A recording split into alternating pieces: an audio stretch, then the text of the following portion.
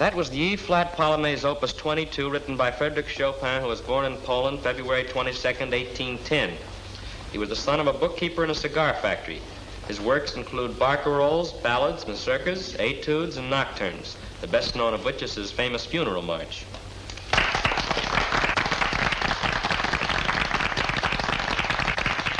Correct, Mr. Doubleday. Absolutely correct. I guess the laugh is on me. Each week I feature an impromptu interview with someone who is a little bit out of the ordinary. This week I have brought to our program our friend Mr. Doubleday here. Mr. Doubleday, ladies and gentlemen, is an information clerk in a railroad station. The popular belief has it that you never can get information from an information clerk. But Mr. Doubleday is the exception that proves the rule. He knows everything. How do you do it, Mr. Doubleday? Oh, I just read books and remember everything I read.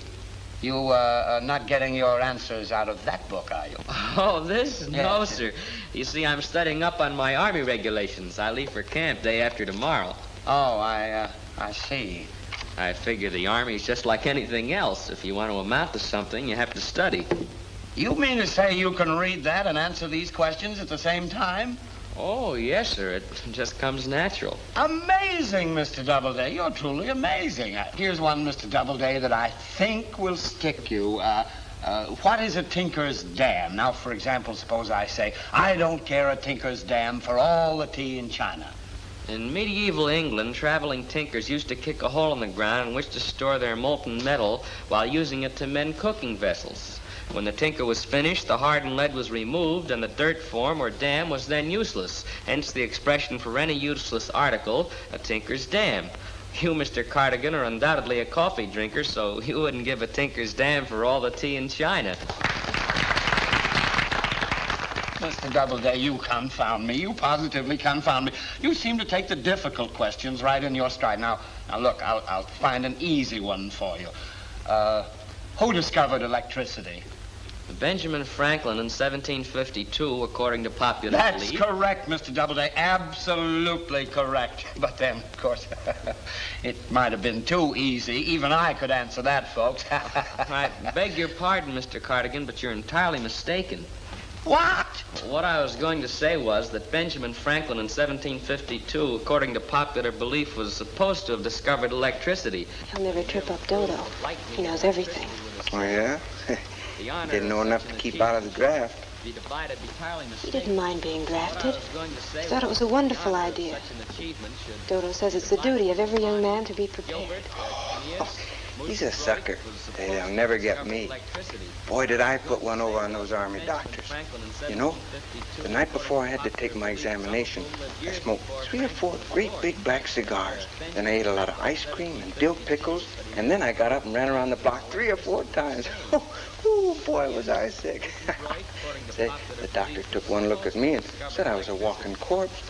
He didn't know what was holding me up. Charlie, you ought to be ashamed of yourself. The honor of such an achievement should be divided between We're a little such late. gentlemen. Good night, as folks. skillful- Come on, fellas, we're here. Snap into it. Come on, hurry up, hurry up. Where are we?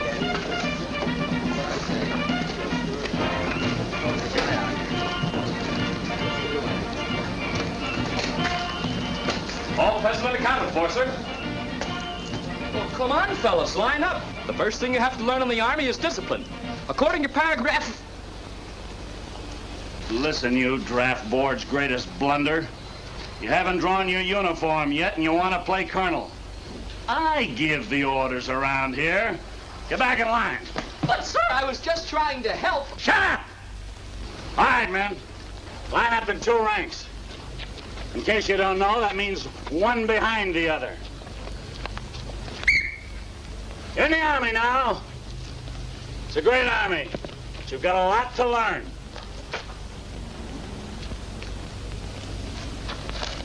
Hey, you. Come here. Before you can give orders around here, you gotta wear these.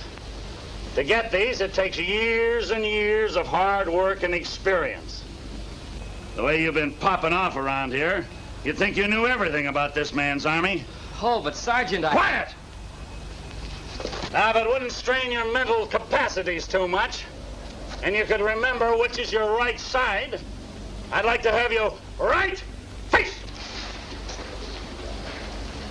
Forward! March! 1, 2, 3, 4. All right, men. Take in those stomachs. Up! Detail! Halt!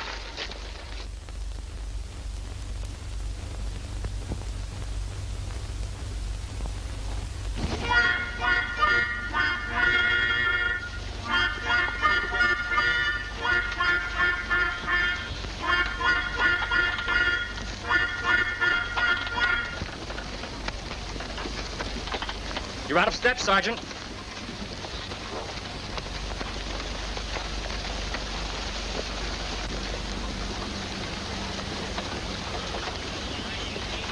That phonograph ain't run down a whole trip. Boy's chance I get, I'm gonna take that guy apart and see what makes him tick. He's been asking for a punch in the nose. I'll give it to him. Wait a minute. You think you're toying like the rest of us. Gee, I'm gonna have a swell time in the Army. You sure are, buddy. Hey, you tripped me. Lay off that rot stuff. Yo, get back in line. That's an order. Yes, sir. Hey, what? Go on. Get in there. Get up and... I said lay off that rot stuff. Hey, yo, fall in with me. I'm supposed to get you to the barracks in one piece. Yes, sir.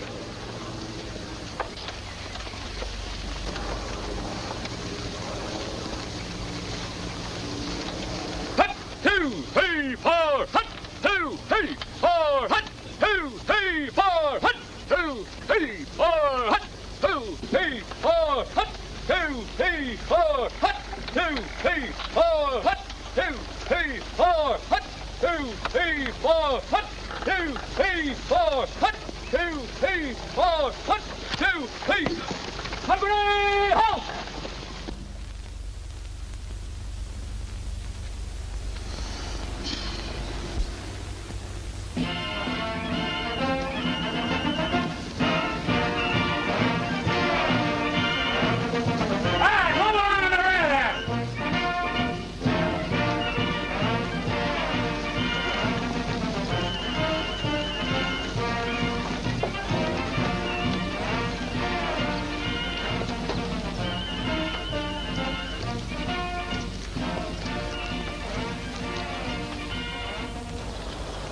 Now, men, when your names are called, answer promptly and take one step forward. Monkman. That's me. Occupation. Professional fighter. Was champion at Greenpoint. Until I got me fat. Cop. What do you do? Oh, I do a little of this and a little of that, you know. Non-soldier, you're doing a lot of this. Skivick. Yeah, What do you do? nothing. Clary. I help him. Doubleday. Yes, sir. Occupation. Information clerk at a railway station. I also know all about the Army, too, sir. Oh, you do, huh? What's the position of a soldier at attention? With or without arms? Without arms. Infantry Drill Regulations, Section 2, page 8, paragraph 16. Heels on the same line and as close to each other as the conformation of the man permits. That's enough. What are the general orders for a soldier on guard duty? 1, to take charge of my post and all government property in view. 2, to walk my post in a military manner, keeping always on the alert and observing everything that takes place within sight or hearing. 3, to repeat. That's enough. Get back in line. You're all wrong. Just a minute, Sergeant. He's right. Have you ever been in the Army? No, sir. Military school, ROTC? No, sir. I wasn't even in the Boy Scouts. Lieutenant Jennings, will you get Major Greer for me, please? Yes, sir.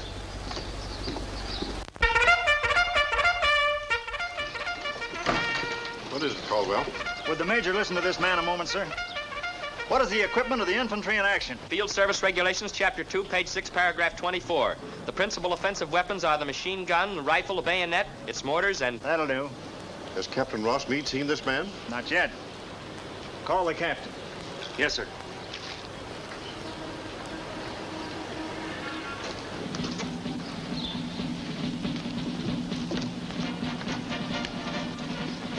like you to question this man, Captain. He seems well versed in Army regulations. Define the theater of war. Field Service Regulations, Chapter 1, page 4, paragraph 14. The theater of war comprises those areas of land and sea which are or may become directly involved in the operations of war. May I have the captain's permission to borrow a rifle?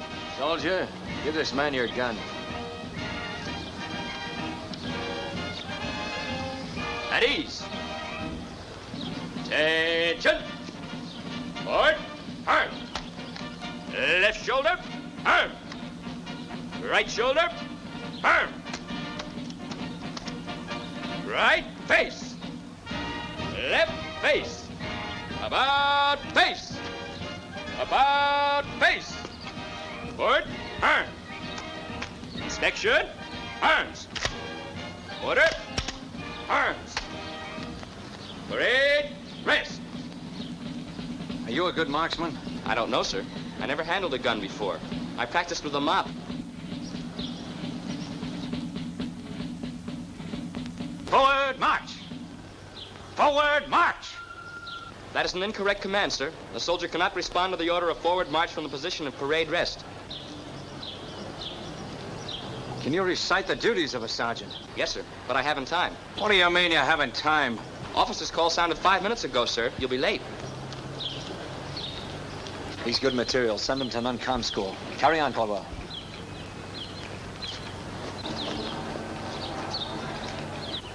Hartfield. Yes, sir. What do you do? Few. Malloy. I'm Malloy, and I feuds too. A Malloy, eh? A Hartfield, huh? Attention! Under attention! Attention!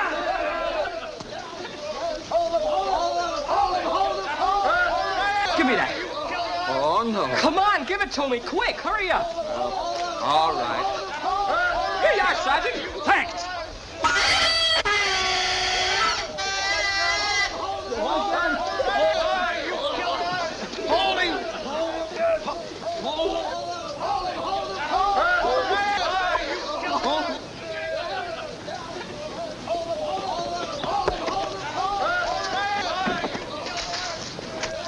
Pardon me, sir, but these draftees are driving me nuts. If it's impossible for me to be transferred from Company F, sir, I'd like to return to the ranks. Are they as bad as all that, Sergeant? Yes, sir, worse. Return to your quarters. We'll take the matter up later. Yes, sir. Sergeant Ames, Yes, sir? take over Company F and teach them some discipline. Yes, sir, I'll whip them into shape, sir.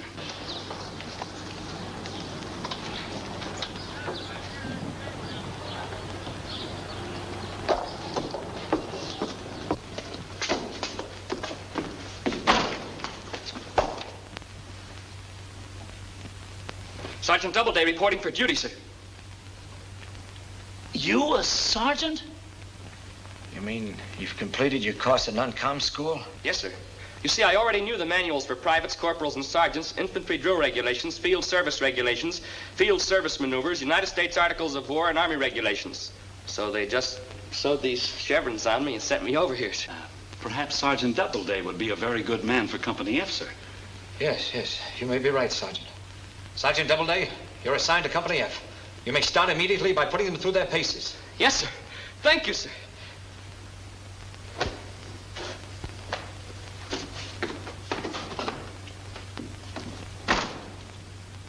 How do you like that? I've been in the Army 20 years. 10 years of hard work before I get these. And along comes that half-baked pismo clam who isn't big enough to flavor a chowder. He sits on his piazza and reads books all day, and they make him a top sergeant. Oh, beg your pardon, sir. At ease, Sergeant. I know just how you feel. Thank you, sir. Get it in there now. Earned your point. Six. Oh, I missed. I missed. Attention. You're liable to fine or imprisonment or both for defacing government property. Oh, now, Dodo, we're friends, ain't we? Quiet. Look who's talking. The two-legged book of rules. He's got more stripes than a zebra. That comes from being a mid-flopper. Man, I'm your new sergeant. So what? We've had lots of them. They come and they go. I ain't had a sergeant all day. Look, man, this is serious. Ha, ha, ha. All in!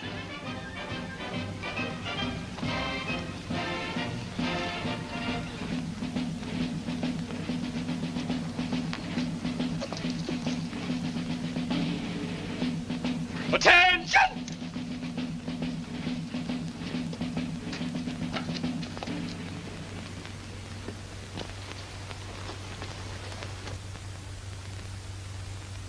Attention!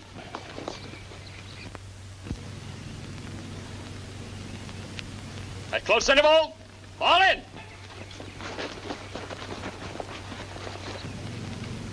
Wow, that's more like it. I'm going to make real soldiers out of you men. And I'm going to start right now. Be back here in 2 minutes with full packs, overcoats, and rifles. That's all. Dismiss!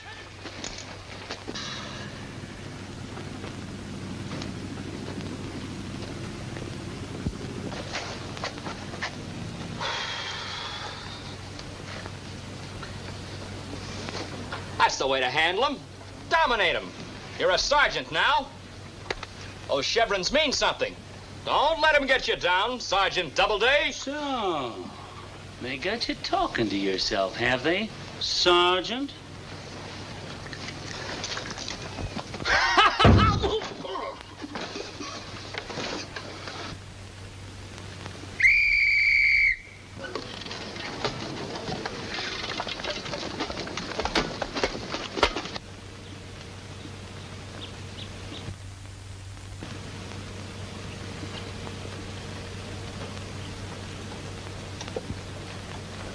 What were my orders? Overcoats, rifles, and full packs. You didn't say nothing about pants or shoes. Not even socks. This is insubordination.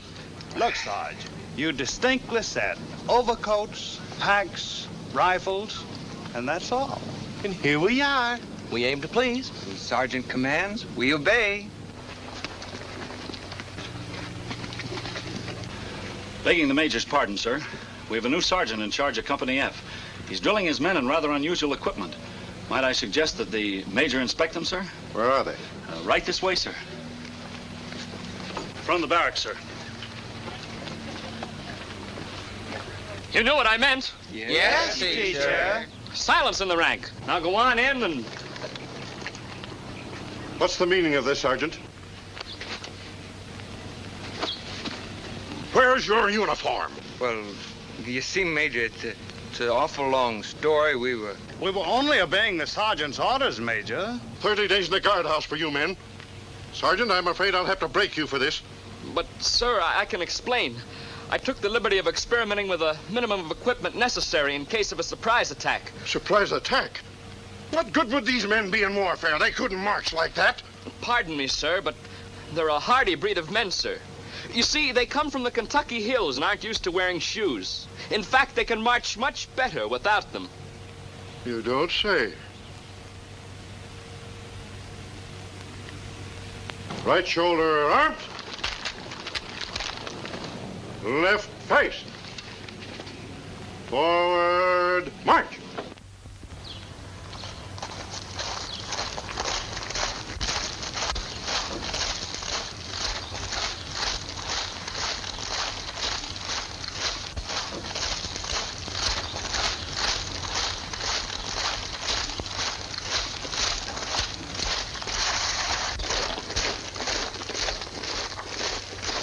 To the rear, march. Double time, march.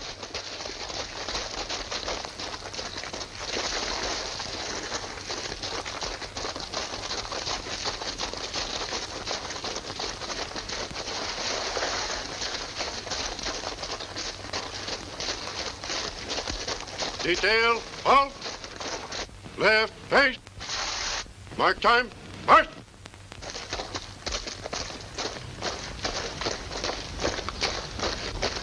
Amazing.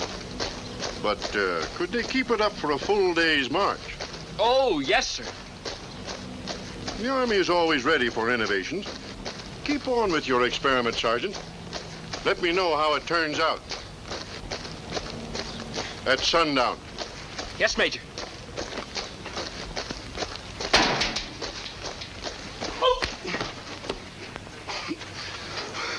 Pardon me, sir, but these draftees are driving me nuts.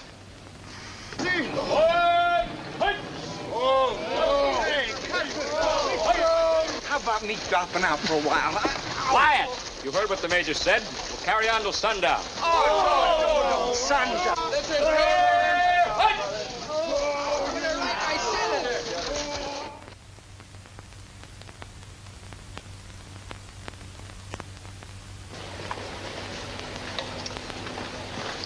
Well, Sergeant or no Sergeant, if I'm ever able to walk again, I'm gonna butter that guy all over the parade ground. Who was the wise yap that dreamed up this idea anyhow? Attention!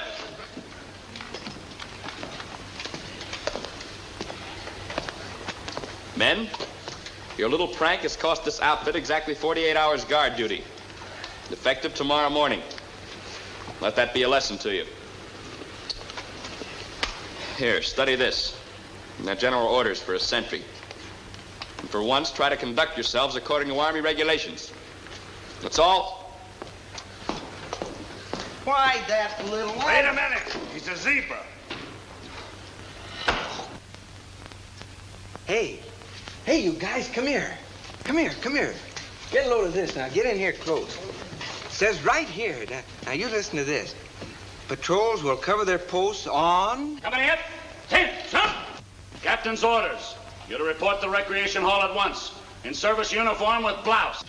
And that means every one of you.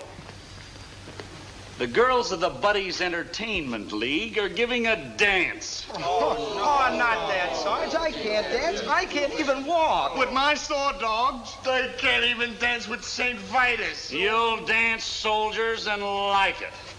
I won't like it. He won't like it. All right, you wise guys. Come over here and maybe you'll change your mind after you look out of this window. listen. All right, you've had your look. Come on. Get in those uniforms. Hurry it up. Get in those uniforms. Come on, get in those uniforms. Well, how do you like that?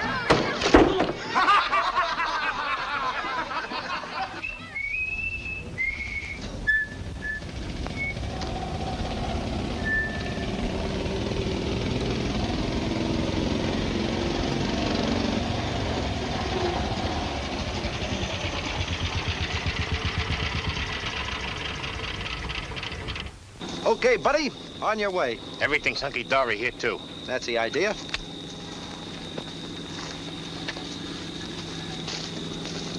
Forward, Wellington.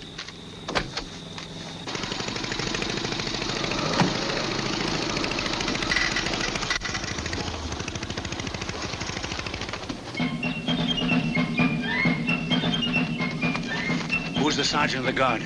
Doubleday. I thought so.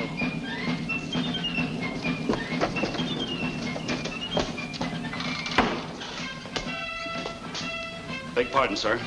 Might I inquire if the guard's been inspected? Inspected? Why? Sergeant Doubleday. Yes, sir? Has the guard been inspected? Not since I posted them, sir. Something wrong, Ames? Why, that's a matter of opinion, sir. I suggest you inspect them yourself.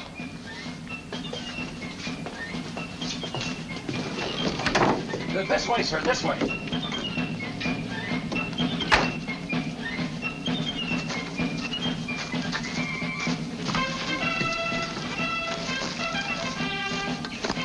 There ain't nothing cooking. Well, I'm going over to the cookhouse, see what's cooking there.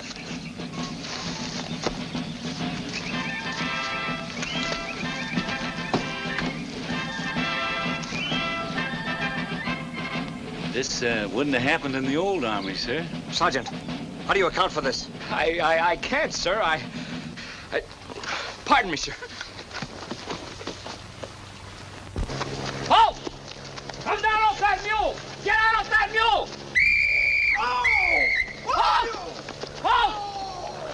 Right shoulder. Arm.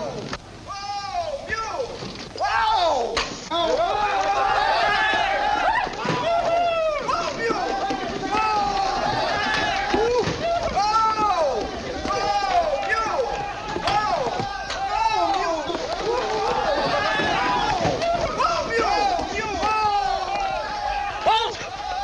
You've got a lot to answer for. Yes, sir.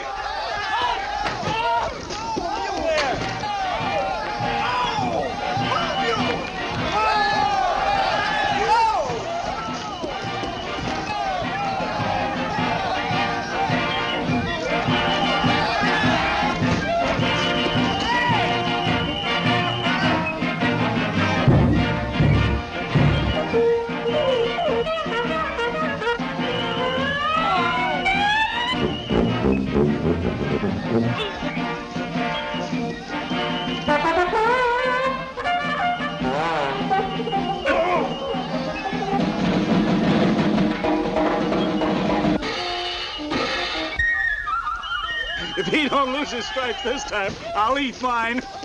Don't stand there grinning like an ape. Get in and stop it. Yes, sir.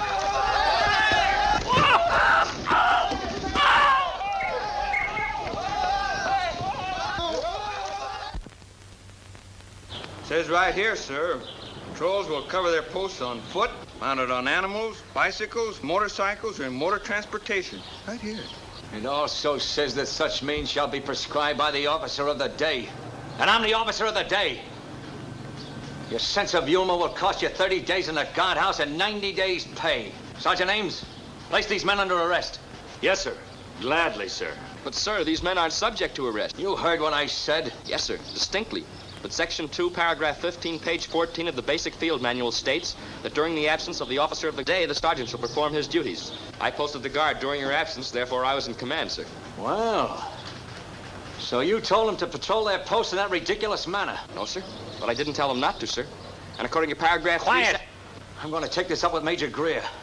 And you better be right, because if you're not, you'll be way past the retiring age when you get out of the guardhouse.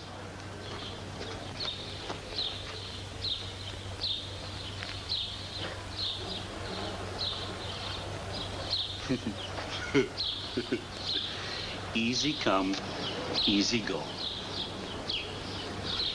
You know, Doubleday, when the Major hears about this, he's gonna peel off your stripes just like that.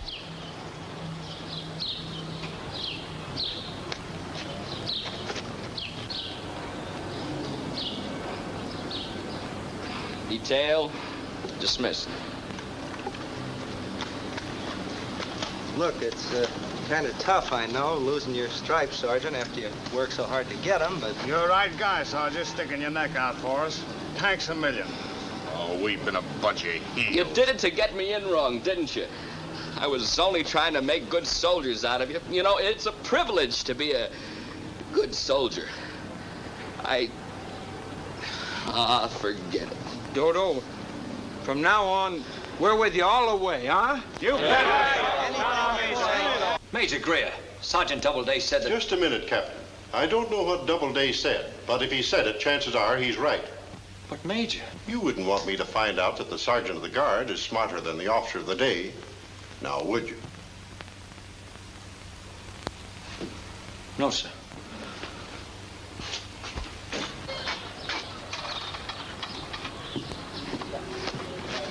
What did he get, sir? Leavenworth? Why don't you mind your own business? You mean he got away with it? What do you think?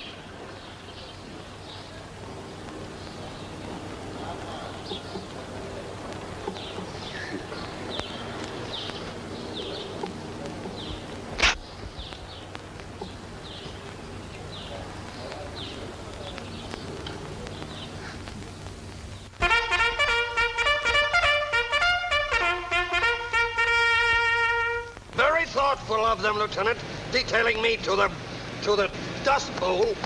But they'll hear from me, I promise you that. They'll hear from me.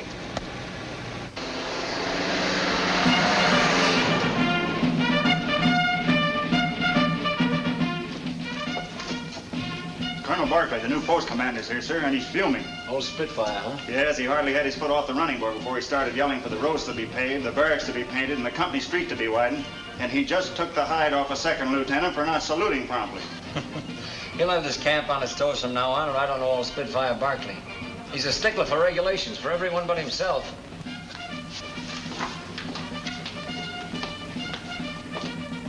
The roof of the colonel's quarters is about to blow off, sir. He's due to make a speech at the broadcasting station in half an hour. He's screaming for an orderly. I'll send one immediately.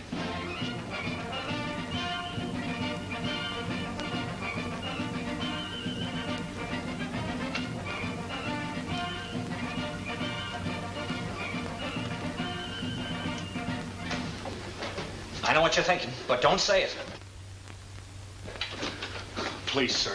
I've been a good sergeant for 10 years and never really asked a favor.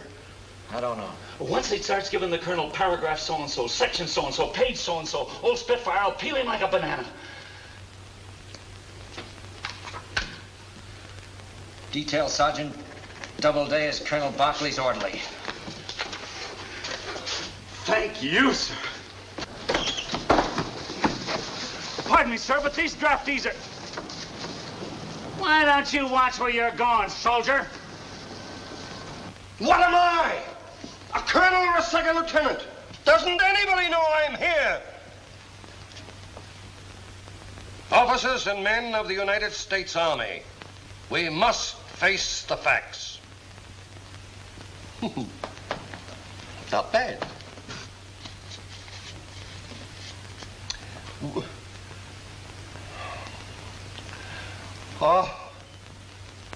Officers and men.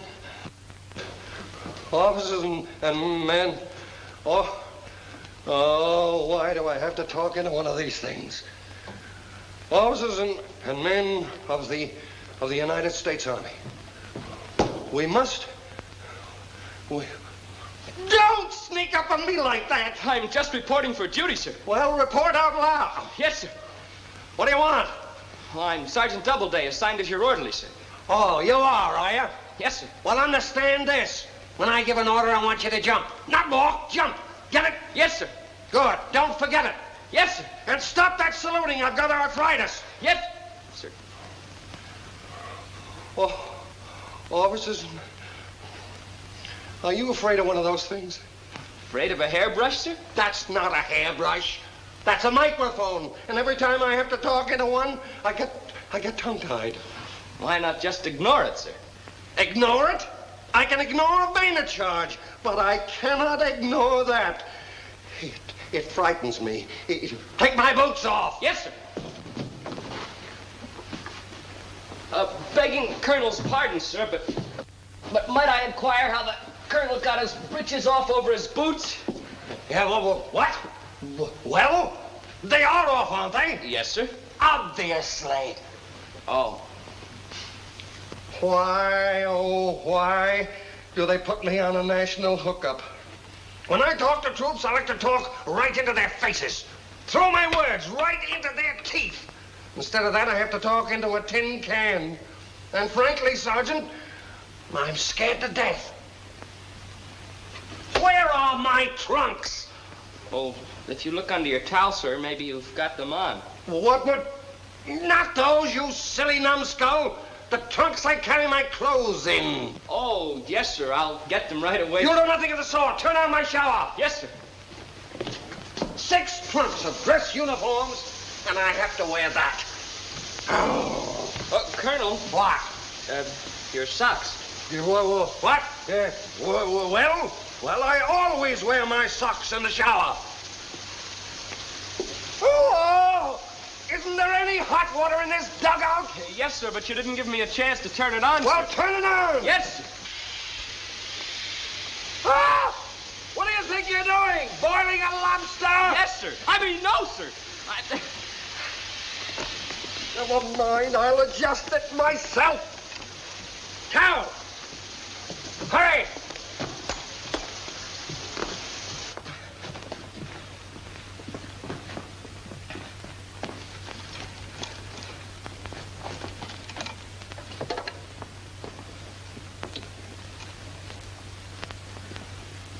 officers and men of the United States Army.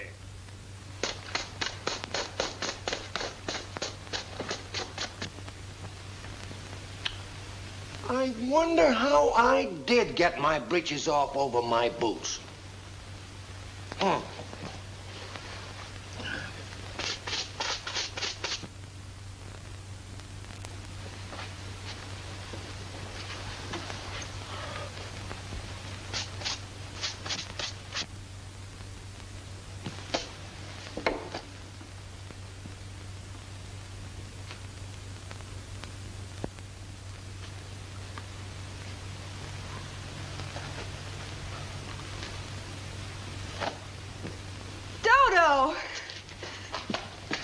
I've been looking all over for you. Why, Jean, where did you come from? I'd say you look keen in that outfit. Do you like it? Oh, I should say. I couldn't think of a better way to be near my favorite soldiers, so I joined the BEL. We're going to give parties and dances for the boys every week, and... Why, Dodo, look at you. You're a colonel already. Oh, well, you see, Jeannie... Oh, Dodo, I'm so proud of you. I knew you'd be promoted, but I wasn't expecting it so soon. Well, it's just that... Look, Jeannie, if you don't mind, it's kind of late. Oh, I want to take you over to our headquarters and show you off to the girls. Oh, I can't right now, Jeannie. I'm awfully busy and... Nonsense. A colonel can do anything. I know that much about the Army.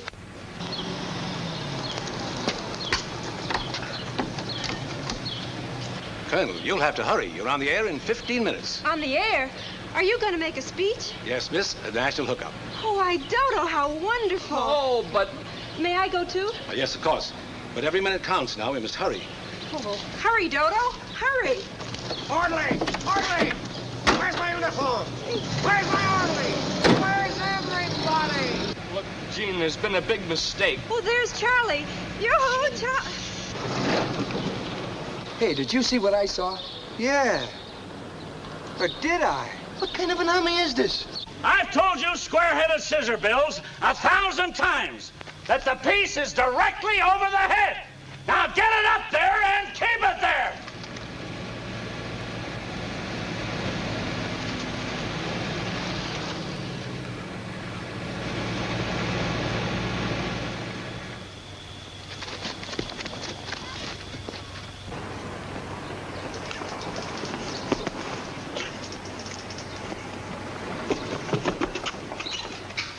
Now what? It's Doubleday, sir. I just saw him. He's a colonel. Listen, Sergeant, you've only been right once. That was when you said the draftees are driving you nuts, and they are. Oh, no, I wonder. Right through there. Just wait a minute. We'll make it. How are you, Colonel?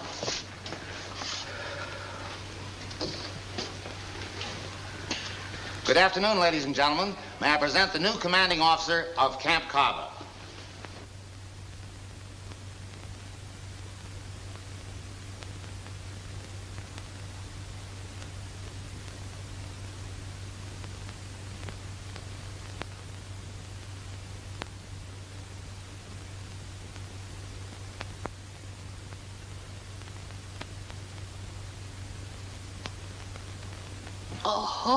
Officers and men of the United States Army.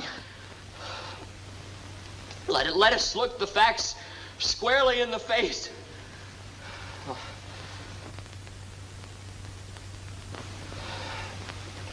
Look, fellas, I'm going to talk to you like a man of the ranks. To be truthful with you, I'd a lot rather be listening than talking. Well, here goes anyhow. Fellows,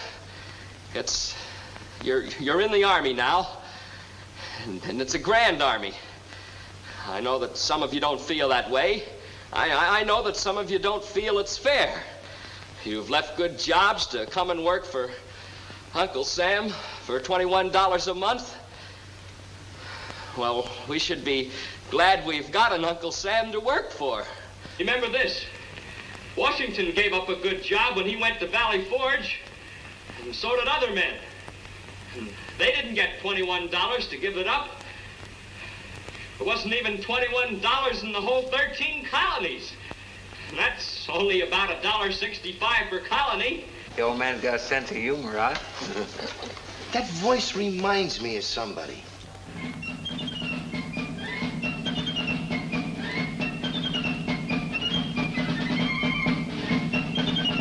The dog!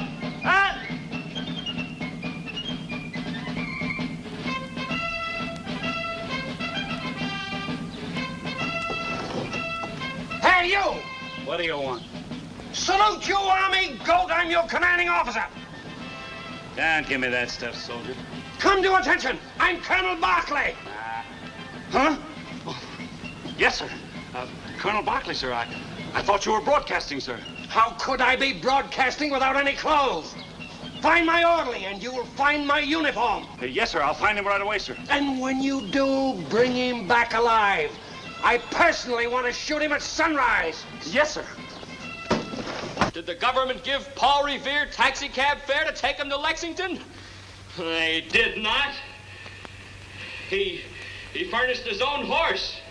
And the oats, too. He sounds almost human. Well, I didn't know the old buzzard had it in him.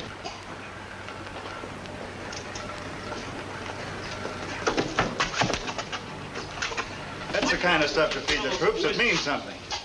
A fellow who whispers either has But Captain no Rossmead, voice, sir. Quiet, He Abe. has no But Captain Rossmead, I said quiet. And the fellow has something to say, and he's an American, he'll say it right out loud. In the words of John Paul Jones, we haven't begun to fight, but when we do, zowie!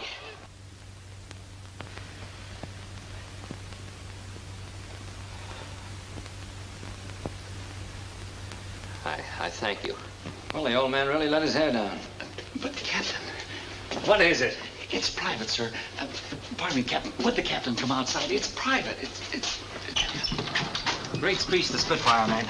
That's what I've been trying to tell you, Captain. That wasn't the Spitfire. It was Doubleday. What? You remember I told you I saw him in a colonel's uniform? Well, I did. I just left the old Spitfire in his quarters. Doubleday stole his uniform, went to the radio station, and delivered his speech. What could be sweeter? Now you've got him just where I want him.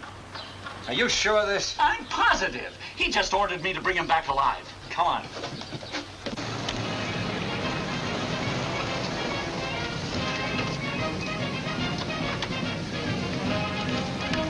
Well, aren't you boys proud of your new colonel? Oh, yes, ma'am. To the colonel's quarters, driver.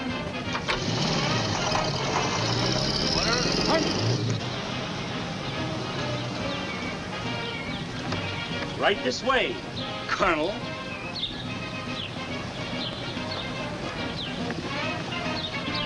Gene, you better go back to town. There's a court-martial I have to attend, and they can't hold it without me. Well, goodbye, and call me as soon as you're free. That may be never. No orderly, no nothing. I was never...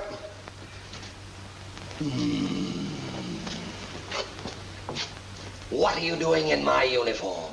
It was this way, sir. Don't talk back to me. Answer.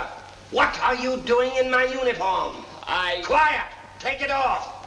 Yes, sir. I'll answer it, sir. Come to attention, you bottleneck. I'll answer it, and don't you move. Hello, Colonel Barclay. Oh, Washington, put him on. Never in my life have I... Hello? Colonel Barclay? Oh, yes, General. Yes, sir. What? What speech? My speech? Did you make my speech? Yes, sir, but I couldn't help it. I can explain that speech, sir. You did? You did? Timely, eh? Man to man. Yes, hit the nail on the head. Oh, no, it was, just one of those things, just on the spur of the moment. At ease, Sergeant. Yeah, well, thank you, sir. Thank you very much, sir. Oh, it was recorded. Oh, well, I should like to hear. I mean, thanks for the compliment. Yes, goodbye, sir. Goodbye. Begging the Colonel's pardon, sir, but according to military code, I am subject to fine or imprisonment or both for impersonating an officer. Nonsense, my boy. Rules of war are not made for men like us. Where'd you get that speech? Oh, I just made it up as I went along, sir. You mean made it up out of your own head? Yes, sir. Do you remember what you said in my speech? Every word, sir. Sit down. Sit down. Write it for me. I may need it again. Won't be long now. Only one thing that'll spoil my day. What's that? They might bury him with full military honors.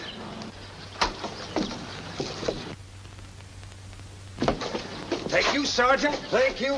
What the Army needs is more soldiers like us. I was only doing my duty, sir. Captain, what do you mean assigning a soldier of this caliber to orderly duty? This man's being wasted. If there's anything you want, son, look me up. Thank you, sir.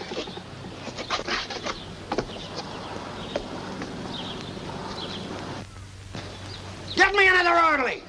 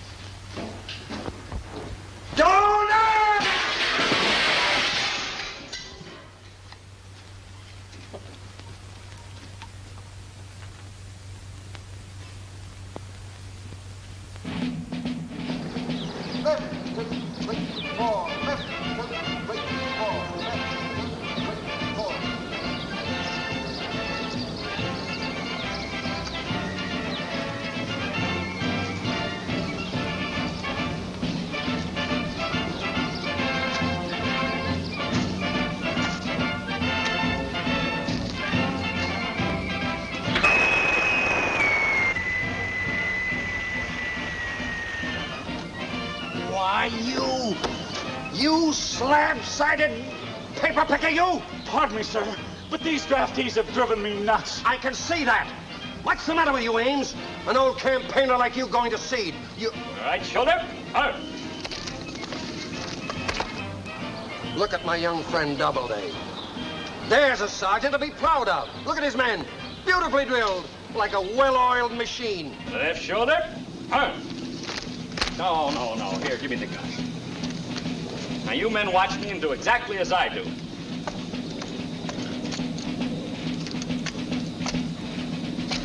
Now, let's get it right. Right shoulder. Arr.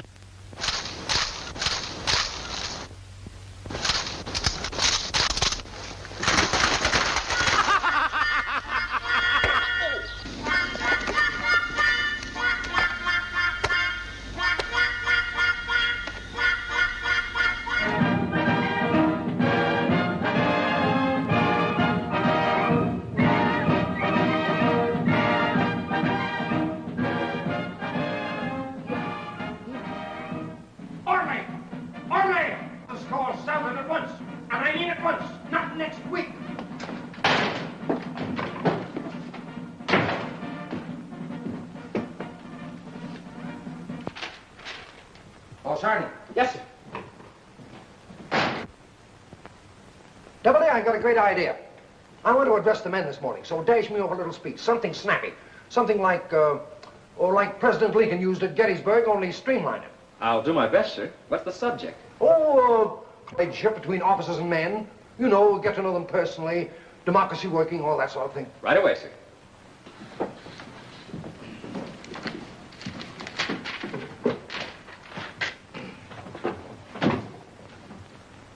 How's this, sir? Officers and men of Camp Carter. I'm going to try an experiment in this regiment. We are a great democratic people, And I want to prove to the world that democracy functions in the armed forces country as well.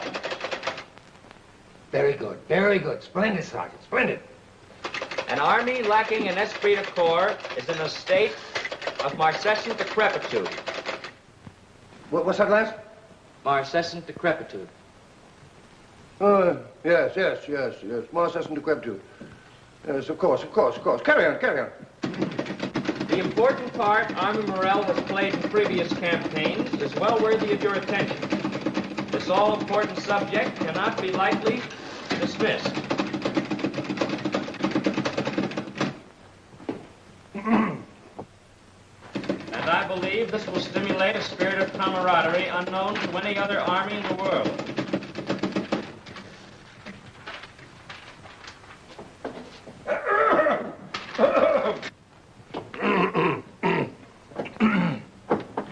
There we are, sir.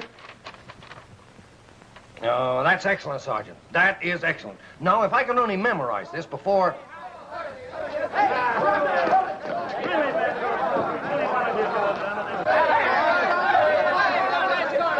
man, it was nothing. Any one of you could have done as well if you'd have been as good a shot as I am. As good as us. Well, who wants the old autograph? What are those infernal braggarts sounding off about now? Oh, those are the men that won the pistol match against her. They won? I'd give my eye teeth to find someone to outshoot those two puffed-up windbags. Why don't you win it? I wasn't in the match, sir. No, of course. My speech! Look! Put it out! Do something! Oh, I told you, Ames and Cobb, they're jinxes. Look at my speech, all burned. What am I going to do? No speech. Well, don't stand there. What am I going to do? It's quite all right, sir. I'll prompt you. Prompt me with that? No, sir, but I remember the speech word for word. Doubleday, that mind of yours will never cease to be a source of wonderment to me. If you could only shoot. Now remember, while I'm speaking, stay right close to me. Yes, sir. Very close. Yes, sir. Oh, Dad, I just wanted to make sure you hadn't forgotten we're riding out to the lake today. I never forget anything, my dear. We'll go just as soon as I finish making my speech.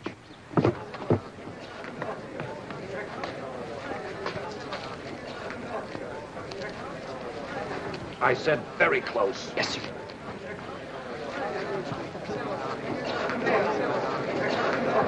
All right, men. All in.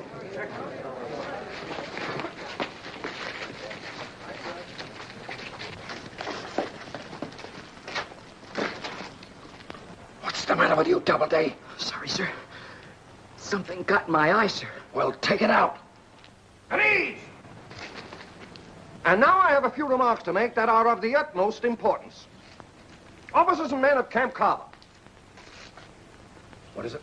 You're going to try an experiment. Oh, yes. I am going to try an experiment in this regiment. We are known as a democratic people. Hey, look at Teacher's pet. If he gets any closer to the colonel, he'll be riding him piggyback. Yeah, the boy wonder. But in our armed forces as well.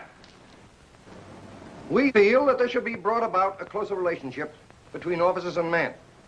The important part that Army morale has played in previous campaigns is well worthy your, attention. Well worthy your what? Attention! Attention! Not so loud. Sorry, sir. This all-important subject cannot likely be, Dismissed. Be what? Dismissed! What's the matter with you? What are you yelling about? Something was biting me, sir. Now try and control yourself till I finish my speech. Now, Captain Ashby! What's the meaning of this? Who dismissed the men? Why, you did, sir, just now. I did? Oh, I did. Yes, sir. Shall I reassemble them, sir? Certainly not. I dismissed them, didn't I? If I want them reassembled, I'll say so. Very good, sir. In all my 20 years in the Army, I've never seen such a bunch of wooden-headed tin soldiers. But it's my duty to teach you drafty non-coms the use of the sidearm. So we'll start with muzzle velocity and striking energy. This represents a regulation Army 45 caliber service pistol.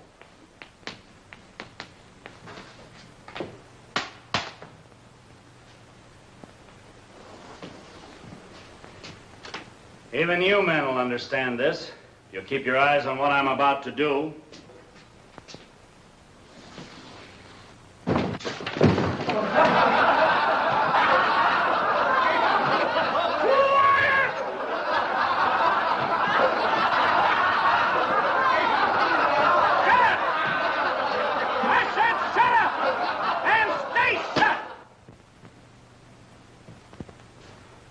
I'm sorry, sir.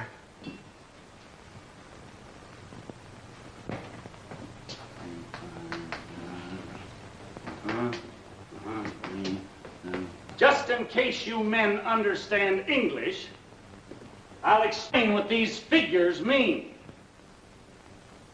What have I been doing? Talking to myself? Hey, you! Doubleday! Yes, I mean you, the boy wonder. Just because you came into this outfit with a lot of book learning about the Army, and had learned they made you a sergeant in the first 24 hours. That doesn't mean that you can't learn anything from an old campaigner like me who knows what he's talking about. Have you heard anything I said? Every word, Sergeant. And if I may say so, you've simply been confusing the men. Oh, I have I? With the captain's permission, I'd like to show the men what Sergeant Ames is driving at. Very well, Dooley. In the first place, all this is unnecessary. Your drawing was misleading, Sergeant. Your diagram was suggestive of the trajectory of a bullet rather than the striking energy. Oh, a wise guy, huh? Well, before you go any further, Sergeant, suppose you demonstrate to the class the correct firing position used in pistol practice. According to Basic Field Manual, FMD3-35, the details of firing position are as follows. A, grasp the stock with the correct grip. B, face the target, then face half left. C, separate the feet from 12 to 18 inches. D, brilliant mind, Yanks Ahoy. Positively encyclopedic. He's remarkable, sir. Hold the breath. As soon as the arm becomes tired or the aim becomes unsteady, assume the position of raised pistol. Sit down.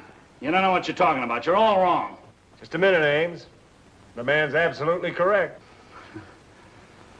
Yes, sir. You may carry on, Captain. Eddie. G, the pistol should be removed from the right hand and the muscles of the arm, hand, and shoulder relaxed. Colonel? Gentlemen, this is Mr. Hutton, factory technician of the Jameson Automatic Rifle Works. He's here to explain the mechanics and working parts of this new type of rifle.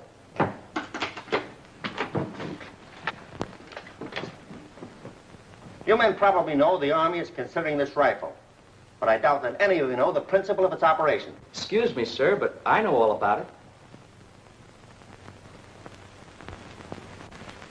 I'm afraid you're mistaken, Sergeant. None of these rifles have this yet. Well, if I can borrow it a moment, sir, I'm sure I can demonstrate my knowledge of it. Well, you may try. Thank you, sir. The difference between the Jameson rifle and the Browning, Johnson, and Garand, which are automatic types, is in its gas ejector. To remove the mainspring cap, and the housing pin retainer from the mainspring housing, compress the mainspring and push out the small mainspring cap pin. To remove the magazine from the receiver, the left end must be pressed inward. When the right end of the magazine catch will project so far from the right side of the receiver, it may be rotated 1/2 turn. This movement will release the magazine catch lock from its seat in the receiver. When the magazine catch lock, and the magazine catch spring may be removed. Boy's a wizard. Amazing. In disassembling this piece, the soldier should lay out the parts in such orderly rotation that he will be able to reassemble the gun under the most adverse conditions, such as under fire or in total darkness.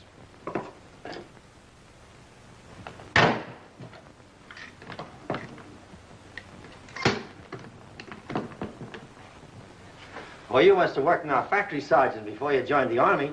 No, sir, but I did read an article in a magazine with diagrams of this rifle, and I never forget a thing I read. Takes more than reading to make a good soldier.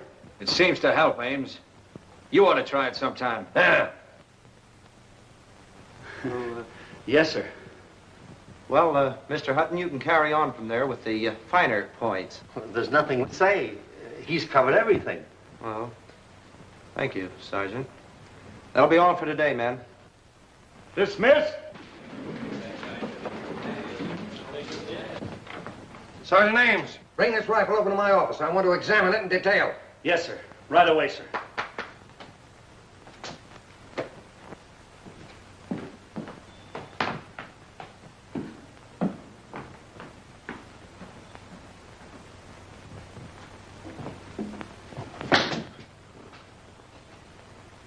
Listen, punk.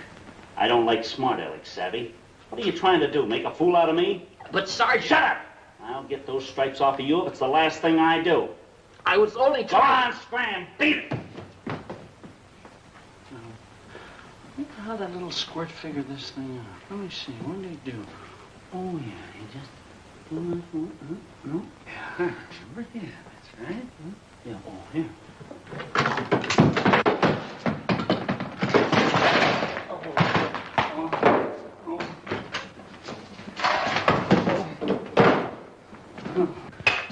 Years in the guard. Hello? Sergeant Ames, what's holding you up? Where's that rifle? Well, I'll be right over with it, sir. I'm just picking it up, sir. Yes, sir. Well, get it over here and get it over here quick. Yes, sir. Yes, right away, sir.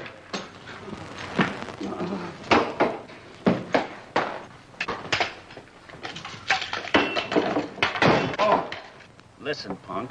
I just spent $200 having the best Swiss gunsmith in the country go over this gun, and nobody gonna handle it but me. $200. 200. Why, say that's only chicken feed compared to what I got sunk in this one.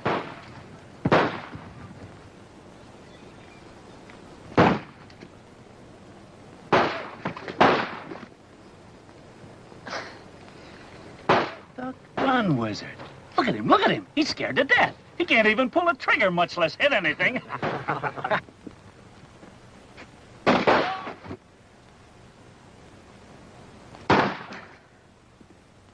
little gun shy, eh? Well, that's quite surprising. With your knowledge of guns, you should be a good marksman. Well, I've made a study of it, sir, but somehow the gun doesn't act the way it reads in the instruction book. Why don't you put the gun down and throw the book at the target? That'll be enough of that, Ames. Sorry, sir. As a cure for flinching, Sergeant, I suggest a few rounds of rapid fire. Now, stick it out there and start firing.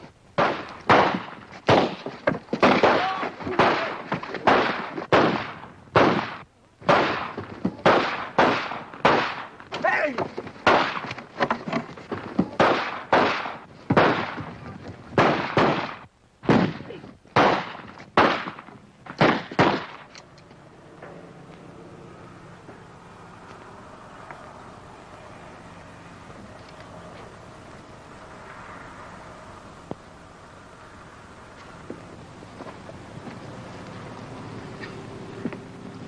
Doubleday, you better go out in the woods and practice before you kill somebody. Here. Yes, sir.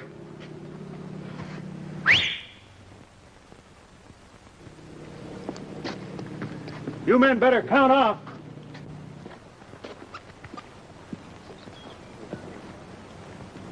Hey, Doubleday. I guess you found out it takes more than book learning to know how to handle a pistol.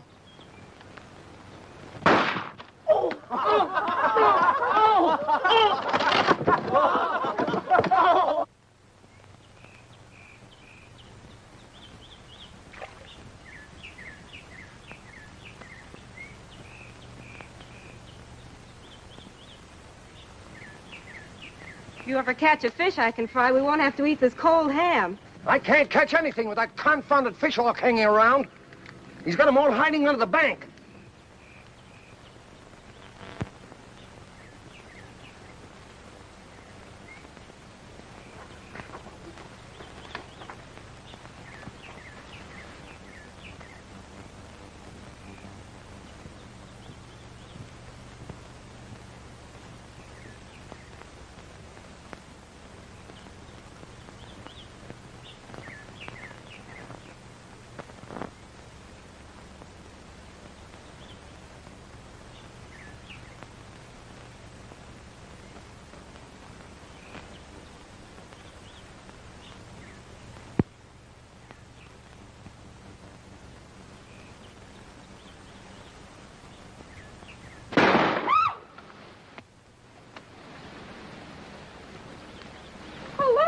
fish hawk. Who fired that shot? Oh, it came from over there, Daddy.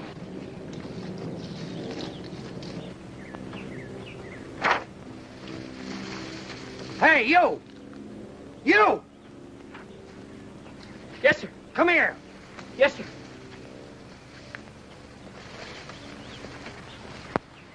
Doubleday, did you shoot this hawk? I'm afraid so, sir. Sorry. Sorry? What for? It was a perfect shot. Right through the eye. Why don't you tell me you could shoot? What were you holding back for? Oh, but you see, sir... No, tut, my boy. There's no place for false modesty in the Army. Oh, it's my daughter Betty. This is Sergeant Doubleday. You should know more young men like him. How do you do? I've heard a lot of nice things about you. So have I. I mean, that is, I'm sure. Have you? Well, won't you sit down and join us? I'd like to, if it's all right. All right, of course it's all right. Only this morning, I was speaking about... I made a speech on democracy. But you know about that. Yes, of course. Sit down, my boy. Sit down. Well, that's a wonderful idea, Daddy, to bring the officers and men closer to each other. Of course it's a wonderful idea. I thought of it, didn't I? Well, I'm sure I'd like it. As a matter of fact, we might invite the sergeant over for dinner sometime. Why not? Make a note of that, Doubleday. Remind me to invite you. Oh, send him an invitation. I will.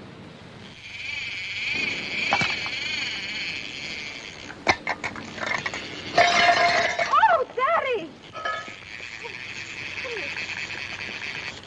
Daddy, you've ruined the line. Get this thing off my foot. One hook it from my spur. You know, there it goes again. No, don't shove, young man. Yes. I never saw so many people in my life. Look out of the way, Betty. Where's the net? Oh, it's on the saddle of the horse. Horse.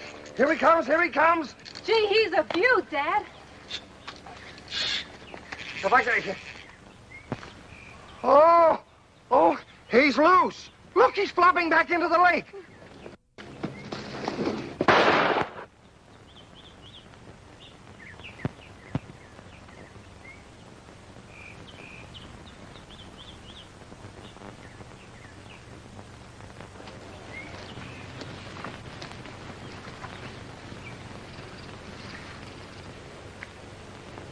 My boy, you saved the day. The greatest exhibition of shooting on record. Right through the eye. How did you do it? Gosh, it was wonderful. How did he do it? Why, he drew on the dead run, fired from the hip without even taking aim, and caught the fish right through the eye like he did the fish hawk. My boy, you're the best shot in the regiment.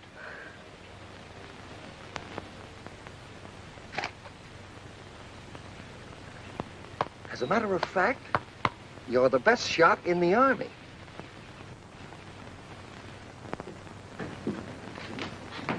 You stand for it, sir? Word with you two men about the national pursuit coming up. Suppose you're both a little nervous about it. Well, after all, sir, we are the best shots in the regiment. We're the best shots in the Army. At least, I am. Well, this is sort of off the record. Oh, stand at ease, man. Stand at ease. Forgetting for the moment that I'm your commanding officer, would you like to bet, say, a month's pay on that? Oh, that's for me. Me too. That's fine, then. We'll settle it this afternoon. Pardon me, sir, but might I inquire just who is your man? Yeah. A soldier? Naturally, he's a soldier. And a good one. Sergeant Doubleday. Doubleday?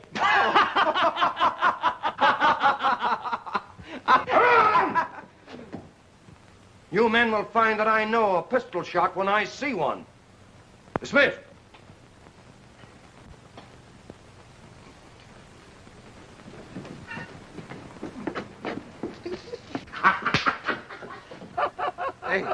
Hey, wait a minute.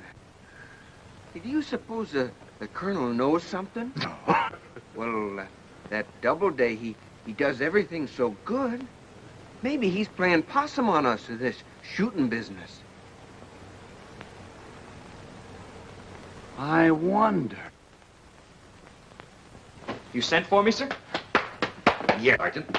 Why don't you do me a little favor? It'll be an easy assignment for you, my boy. Oh, I'll be glad to oblige, sir. Send to these men. Hey, I want you to give these two men lessons in the fine art of pistol shooting. All right, sir. Oh, Who, me? Yes. I made a little wager regarding the best shot in the red. You settle it for us now. But, sir, No, my boy. You've been holding back long enough. See? What'd that tell you? 3 shots apiece. Best 2 out of 3 wins. Go ahead, Sergeant Ames. Yes. Marker on 19.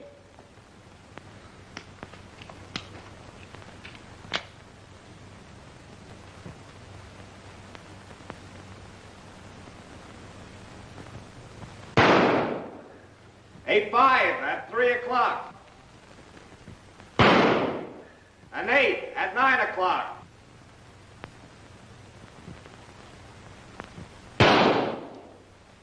A bullseye at 6 o'clock. Well, Sergeant Ames, that eliminates you. All right, Sergeant Doubleday. Make it as painless as possible. Are you sure you want me to go through with this, sir? Listen, Sergeant, I'm getting a little fed up with this modesty of yours. Now get in there and shoot.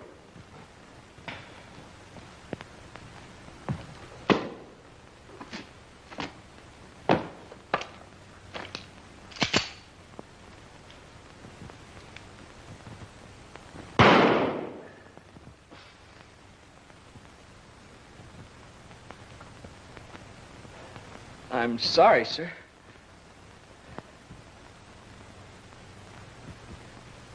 Just a minute, Sergeant. You wouldn't like to increase those bets, would you? I bet that's a come on. Well, no, sir. I think we better let the bet stand. All right, Sergeant. Now show 'em by putting the next 2 right in the bullseye.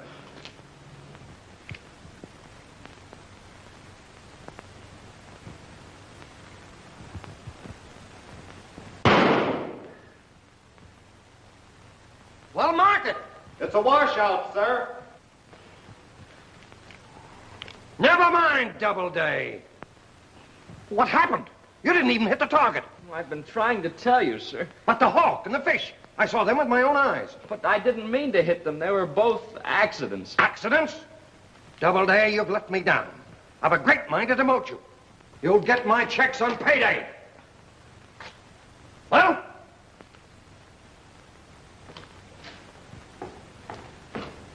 So, Sergeant, you found out there's a lot of difference between shooting off a gun and shooting off your mouth.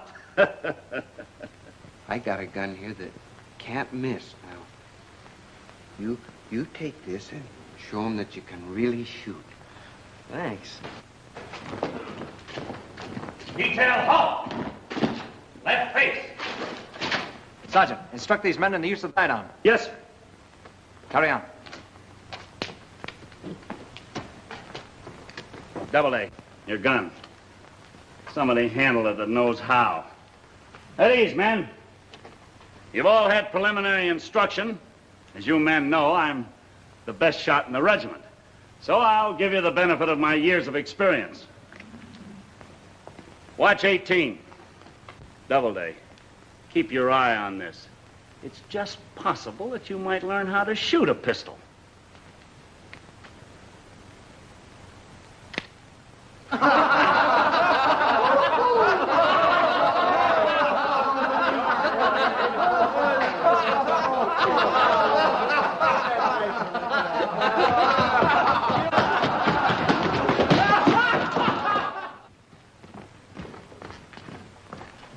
Would you mind delivering this to Sergeant Doubleday of Headquarters Company? Not at all, ma'am. Thank you. Not at all.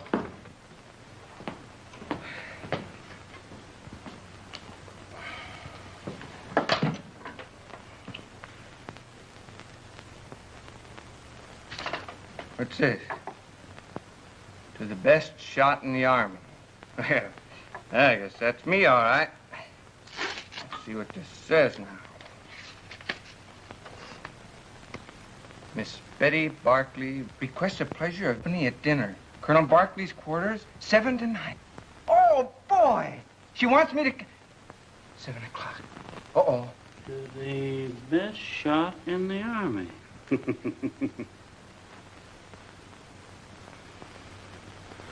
I'd like to catch the guy that's reading my mail. Miss Betty Barkley.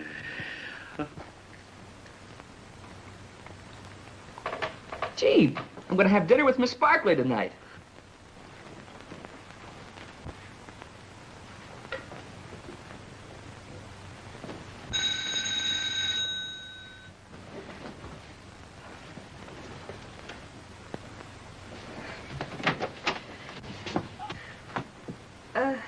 Sergeant Cobb. I got your letter all right.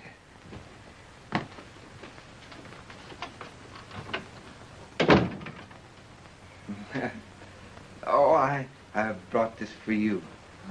Thank you. Won't you sit down?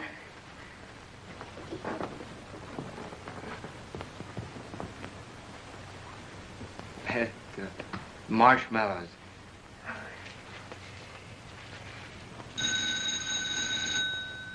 Excuse me.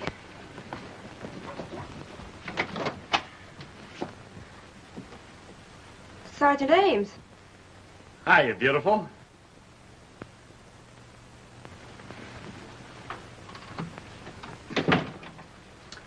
Roses is red, violets is blue. Well, here they are. Thank you. It was awfully nice of you to pick me out of the whole regiment to have over to dinner. Oh, yes. Well, please sit down. Thanks. Roses is red, violets is blue. You big sissy. What's he doing here? I got a written invite. So did I. So, you're the bottleneck that's been reading my mail. Your mail? Yes, Why, my you mail. listen to me. Here, My mail and I... Please, I'm sure you're both welcome. Won't you sit down?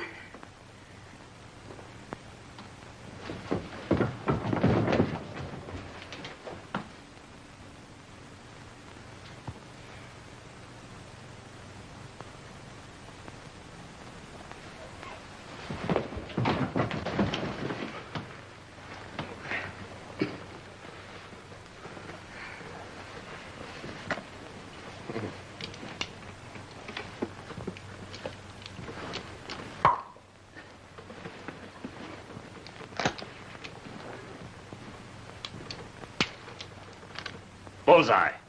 100 yards. Isn't one of those guns liable to go off? Oh, no, they're not loaded. Well, before I lose my life, let's just put them in a nice, safe place until dinner's over. Oh, now, Miss... We'll be Please. careful with them.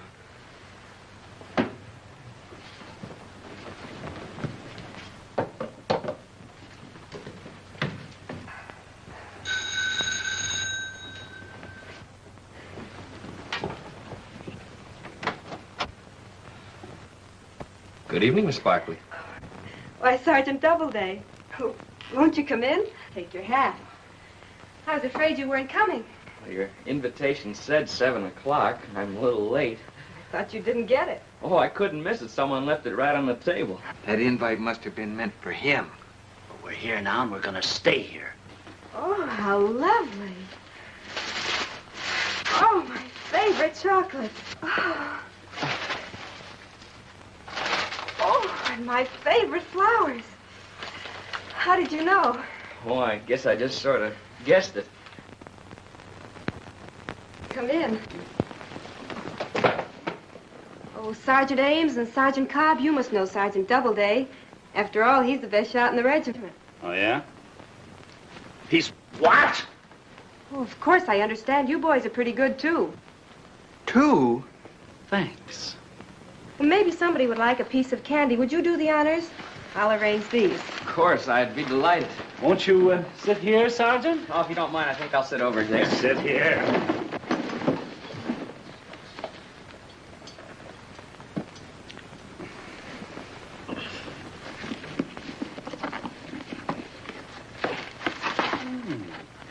Have one?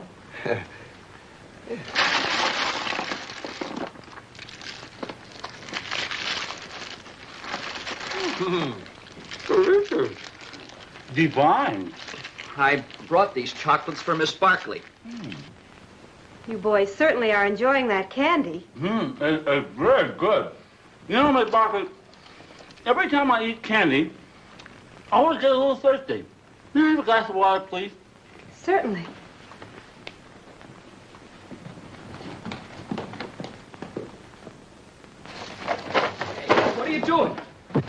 You can't do this to me! Oh!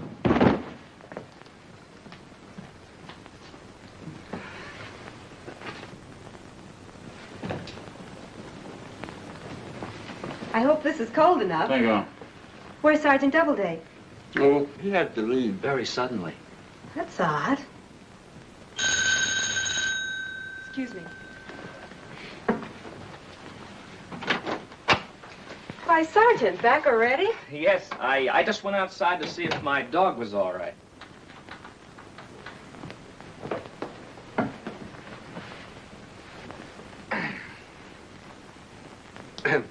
You know, Sergeant, you're right about that candy making you thirsty.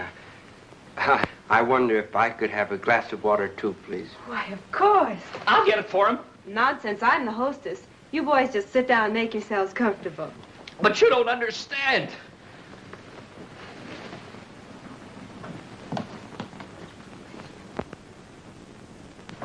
Not again! Have a heart, I'm a guest here. You'll be sorry. Woo!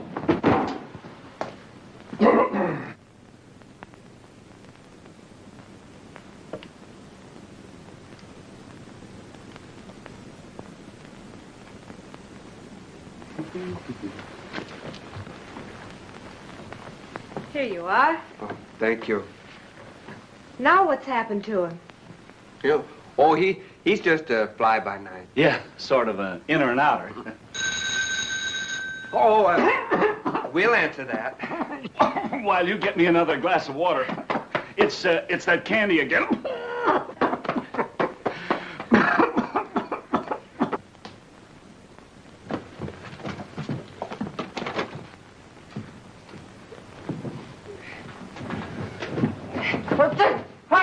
Take your hands off me, you numbskulls! What does this mean? Stop me!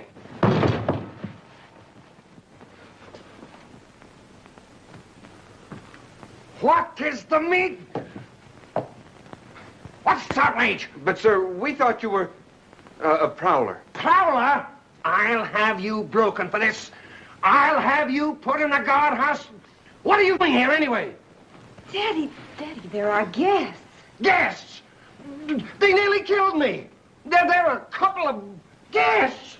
Well, you remember your speech, your new idea of officers and men getting closer together? What? Oh, yes. Sit down! I'll get cleaned up a bit. Now, Jeep, you sit there and don't move unless I whistle.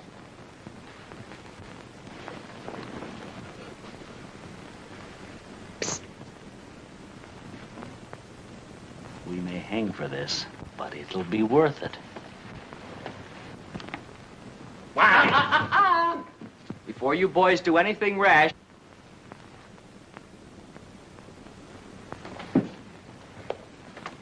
Our pistols! Why? No violence, please. You boys are in the National Pistol Shoot tomorrow, aren't you? Yeah. Well, that well is 50 feet deep. All I have to do is whistle. Well, you boys know what happens when I whistle. Jeep always comes to me. And if he does, kerplunk. Shall I demonstrate? Oh, no, pal, no. May I come in now, gentlemen? Oh, certainly. Of course, Sergeant. Will you gentlemen assist me? Yeah. Of course, gladly. Thank you. Welcome. What's all the shouting about? Why, we were just saying hello to our old pal, Sergeant Doubleday, sir. Doubleday! How dare you show your face here after what happened today? But, Colonel Barkley, your daughter's... Keep my daughter out of it! But, sir, she... Don't argue with me! It's her names! Put him out! A pleasure, sir. Just a minute, Sergeant. I don't think you want to put me out, do you?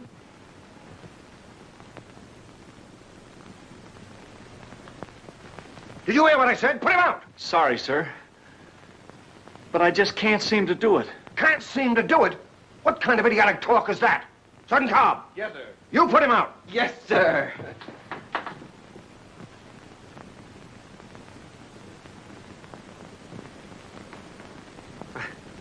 I can't do it neither. What? Two big bruises like you can't put out this little pipsqueak? Oh, it's not that, sir, but you see, well, he's got some sort of a mysterious power over us. Mysterious power? What kind of nonsense is that? Mysterious power. Doubleday, come here. Look, Doubleday, I know you've got a remarkable mind. I know you remember everything you read. You seem to know everything about the Army. You seem to know everything about everything. But when you tell me of some mysterious power you have, that's carrying things a little too far. Are you three trying to put over something on me?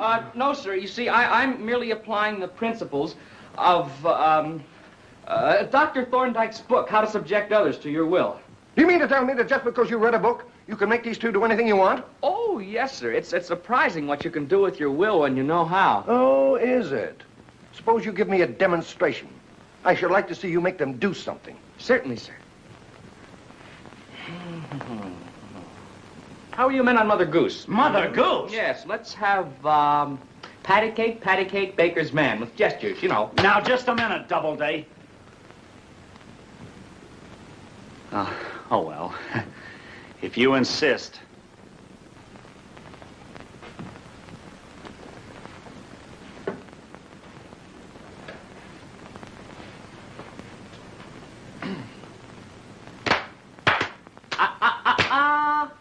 With words. With words? Words.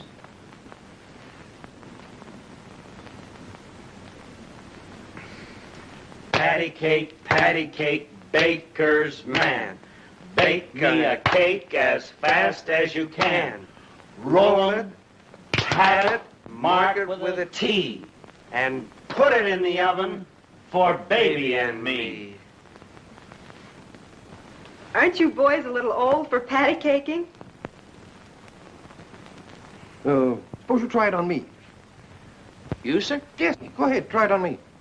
You see, it's an easy matter for me to control such simple minds as Sergeant Ames and Cobb, but I'm sure I couldn't impose my will on your own, sir. Yes. Well, if hungry. Well, if they ain't, I'll eat their share, too. Oh, Doubleday. I've underestimated you, my boy.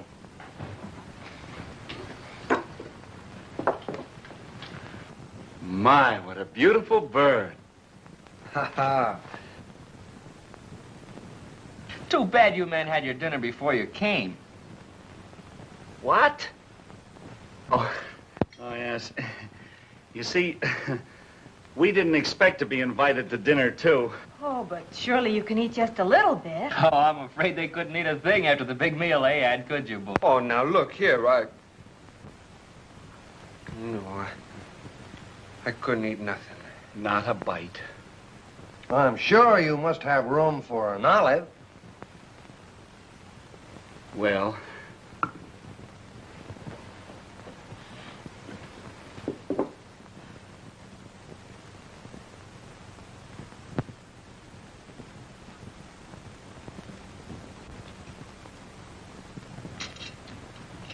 Wonderful dinner. Wonderful.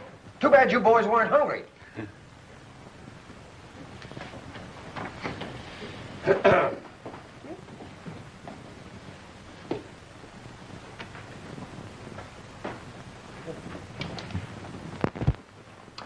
Well, what do you say if we top off dinner with a little close harmony? We've got a quartet. Betty, play my favorite, the old oaken bucket. Sure, Daddy. Now, let's see, Sergeant Doubleday, you take the lead. Sergeant Cobb, you sing baritone, I'll sing bass, and Sergeant Ames, you sing top tenor. Oh, I'm sorry, sir, I can't sing top tenor. Oh, yes, you can. He'll sing top tenor tonight, sir. Way up high. Very good, sir. I'll sing top tenor, way up high. Good, Sergeant. That willpower book's terrific. All set?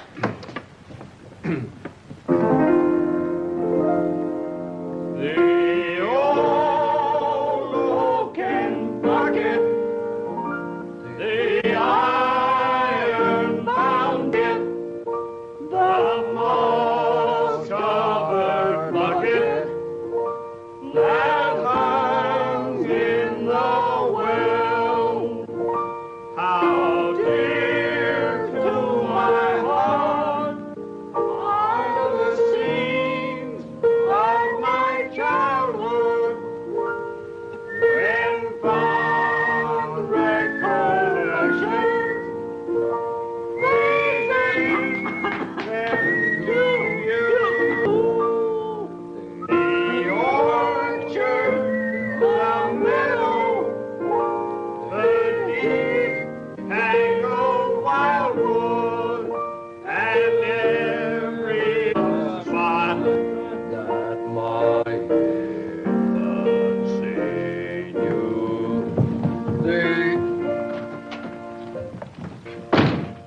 What's the matter with Sergeant Ames, Sergeant Cobb? They must have been late for guard duty, sir. What? Oh, yes. They might at least have said goodnight before dashing out like that. Now, Betty, my dear, you don't understand. With a soldier, it's duty first always. Isn't that so, Sergeant Doubleday? Yes, sir. Yes, of course. Well, all good things must come to an end, I always say. That bugle blows awfully early in the morning. Colonel Barkley, it just occurred to me, wouldn't it be a grand idea to follow up your speech on democracy, for you to be the first officer to spend a night in the enlisted men's quarters?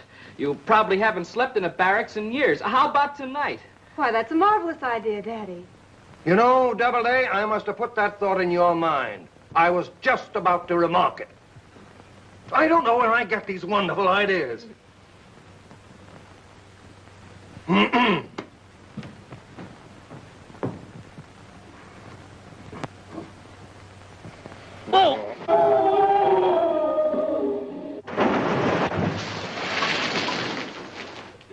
But, Sergeant, if I take your bed, where will you sleep? It's all arranged, sir. Corporal Gilpin's on leave, and I'll sleep in his bed. Oh, I see. Yes. Good night, sir. Good night, Sergeant.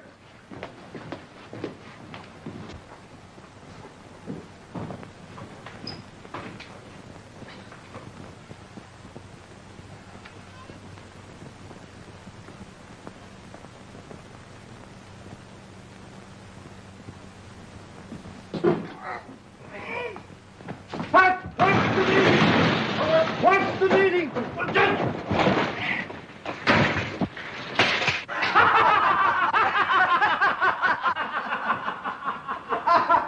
What's the joke? Joke? We just threw Doubleday out the window.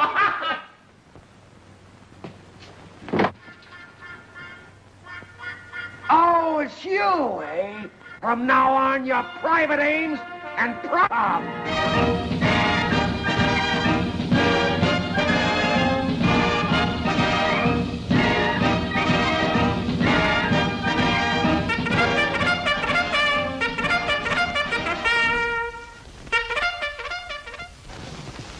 We Americans are a peace-loving nation.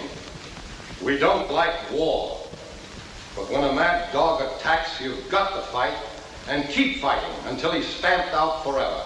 It won't be easy, but with the full strength of the United Nations, it will be done. We've never lost a war yet, and by the great Harry, we're not going to lose this one.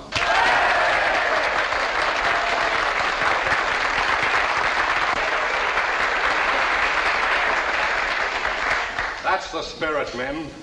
The extension of the draft age has increased our potential armed forces to some 9 million men. This calls for an increase in our commissioned officers to be promoted from the ranks. Captain Gillis has given me the names of 5 men from this company who, because of their rapid progress as sergeants, have qualified as officer material for this month's promotion. That's me, Lieutenant William Ames. I wonder who the others are. Won't be long before you guys will be saluting me. Men whose names are called front and center. First on the list, Sergeant Michael Kelly.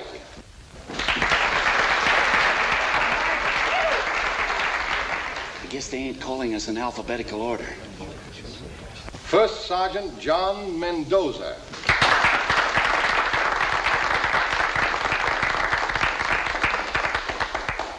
Sergeant Werner Hamlin.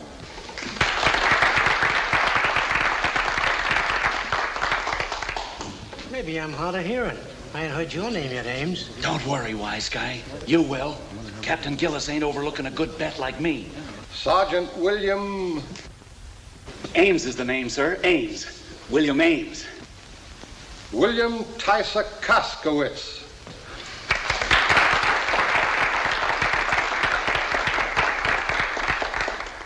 I guess they're going to call on me last. Probably want me to make a speech or something. The fifth and final candidate for lieutenancy, Sergeant Dorian Doubleday. How do you like that?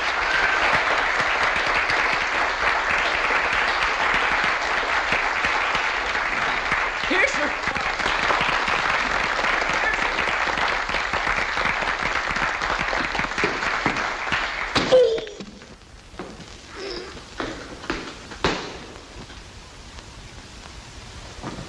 promising soldier, sir.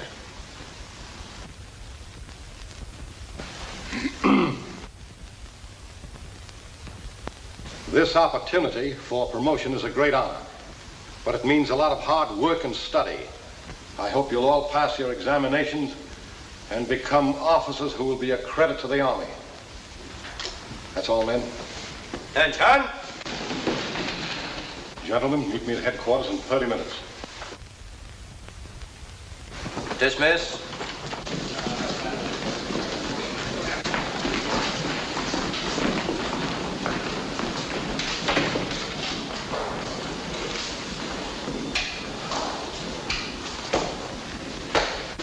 Lieutenant Doubleday.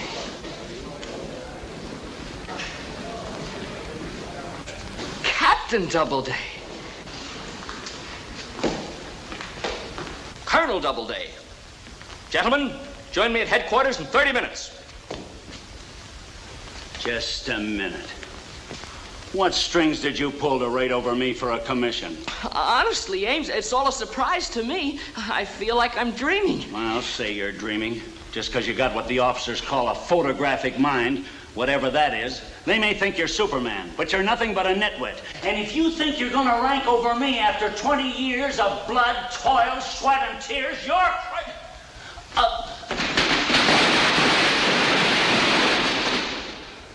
Sergeant Ames. Yes, sir? You'll replace those chairs exactly as they were. Yes, sir.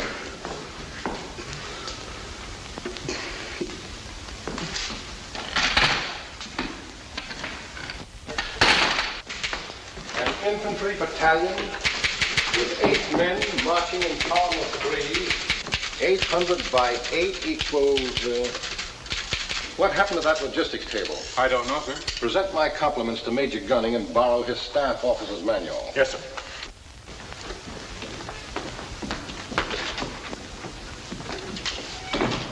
Begging the Colonel's pardon, sir, but if it's the new officer's field manual, I'll be glad to supply any information you need. You will? Captain Gillis loaned me his copy last night, and I read it through. You mean to say that you can remember that particular table after reading the manual just once? What you started to quote, sir, was the logistics table on troop movements. Page 36, Section D, Manual FM 101-10. 1. A battalion of infantry with 800 men marching in column of 3s, 800 by .8 equals 640 yards road space. Sergeant, take that down. Yes, sir. In column of 3s, 800 by .8 equals 640 yards road space. 2. A regiment of cavalry with 1,200 animals in columns of 4, 12 by 1.5 equals 1,800 yards road space. 3. A battalion of field artillery, horse-drawn, containing 400 animals, 400 by 3 equals 1,200 yards road space. Will that be all, sir? Just a minute.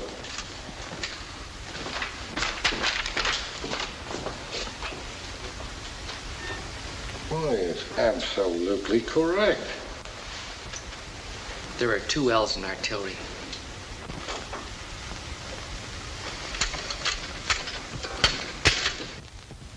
It's astounding. That's what I meant, sir. It's partly why I recommended the sergeant for a commission. I had some doubts about you, Sergeant, but this puts things in a different light. He remembers everything he reads. He can just glance at a page and then quote it to you word for word. Photographic mind. Photographic mind. I didn't know I had a photographic mind, sir, until at the age of 8 I suddenly discovered I'd memorized the Encyclopedia Americana. You memorized the whole encyclopedia? Oh, I didn't mean to, sir, but I just can't seem to forget things. You can't forget anything? No, sir. And sometimes it's very confusing to have your head filled with so many unrelated facts and trivia. Trivia? For instance, sir, you've probably forgotten that Julius Caesar was born July 12th, 102 B.C. and died of 25 stab wounds March 15th, 44 B.C. at the age of 58. That the first darning needle was invented by Mordecai Peterson of Barreville, Vermont in 1651. And that the Latin name for sardine is Sardinella pilcardus. But these things just stay in my mind.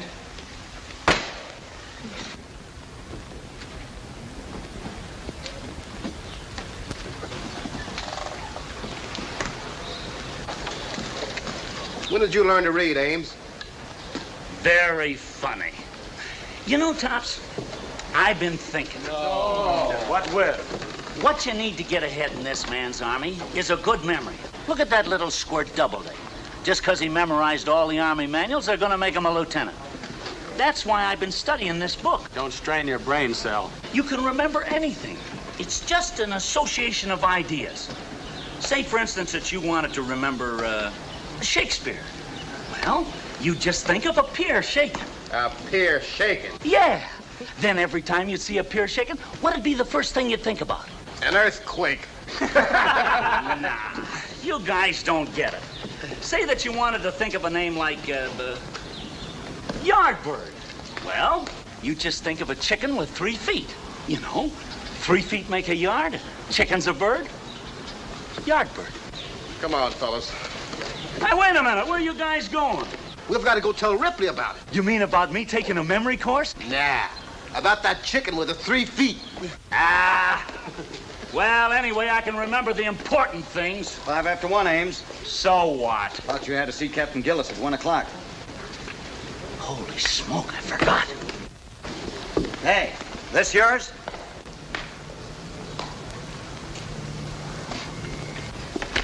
Wise guy. Captain Gillis sent for me, Corporal. He'll be in here in a minute. Thank you.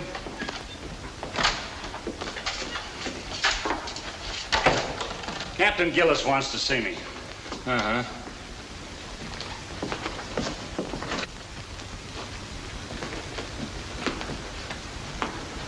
Hello, Ames. What are you doing here? Well, I'm waiting to see the captain. Why, you little fugitive from a public library. But, Ames, When I get through talking with the captain, you won't have any more commission than an army mule. But I will. And when I do, I'm going to have you right under my thumb. Oh, here.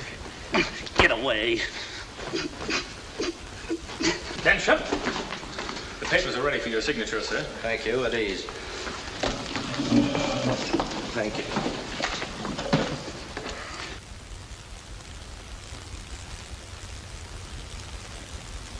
I'm begging the captain's pardon, sir. Yes, Sergeant. About these promotions, sir. Take a man like me. Am I who's to been- understand that you're proposing yourself for a commission? Well, since this country's gone on the offensive, sir, I'm convinced that I'd make a very offensive officer. I'm sorry, Sergeant, but the list stands as it is. Yes, sir. There's a new consignment of draftees just arrived. They're over at Barrack A. Now, these men are right out of the backwoods. Don't know the meaning of discipline. Probably never even saw a uniform before in their lives. You're going to have your hands full, Sergeant, but I want you to make soldiers out of them. There ain't a bunch of rookies living that I can't whip into shape, sir. Good. You divide the men into 2 platoons. You'll take one and Sergeant Doubleday the other. Yes, sir. I'll take 1 platoon and... Doubleday? Me, sir? But Doubleday's hardly more than a draftee himself, sir. Do a good job with these men, Sergeant, and it will definitely advance your chances for an early commission. Yes, sir. Thank you, sir. I have some further instructions for you. Sergeant Ames, dismissed. Yes, sir. What are you doing with that inkwell? Well, sir, I got my thumb stuck in the bottle, and I just couldn't get it out. Go over to the first aid and have it removed. Yes, sir.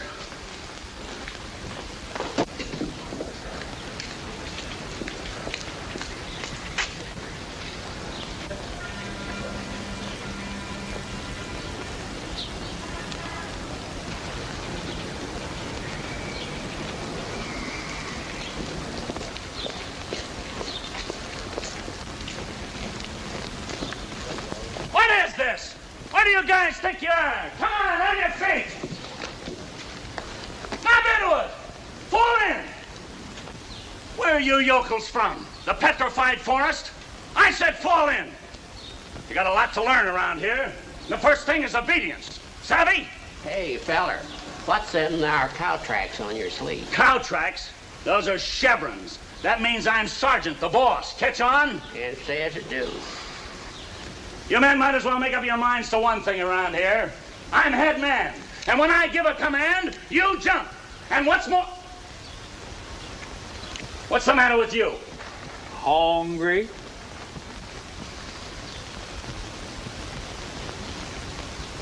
What do you think you're doing? Saving my strength for the fighting, mister. What time does it start? It's the idea of bringing that pop gun to camp. Give it to me. I said give it to me.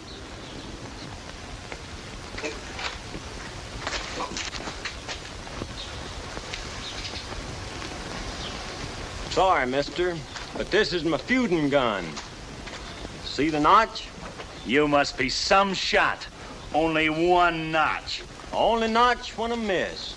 All right, settle down, men. Settle down. Joke's over.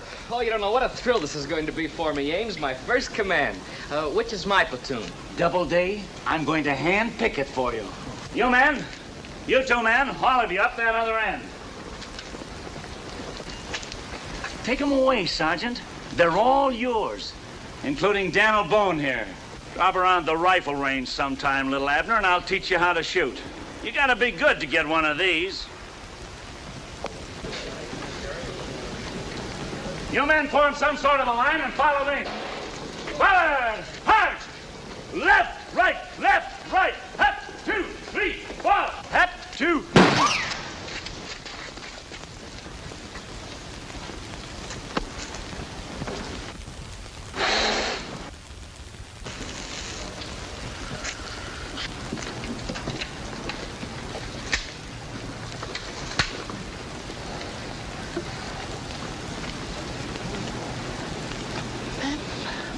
Men, you have been conscripted under the Selective Service Act to engage in combat the onrushing holocaust of enemy hordes. You have been summoned here to take your place. Bob, we've heard just about enough palaver.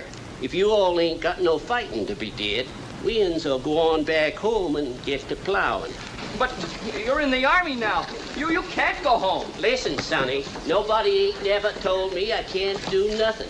Except the late lamented sheriff of Pine Ridge, and he died of a sudden attack of poor judgment. Attention! Fall in, my squads! Where are you men going? We're going back to Big Black Mountain, Bub, where we come from. Big Black Mountain, elevation 4,100 feet, Cumberland Ridge, Harlan County, Kentucky. Kentucky! Stop! You all. As a fellow Kentuckian, I got something to say to you all. If you all walk out of me now, how am I ever gonna face my kinfolk down yonder? Wait a minute, Bub. Is you all from Kentucky? Am I from Kentucky? Wasn't Louisville named after my great-great-grandpappy Louis Doubleday? Am I from Kentucky? Well, I reckon you all is. Sure enough. But why didn't you all tell us you was one of us? Because I was ashamed to see you Kentuckians, practically my own blood brothers, turning your backs on your Uncle Sammy and running away from a fight. Gosh, we wasn't running away of purpose. We just don't take orders from no one who ain't one of us. But seeing as how you all is from Kentucky, you is our kind. I knowed you'd be with me, boys. For as my old grandpappy said to General Lee after the Battle of Cold Harbor, for bourbon, bang tails, and battling, give me the boys from Kentucky. Yes, sir. Come on, you passel of shiftless skunks. Get in line here and try to act like soldiers.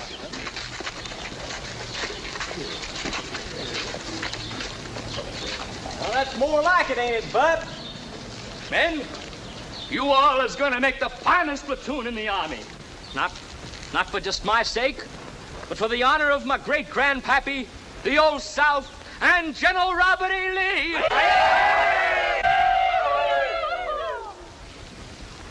Bluegrass platoon, left face. Forward. Follow me. Hut. 2, 3, follow me on left. 2, 3.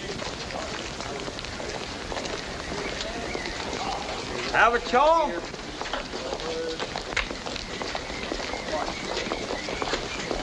You sure are a Kentuckian, Buck.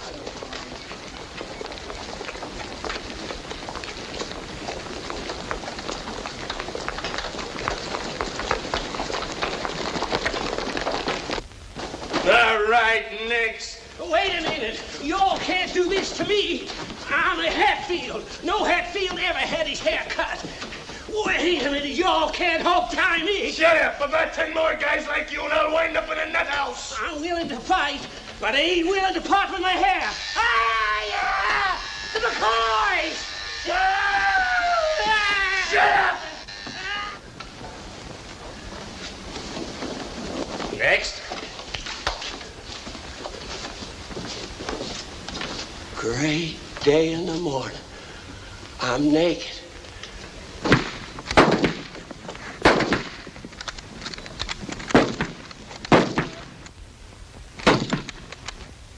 What's the matter with you guys? Are you all cockeyed? Ah! Give me that gun! How many times have I told you? Don't pull the trigger, squeeze it! Now don't forget it! Yes, sir. Sergeant, the modern method is to handle new recruits with intelligence and understanding. Yes, sir. That's all. Very good, sir. How is that young Sergeant Doubleday doing? Well, you can see for yourself, sir. Bill! Out! Back, Bill!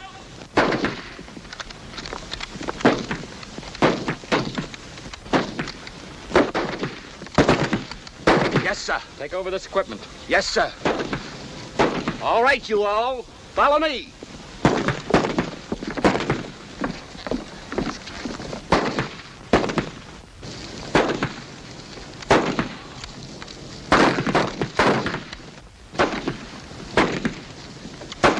Put up! Up! Fall out, you all. Take your places on the firing line. On the alert, men. Prepare for attack.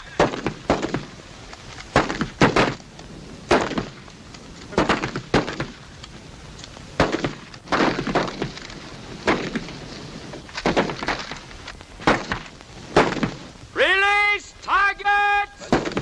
Ready, fellers?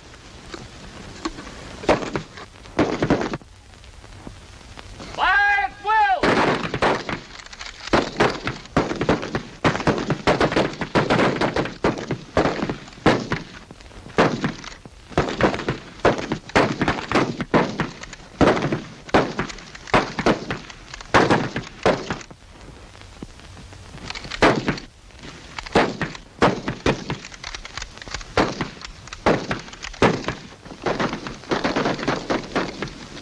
Cease firing! What is the meaning of this, Sergeant Doubleday? I'm trying something new, sir. I'm duplicating actual conditions of modern warfare and preparing my men against strafing by planes. I'm training them to be expert marksmen on fast-moving rather than stationary targets. The Army always welcomes innovations and appreciates initiative. Frankly, I think it's an excellent and ingenious idea. Thank you, sir. The way you've developed these men is miraculous.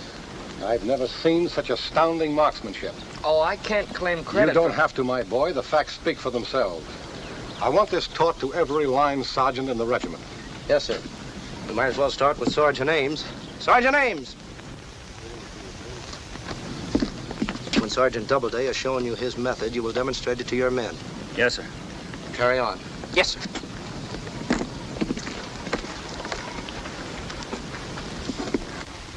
What are you trying to get away with? Your men are mountaineers. They've been crack shots all their lives. But I didn't say... Well, you were told to teach me how it's done. Now, Roger. Let's see how good you are, Sergeant. Oh, but I'm not supposed to do any Them was the orders, Sarge. Go ahead and show him.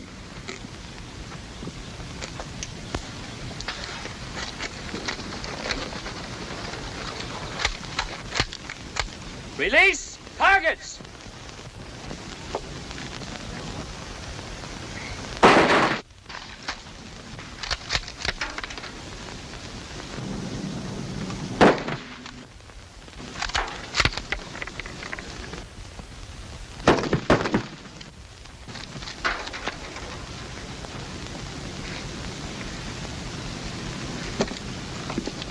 Mighty fine shooting. Now it's your turn, Sergeant.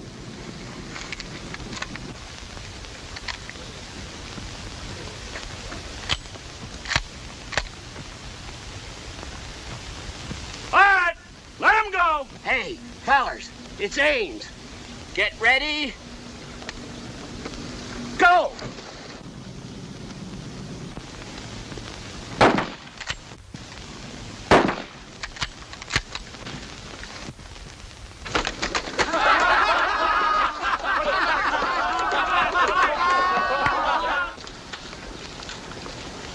Detail, halt!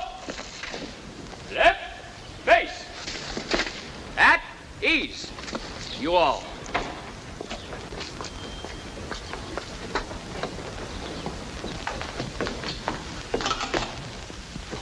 Sir, the military police detail is formed. Very good, Sergeant. At ease. The reason I've entrusted you with this detail is because of the fine work you've done with your platoon. You've turned them into an excellent body of men, one that I'm sure can be entrusted with an important assignment. Thank you, sir. This is payday. You know what that means, a big time in town. Maintain order at all times and caution all men not to discuss military affairs in public places. That's all. Yes, sir.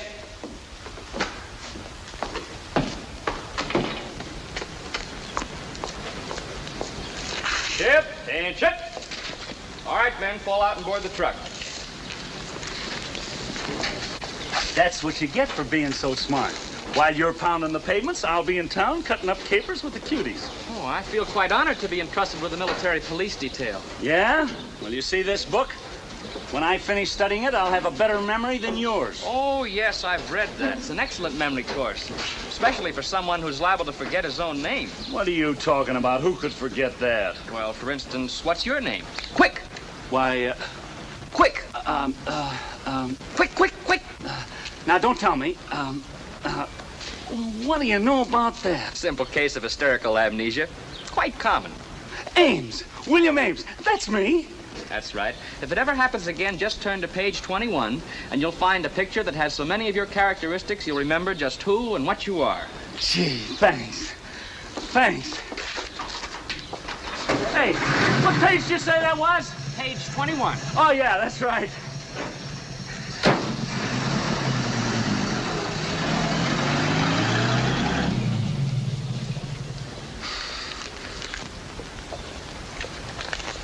Why, you little squirt.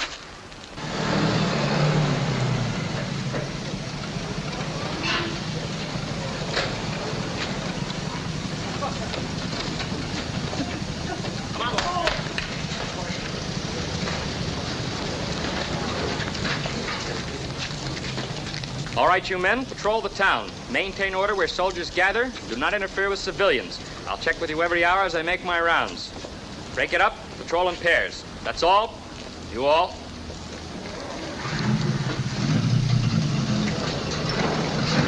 Dodo! There he is. Pull over. Dodo! Oh, Joan, how are you?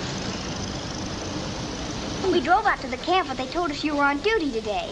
I was hoping you could be with us this afternoon. At Mr. Benedict's. Mr. Benedict's? He's that nice old gentleman who's turned his house into a soldiers' recreation center. And he invited all us girls of the War Service League to act as hostesses. There'll be dancing and games and refreshments, and everything's free for men in uniform. I'd love to make it, Joan, but you know I'm on duty. Oh, well, most of the other soldiers are on leave this afternoon. That's why I'm on duty. I'll tell you what I'll do. I'll phone you while I'm making my rounds. Better still, I'll phone you every 5 minutes. Yes, you will. On a stingy. That is, if you want me to. What do you think?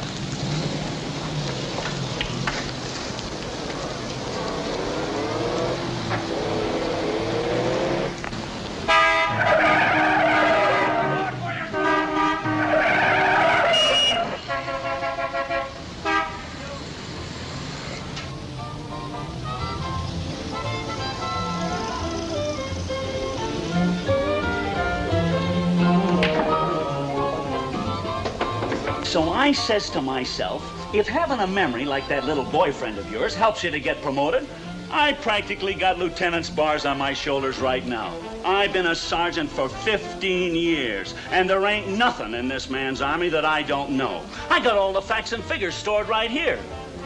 Only thing is, I have a little trouble remembering them. But I'm going to lick that with this. Everybody having a good time? Just wonderful, Mr. Benedict. I'm so glad. This is my niece, Lydia. How do you do? How do you do?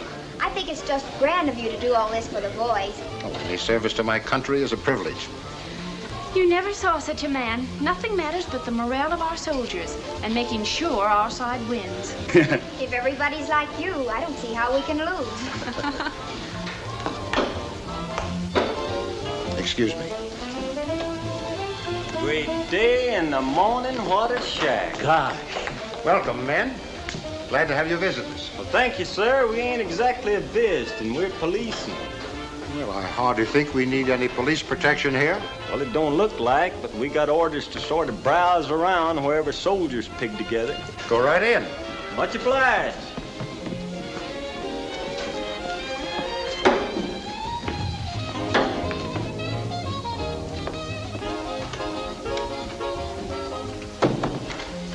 Better have a talk with that loudmouth sergeant. As dumb as he looks, he may have some information we can use. Leave him to me.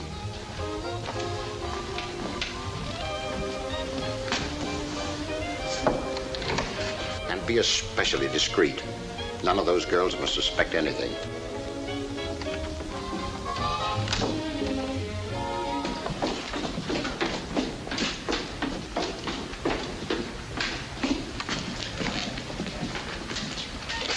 We've got to watch ourselves. The military police are snooping around. Shh. Here is something on troop movements. I see where that new artillery outfit's pulling out next week.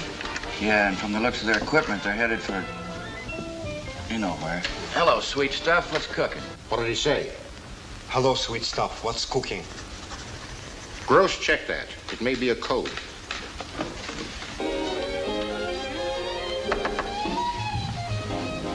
Don't tell me the girls walked out on a handsome sergeant like you. Oh, no, ma'am.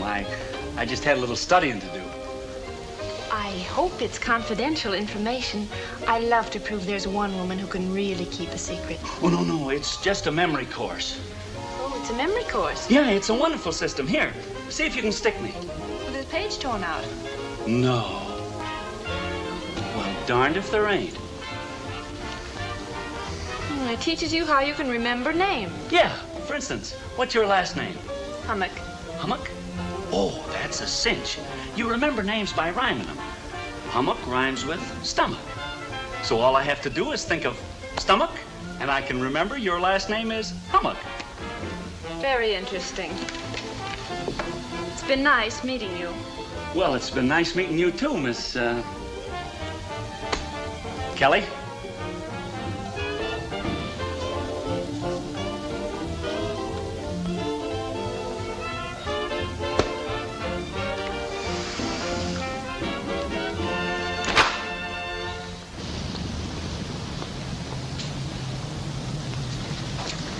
Oh, I'm terribly sorry. Pardon me.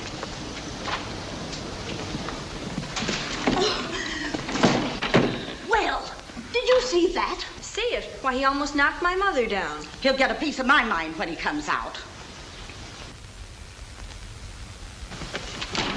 Pardon me, but I didn't intend to be so rude. In my haste, I almost bumped into your sister. That's quite all right, young man. We girls didn't mind a bit. Hello? Joan? It's me. Gee, honey, I'd rather hear your voice than dance with every soldier here.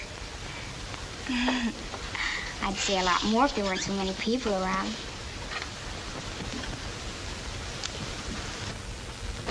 Hey, when are you going to be on leave so we can get together? Saturday night? It's a date. I'll see if I can arrange something special just for you. Listen.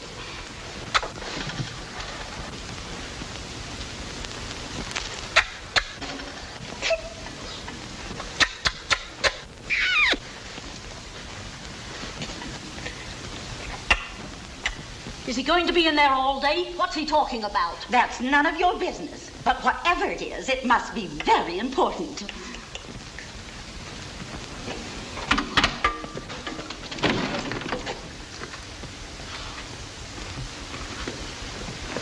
Oh!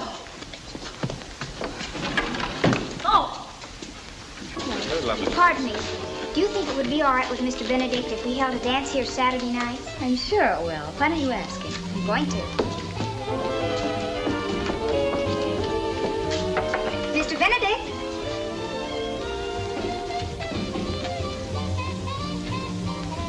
Mr. Benedict?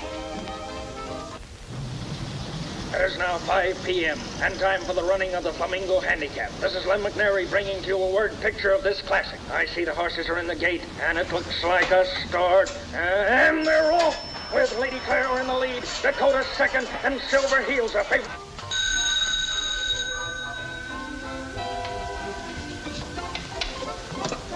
Hello? Pass the first turn. It's still Lady Claire on the lead. And Dakota's second. Me again. Well, you're certainly a man of your word. There you go again. What's that? What? No, nothing. Where are you? Are you at the racetrack? Oh, no, I'm at a cigar with store. traffic cops They're coming out listening of to the the bus. races on radio. For a moment, I thought you had been fibbing to me about having to be on MP duty. Hold the phone a minute.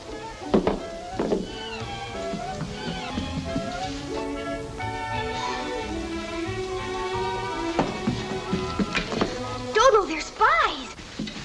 Ross, you will take this for a moment, please. Hello? Of course, he's shooting out of the pack and coming up fast. I can't hear you. Dodo, bring your men. Get over here quick. They're spies. There now at the far turn. Spies? Wait till you hear this, folks. It'll make racing history. Hey, what's the idea? Take it easy, you're not paying. Well, come on. Mr. Benedict and all of them. It's an enemy listening post. They're coming down the stretch, neck and neck. It looks like a photo finish. No, wait. The winner is... Hello? Joan.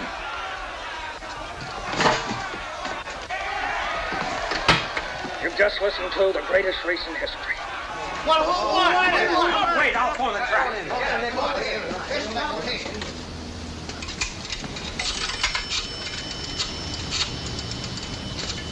Hello? Hello? Hello? What's the matter with this? Oh, fine. That's fine.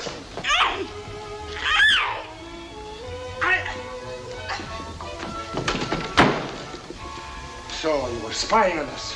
What are you going to do? Till our work is finished, put you where you cannot talk. Hey, what's going on in there? What is this?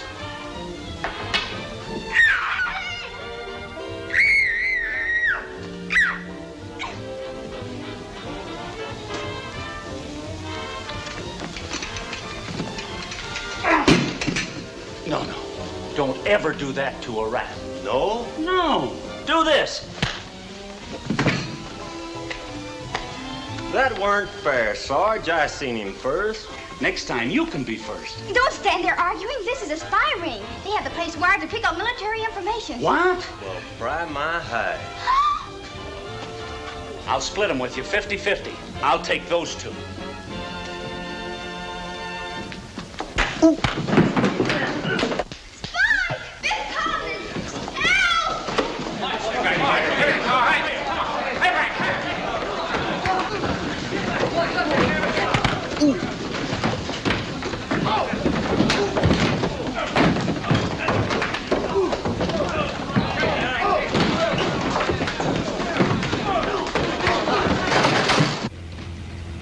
Stop at the Benedict home, Corporal. Yes, sir. I want to thank Mr. Benedict personally for being so kind to our boys. It's really gratifying the way the public is contributing so wholeheartedly to the morale of the armed forces. Fine spirit. Fine spirit.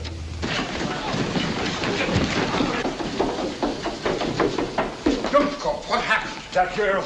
She ruined everything. She stole the MPs.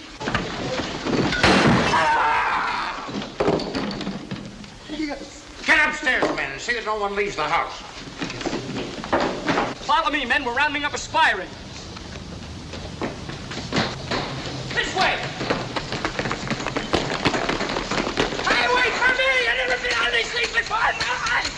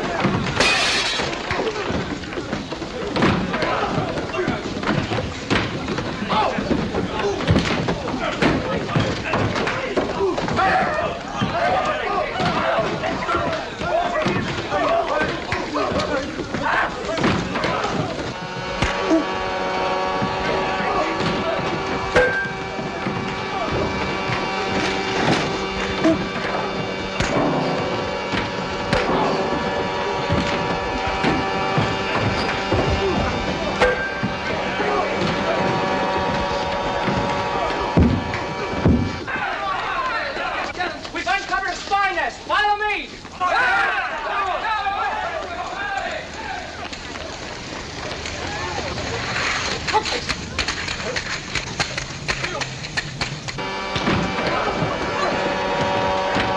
Get him around here.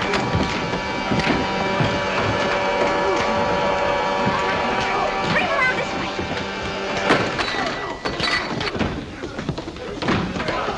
This is my baby. Do it.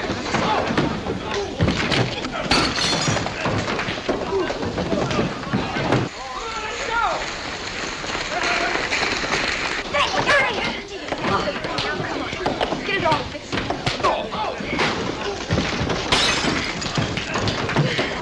Hey, what's holding you guys back? Get the lead out of your shoes.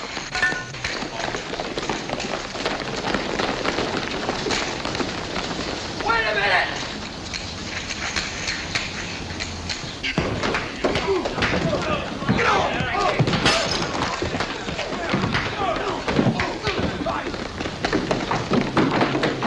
Come on, boys, round them up.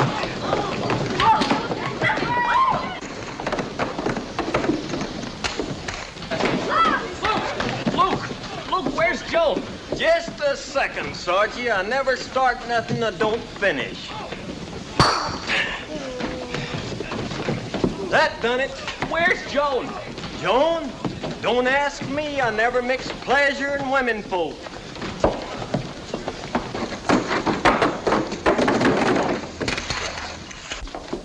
I'll teach you to snoop around, you little...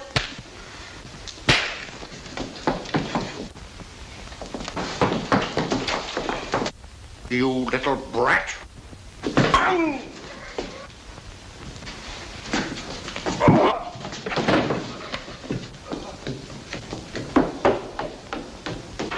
Ames, where's Joan? Joan? Well, that's funny. She was here just a minute ago.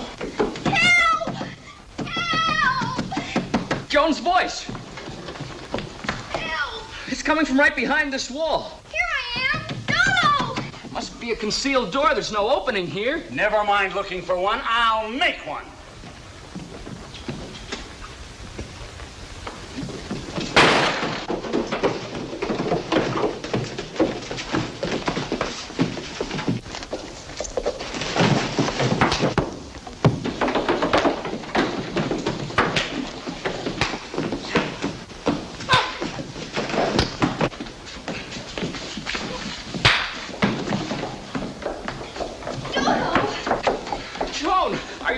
Oh, sure, but how about you? Oh, I'm fine.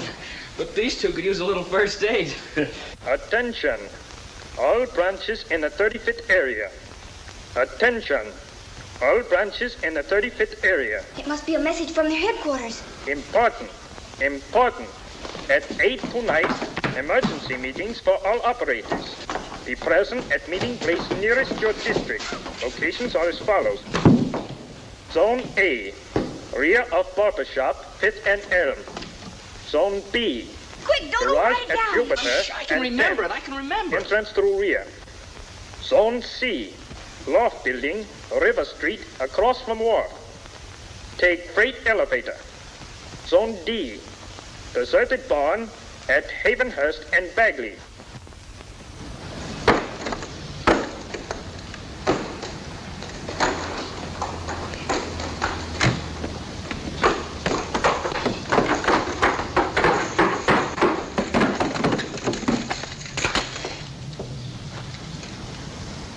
Attention! What's going on here? Sir, this whole shebang's a fake. It's nothing but a spy ring, and Mr. Benedict's the head of it. What? Who's in charge here? Sergeant Doubleday, sir. He went that way.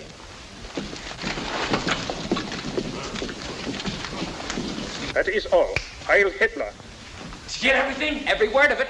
With this information, we can round up every fifth columnist in the state.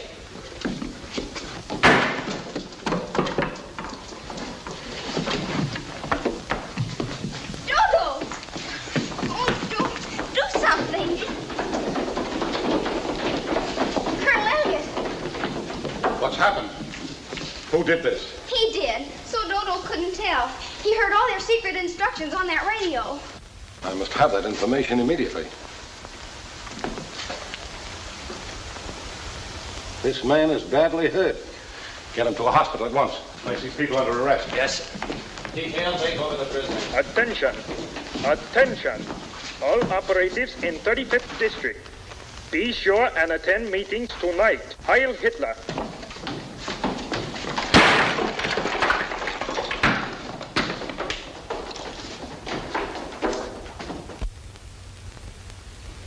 It's coming too. How do you feel, son? I feel fine. Splendid, splendid. That was brilliant work, Sergeant. It's very fortunate you have all those secret instructions in your mind. Now, do you feel strong enough to give them to me? Give you what? Well, you know what you heard on the radio. Where the spy meetings are to be held tonight. I don't remember anything about any spy meetings. In fact, I don't remember anything about anything. You don't remember anything about anything? What about the encyclopedia? What about Julius Caesar? Encyclopedia? Yes. Julius Caesar?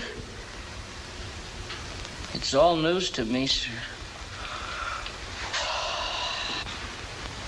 Slight concussion resulting in amnesia. Memory's gone. Memory's gone, but doctor, isn't there something you can do? I'm afraid not. He'll regain his memory, but it'll take months. Months? But this man has vital information on enemy activities. I must have it immediately. I'm sorry, Colonel, but my hands are tied. There have been instances of a patient recovering his memory by cranial shock, such as a chance blow on the head, but those cases are rare. This is a catastrophe. All that vital information in that boy's brain, and now he hasn't any brain. That's right, sir. No more memory than the old guy there with the whiskers.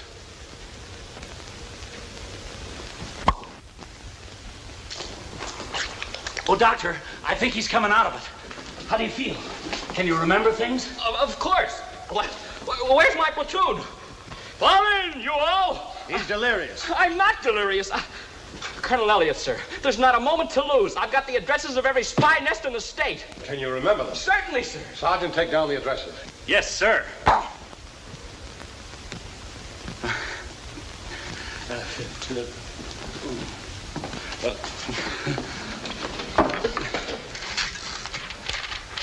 Okay, Sarge. Let's have it. Zone A, rear barbershop, 5th and Elm Street. Zone B, garage at Juniper and 10th Street, entrance through rear. There's just one R in garage.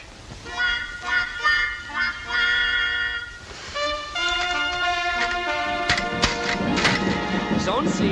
Up, 2, 3, 4. Up, 2, 3. Detail. Up, 1, 2.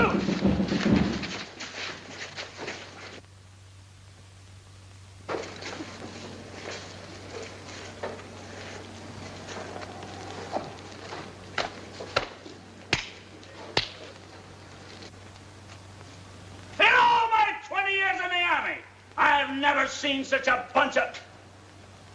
There's a war on.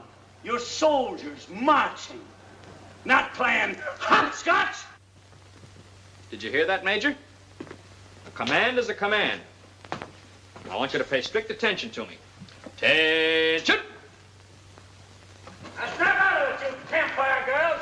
Right, face, detail, forward, hut, hip, 2, 3, 4, hip, 2, 3, 4. To the rear. 2, 3, 4, hip, 2, 3, 4. Pick up them feet. Get the lead out of them boots. Hey, you dummies, halt!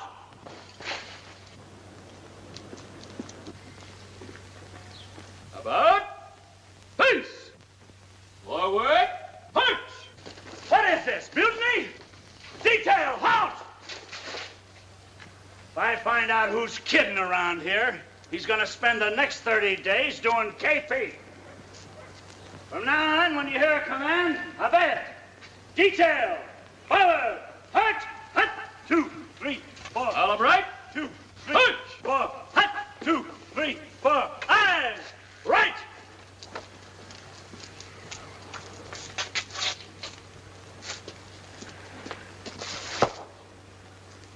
What's the matter with you, Ames? Where are your men? Why, they're right around here somewhere, sir.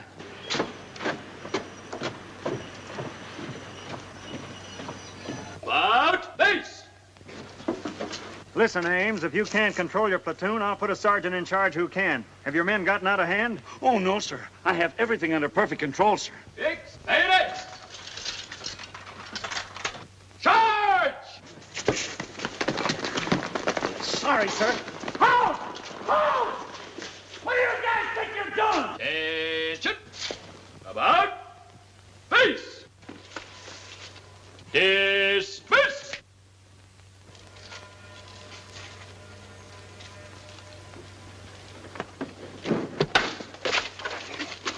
So you're the bottleneck that's been making a monkey out of me, huh? Ames, I was merely practicing command. You see, I'm preparing for my top sergeant's examination. Oh, the colonel's pet wants to be a top sergeant. Why, you little bookworm, for 2 cents I'll settle with you later. Sergeant Doubleday? Yes, sir. At ease. This is the young man I had in mind, Mrs. Culpepper, my staff sergeant, Sergeant Doubleday, who seems to know practically everything about everything.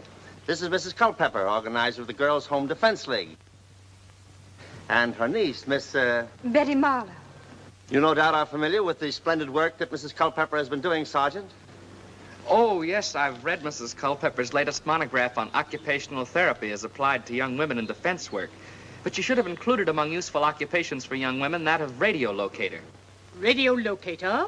They're the ones who, by operating in the microwave band of the radio spectrum where the quasi-optical rays of visible light are focused, can determine the speed, course, and altitude of enemy bombers. Why, that's wonderful. Well, young man, I must say your scientific knowledge is remarkable. Young man, I said your scientific knowledge is remarkable. Oh, it's nothing, merely a matter of remembering what one reads. He memorizes every Army manual from cover to cover. Splendid. Then you must come to our meeting this afternoon at 2 at the Bellamy home, 1600 Elm Street. Thank you. Then we may expect you at 2? Well, fortunately, I'll be on leave this afternoon, and I wouldn't miss coming for anything. Betty! Coming, Auntie.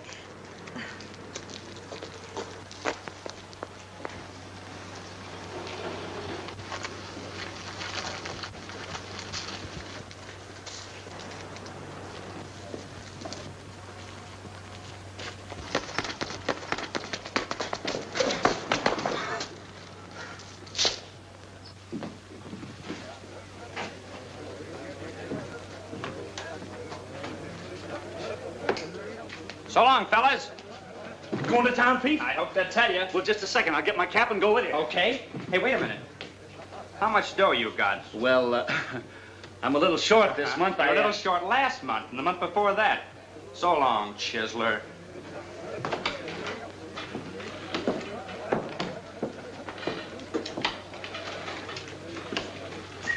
Hey, Red. Yeah? Loan me a fin until next payday, will you? Say, you've got a lot of nerve. You still owe me a fin from last month.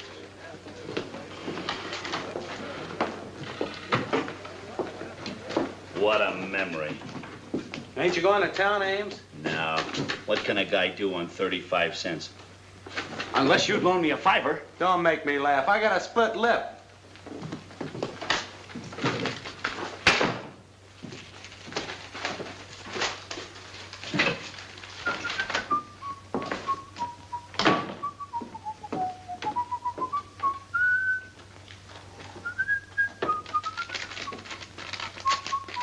Hey, quit screeching.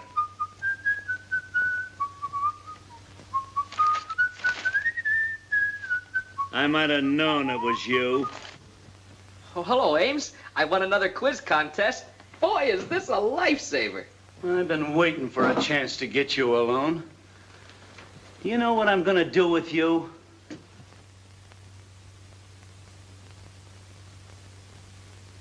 Hmm?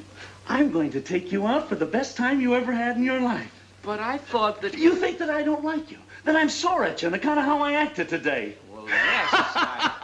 Boy, oh boy, is that rich. And me kidding you all the time just to see if you could take it. You mean you like me? Sure I like you. And to prove it, we'll pool our funds, and you'll go to town with me as my guest.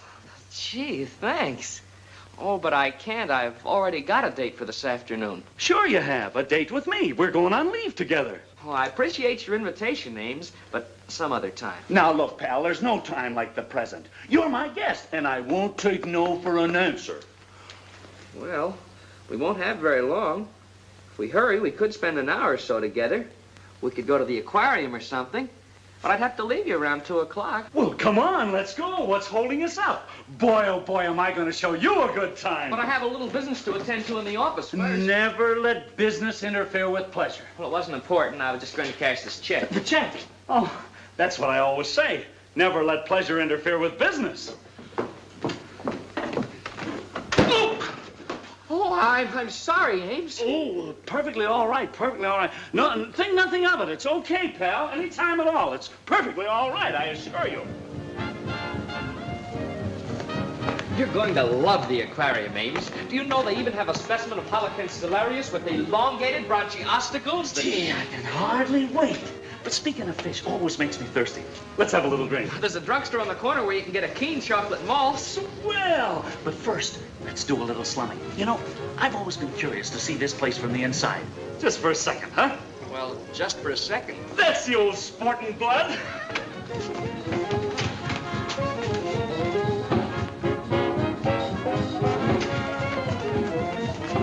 Swell place, huh, pal? Why, if it ain't our old friend, Sergeant Ames. We've missed you, Sergeant. I hope it didn't hurt your feelings the last time you was here. But you said you'd never been Must here. be an old place with a new front. As long as we're here, we might as well have a drink. Come on, sit down, pal. Little service, Charlie. Look, Ames, no more on the cuff. Guess again, wise guy. We're rolling in dough. Well, that's different. What'll it be? Schooner of beer. Schooner lemonade. What did you say? He said a schooner of lemonade. That's what I thought he said.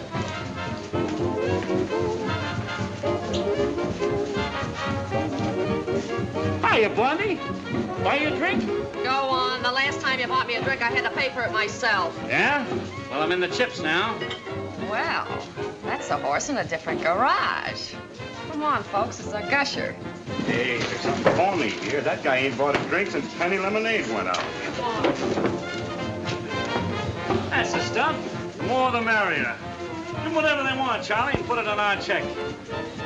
Order something expensive, babe. The sky's the limit with us. Now, that's the way I like to hear you talk. I'll have a double zombie with a shot of cognac on the side. Make mine a double bourbon.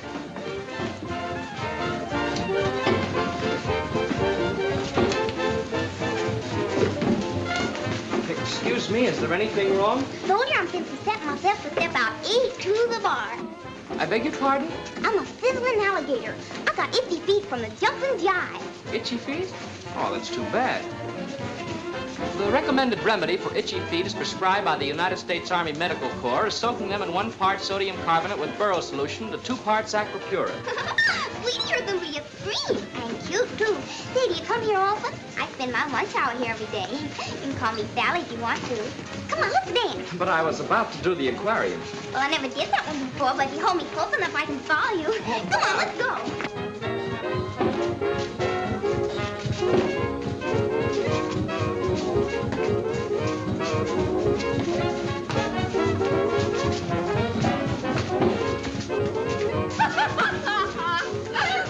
Hey, I thought you was with me.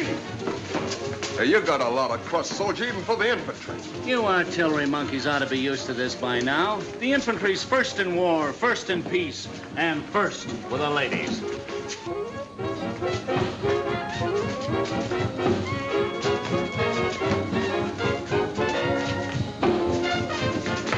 Oh, fiddlesticks. Turn heel. Oh. That's too bad. Now we'll have to stop dancing. But how am I going to get to work with only one heel? We passed the shoemaker's a couple of doors from here. I'll run up and have it fixed for you. Gee, thanks. I'm sorry to be such a nuisance. Oh, it's no trouble at all. I'll be back in 2 shakes.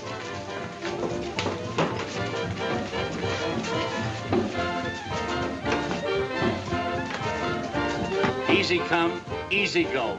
That's us. So long as we got it, we spend it.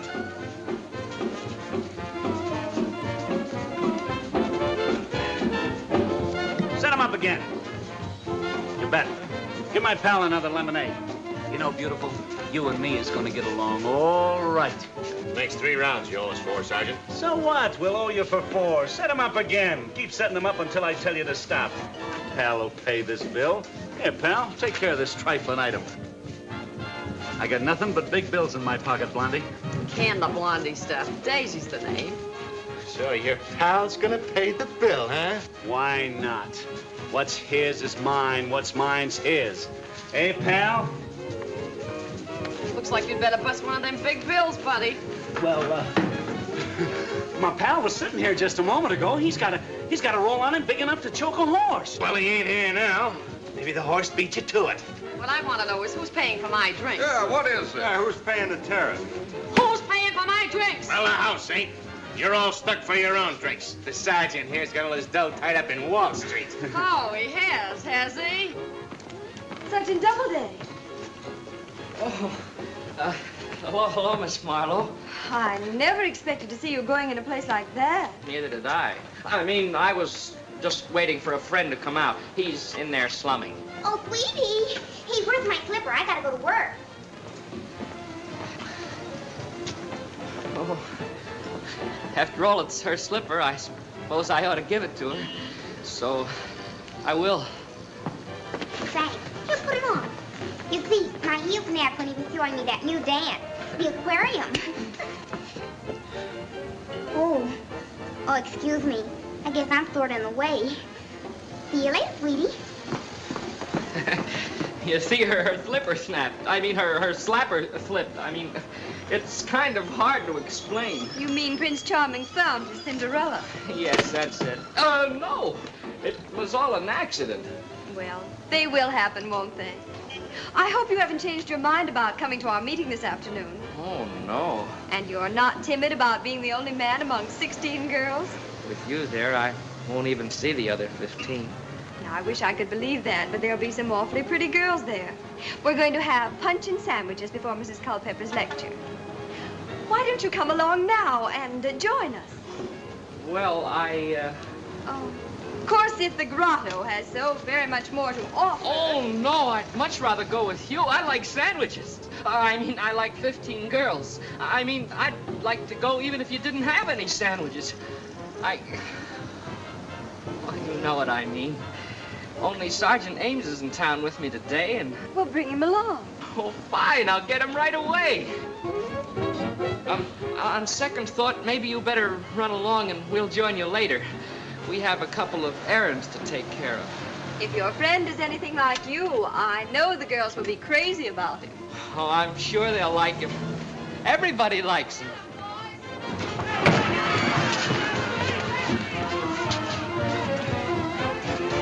You big four-flushing piker. Can't do this to me. And take your pal with you.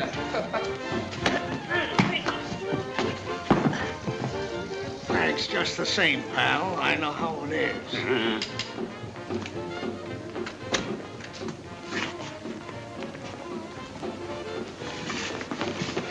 What happened? The nerve of them mugs. And us with over $100 in your pocket. Come on, I know a spot down the street. Wait a minute. I've made a social engagement for you. We're invited to the Bellamy home. Now, listen, pal, that social stuff ain't for us. We're out for a good time. You know, music, dancing, dames, lots of them. There'll be a lot of girls where we're going, 15 or 16 of them. Now, look, pal, we came to town. How many? Well, now we're getting someplace. Why didn't you... I've been on them big clam bakes before. 16 dames, 40 soldiers. No, we'd be lost in the shuffle. But you don't understand. We'll be the only men there. Well, that's different. Uh-oh. 16 thirsty dames. Our bankroll would be gone in less than 30 minutes. Oh, but the girls furnish all the refreshments. Everything's free. We don't have to buy no drinks? No.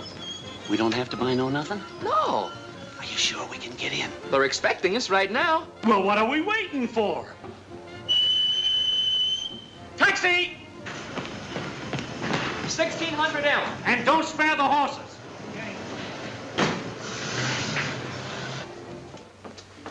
I'm so glad you could come, Sergeant.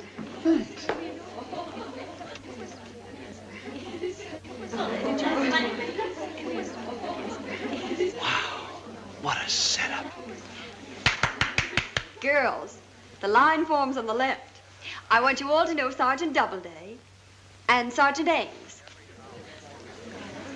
Gonna hand it to you, kid. You sure know your spots. What a covey of quail to divide between us. Sergeant, I want you to meet Mildred Bellamy, my dearest girlfriend. Will you excuse us? Oh, with pleasure, with pleasure. Mildred, this is the Sergeant Doubleday I've been telling you about. Charmed, Mr. Doubleday. How do you do? To his friends, he's better known as Sweetie. Sweetie, how quaint. Oh, would you excuse me? I see the caterers have arrived, and they always need a bit of overseeing. I've been in the Army 20 years. I thought I had seen everything, but I'm just beginning to get my education. Won't you please forget about that Sweetie episode? Can a fella help it if a girl suddenly decides to get silly? Are you sure it was the girl? Why, of course. Oh, can't I tease you a little bit? Let's get some punch and forget her. I could forget every other girl in the world when you're around. Then you'll never see her again. Never again. Hello, Betty. Hello, darling.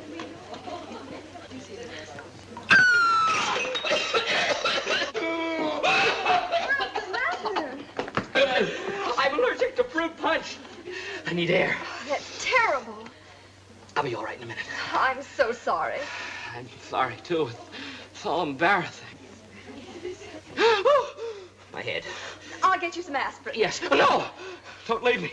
Oh, I couldn't dream of letting you suffer like that. But you see, I'm not only allergic to fruit punch, I'm allergic to anybody that's come in contact with fruit punch. So don't ever go near that punch table. Oh, of course not. I won't go near it. I'll be right back.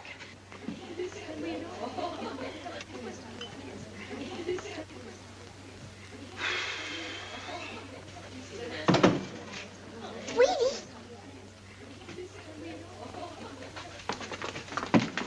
Hello.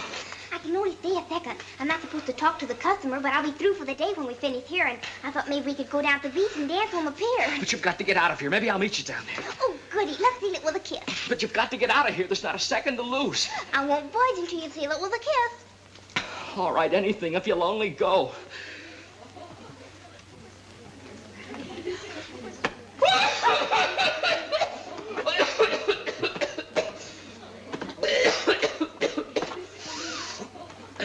Before you start explaining, you better take the whole box.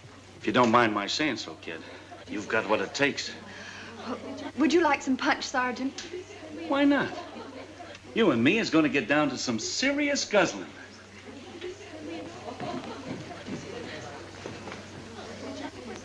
Well?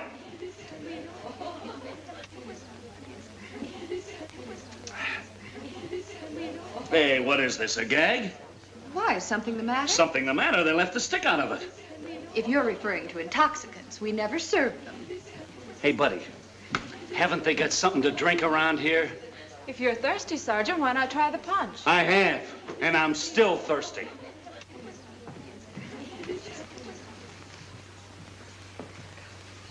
What's the matter with everybody? Is this a party or an inquest? Activities won't begin until Mrs. Culpepper arrives. Who? What do we need her for? We got a radio, we got feet. How about you and me pepping things up with a little dancing? Well, I hardly think Mrs. Culpepper would approve. That Sergeant Ames is a bad influence. It's all his fault for luring you into that awful grotto. Oh, you mustn't judge him by that. He's really a nice fella. He's certainly acting quiet and refined here, isn't he? Mm-hmm. Come on, Worm. Let's wiggle.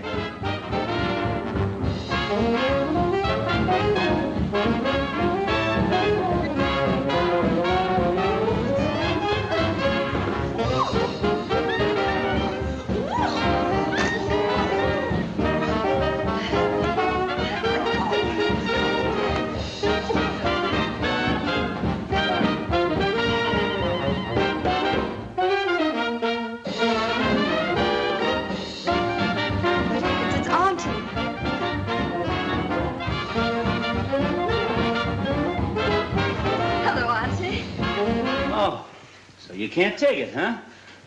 Hey, what happened to the music? Might I ask what's going on here?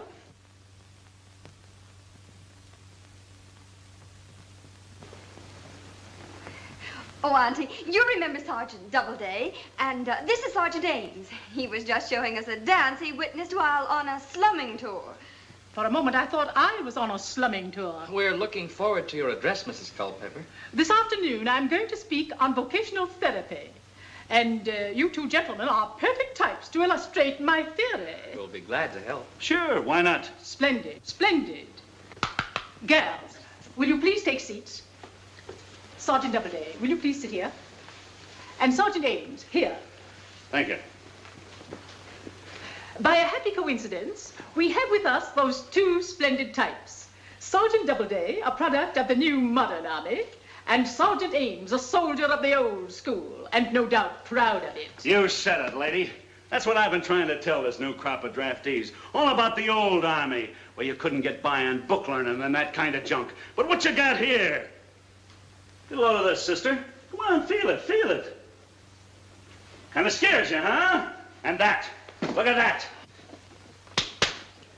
That comes from hiking 30 miles a day, not cream puffing around in tin cans on wheels. Why, I'd trade this whole new army for one platoon of two-fisted fighting troopers with rifles, bayonets, and guts. Where you meet the enemy hand to hand and pump them full of hot lead. Bang, bang, bang, bang, bang. Then give them a taste of cold steel. Squish! And finish them off with the old rifle butt. Crunch! That's the kind of fighting that makes a man out of him. I think I'll get a drink of water. I'm not feeling very well. Must have been something she ate. Thank you, Sergeant. Oh, think nothing of it. Any time at all. I hope you follow that, girls. Now, on the other hand, we have this type. A young man fragile of stature, flaccid of muscle, and completely lacking the Herculean physical attributes Sergeant Ames has so graphically displayed. And yet, this perfect physical specimen is a product of a decadent system. Although muscled like a gladiator, he is the semi-moron type. That's me, lady. You can say that again. Note the brutish jaw, the porcine eyes, whose vacant stare reflects the torpid mind within. Now, wait a minute. Would you entrust this man with a $100,000 tank or $1 million plane? No, definitely no. Hey, what is this? But you could this man. Here is a modern mechanized tank. While here, an outmoded army mule. That did it. Thank you, girls.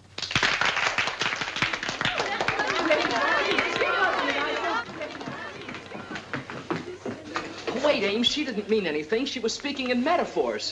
Mule means the same thing in any language. I know when I've been insulted. I'm getting out of here. For heaven's sakes, don't make a scene. Don't worry, I won't. I got manners even if she ain't. I'm getting out of here like a gentleman.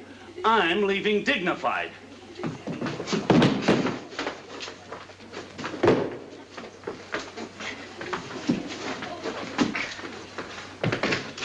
Please, Ames. There's no use arguing. I'd had enough. Are you coming with me or ain't you? I don't dare leave now. I've got a date with Miss Marlowe. I'm in bad enough as it is. Okay. If that's your idea of a good time, you can have it.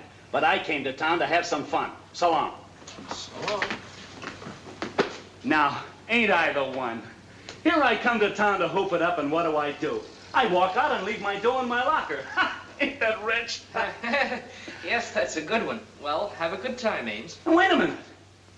You don't understand me. I'm clean. Flat. Busted. I haven't got a penny.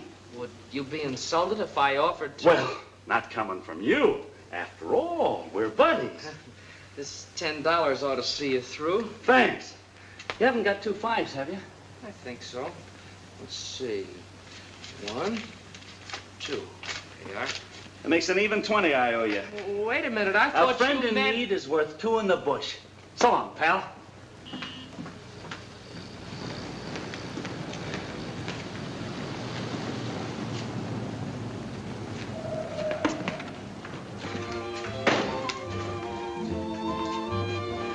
Remember me? I'm the guy whose credit wasn't any good. Well, here's the color of my money. There's plenty more where that came from. But I ain't spending it in no joint where they throw you out just because you're temporary financial embarrassed. I don't blame you, soldier, and if that's the way they run things around here, I ain't staying neither. You ain't? No, I ain't. I'm going with you. We'll go someplace where you're appreciated. So long, Egbert. Let that be a lesson to you.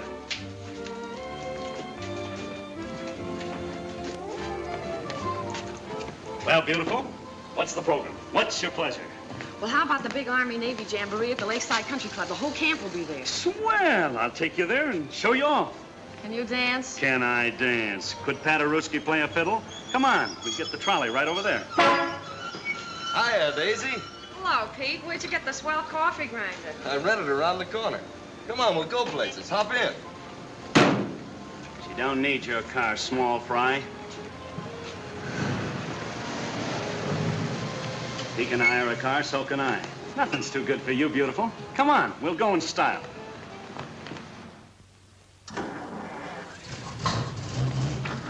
Sign here.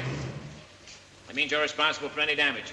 Anything that happens to this car, you pay for it. It'll be exactly $20. Fair enough. What? $20? I thought you said it was 10. There's been a slight increase, you know, a national emergency. You call doubling the price a slight increase? So hold up. Don't quibble over small change, honey. Break one of them big bills. It ain't the money, baby. It's the principle of the thing. You want the car or don't you? Who asked you to butt in? He's got a mind of his own. Slip him the dough. Oh, well. Don't forget, in case of a blackout, pull over the side of the road and turn out the lights. You're telling me what to do in case of a blackout? Come on, honey, let's go. I want to get there in time for one of them dinners deluxe before the dancing starts. I'm going to eat a steak so big, it'll set you back $5 just for the ketchup.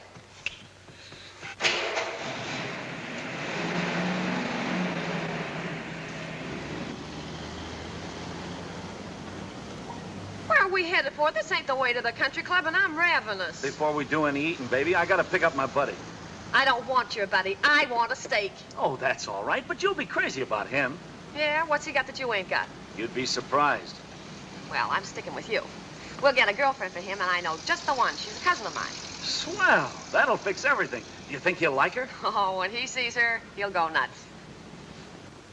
Captain Caldwell wants me? Yes, right away. No time to lose. War emergency. War emergency? Excuse me. What do they want Sergeant Doubleday for? Special mission. Sergeant Doubleday is a very valuable man. A special mission? You mean dangerous? War is war. How dreadful. I'll drive you back to camp. Thanks, no, that won't be necessary. I have a squad car. It's parked right around the corner. I mustn't keep you then. I'm sorry, Miss Marlowe, but Judy calls. Goodbye, then. Be brave. Just think I may never see you again.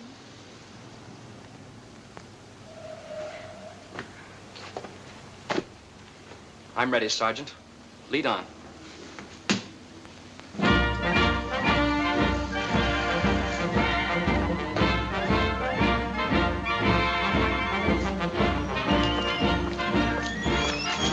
She kissed me. So what? Come on, come on. Oh, you're right, Ames. My every thought must be for my mission. Wise up. That was just a gag to get you out of there. What? You mean there's no mission? The captain doesn't want me? No. Suppose Miss Marlowe finds out. You should worry about her. Wait till you see what I got in the car. But I'm in enough trouble now. Sweetie! Here he is. Up in the chicken coop, kid. No, I gotta go. We'll stop at the first service station. You can phone your excuse from there. You don't understand. All I understand is that you've got just what this party needs. But oh no, I gotta go. But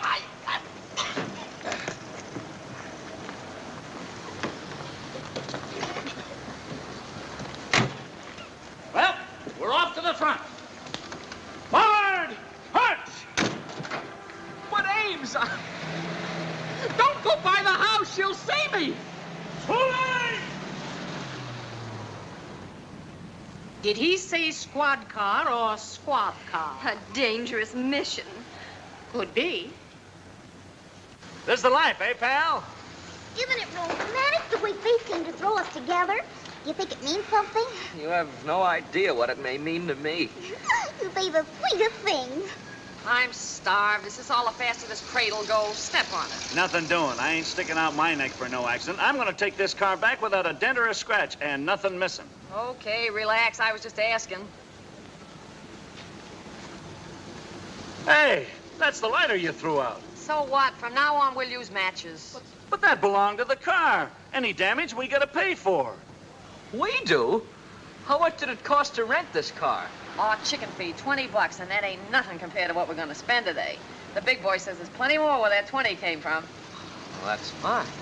What? What are you making faces for? He's paying for everything. Hurry up. I'm so hungry I could eat anything that wouldn't bite me first. I can't go any faster than the car ahead. Give him the horn. I said give him the horn.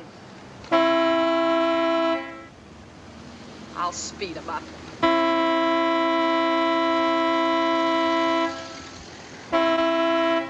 He ain't budging. The vehicular code states that upon receiving a proper warning blast from the car behind, the driver of car ahead must... I'll blast him. Hey, what are you trying to do? Wear out the horn?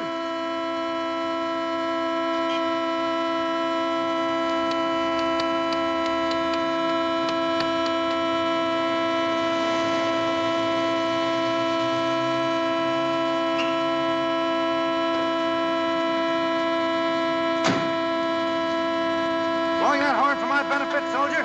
Yeah! I mean, no, it's stuck. There's something wrong with it. Oh, I'll fix it. Gee, thanks a million.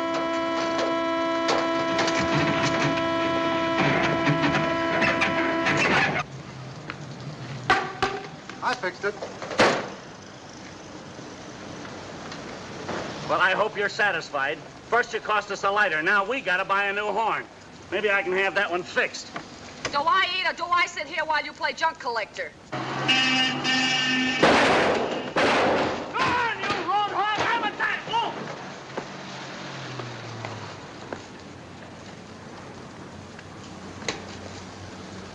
I wouldn't judge him too hastily, dear.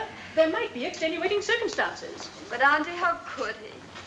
You'd better cheer up, or you won't be a very entertaining hostess at the Army-Navy dance tonight. Come along, dear.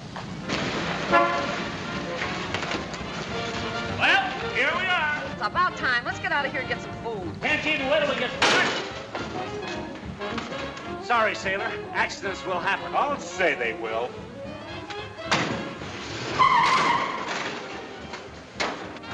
How do you like it, soldier? Are you gonna take that from him, big boy? Wait until we back up and get a good start. I can clear out of the lot. But Ames, the man gave you the correct stop signal according to the vehicular code number 22.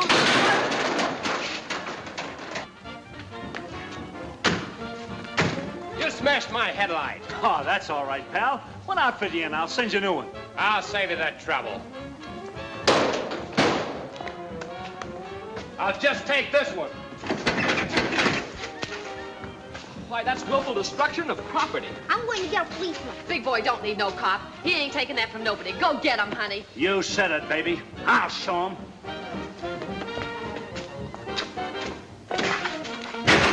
There. That makes us even. Well, hey, doesn't make me even. What are you doing here? 2/3 of these cars are rented for me. I'm looking out for my own interest. That's my headlight. Okay, take it.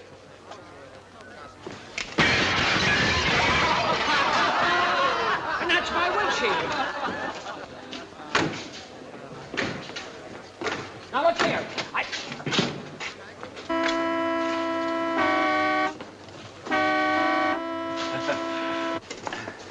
Hiya, sailors. What's this lug trying to do? Scuttle us? No, he just wants to play. Oh, you want to play? Did you ever see this one?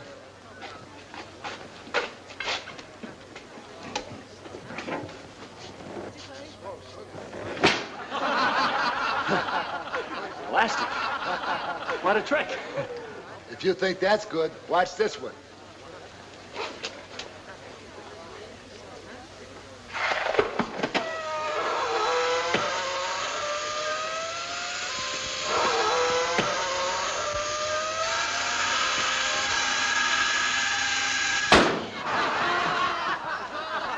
If you men are conversant with Rule 7, Paragraph 3, pertaining to the deportment of enlisted men on leave, you are cognizant that nothing will explicate nor mitigate such a reprehensible peccadillo. Listen, soldier, when you say that, smile. You better not try to scare him. He'll fuck you in the puss. You'll do what? According to Paragraph 5, quote, whenever a person... Unquote. I think you sailors are disgusting. Well, to rob my deck, school must be out. Hey, fun's fun, but I want my steak. There's a space over there. Grab it and we'll eat. All right, all right.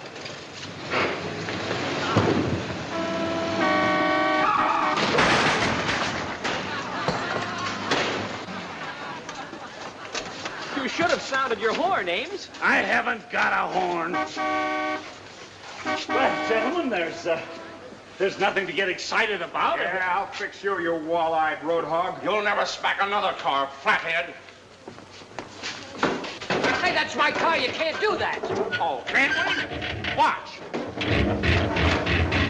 Police! Police! What are you, a man or a mouse? I'll show you what kind of a mouse I am. No, Ames, that's destruction of civilian property. Rule 7, Paragraph... I make my own rules.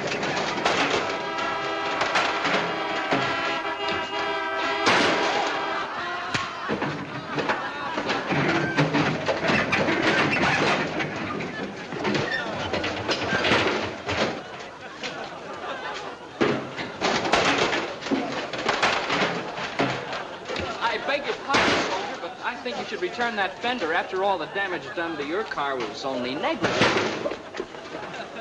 Oh, I'm sure this can be fixed. Who's causing all the trouble around here? That's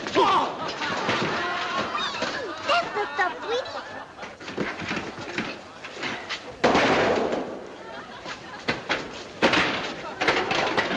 You and me's got a little date with the MPs. Oh, listen, Come on. No, I'll tell you, but I didn't mean to hit him. It was all an accident. Suppose it was an accident denting my door with this thing.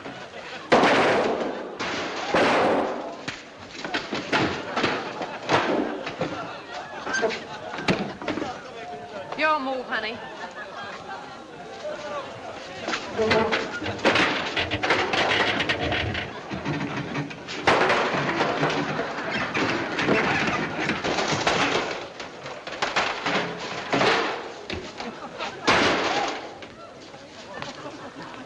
You, taking his car back. I want the money for the damages right now. Ha, maybe you think he hasn't got it. Pay him off, big boy. Anything you say, baby. How much is it? $267.38. That's just for this car. I haven't figured the other ones up yet. Okay. Well, how do you like that? My pocket's been picked. Oh, well, my pal's got $80. Go ahead, make a down payment. I guess it's the only thing to do.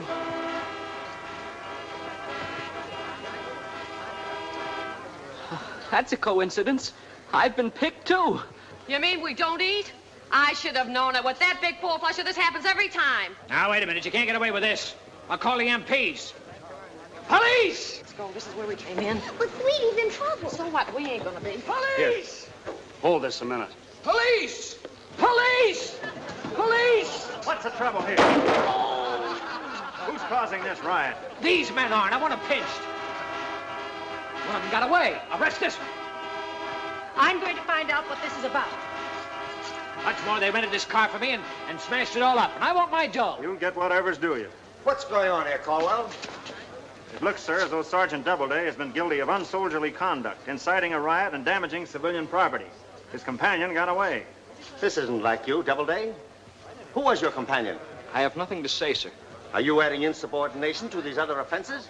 You know what this will mean? For infraction of regulations 17, 21, 33, and 54, I am subject to immediate demotion and incarceration in the guardhouse for such a period of time as may be determined upon by the military court-martial in accordance with the rules of war. How do you like that? That big lug Ames letting your little boyfriend take the rap for this mess.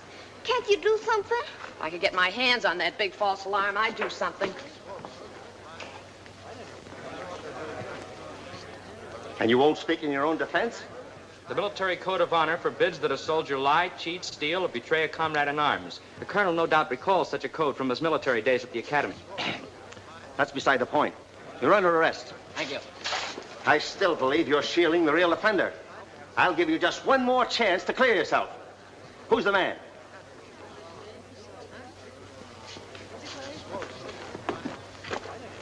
This is one time he'll pay. But are you sure it's him? If it ain't, I'm playing an awful dirty trick on somebody. Oh! What is this? That's the man. There's the cause of it all. And flat as usual. Release that man. Scrape him off the ground. Yes, sir.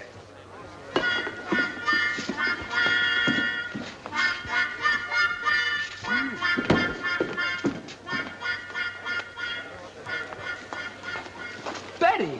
That was really swell of you. You had me awfully worried for a while.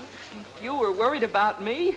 You mean you're not angry with me? You forgive me? Forgive you? For what? Oh, I knew all the time there was nothing between you and that Sally. Oh, honestly, she didn't mean a thing to me. Oh. Well, aren't you going to kiss me? If all these people couldn't see us. Attention! Attention! Blackout test. All lights out. All lights out. All clear. Test over. Well, what's this? All fair in love and war.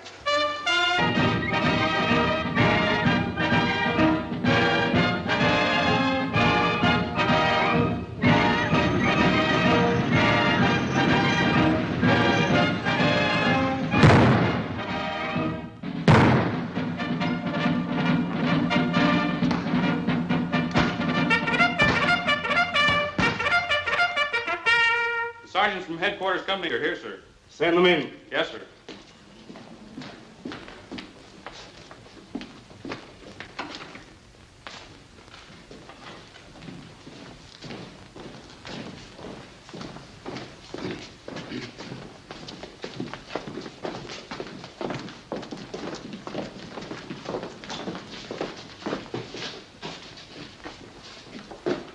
Men, you've just completed a period of rigid training.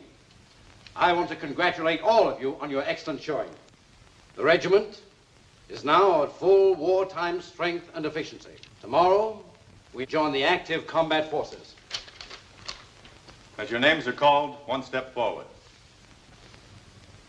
Sergeant Doubleday.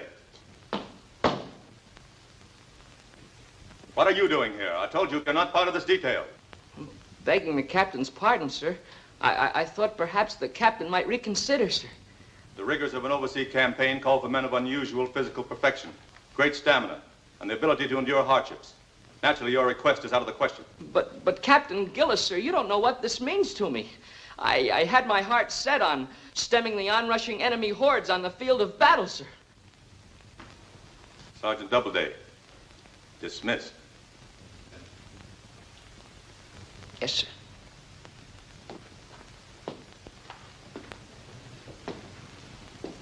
Orderly. Yes, sir.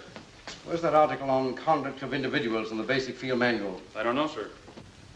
Begging the colonel's pardon, sir, the article on conduct of individuals is contained in paragraph 223 of the supplement to the basic field manual.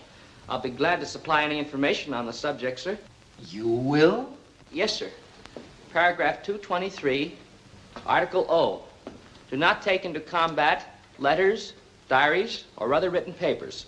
All maps and documents must be destroyed at once if there is danger of being captured. Photographic mind. He remembers everything he reads. Article P. If you are made a prisoner, remember the international rules of warfare require you to give only your name, grade, and serial number. Answer no other questions. Any facts about our troops will greatly aid the enemy and may result in the defeat or death of your comrades. Read rules to remember if captured in Appendix 2 until you are thoroughly familiar with them. Do it now. That's it. It's just what I wanted. Orderly. Yes, sir. Have Article 223 mimeographed and distributed to the sergeants. Yes, sir. Will that be all, sir? Yes, Sergeant, and thank you.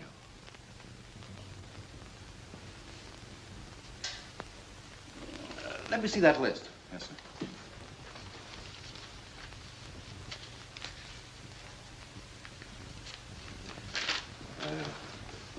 Haven't you made a mistake here, Captain? What? Oh, yes. Just a minute, Sergeant Doubleday. I'm sorry, Colonel. I seem to have made a slight error here. I must have overlooked your name, Sergeant. I just found it here at the bottom of the list. Fall in, Sergeant Doubleday. You're going. Yes, sir. Thank you, sir.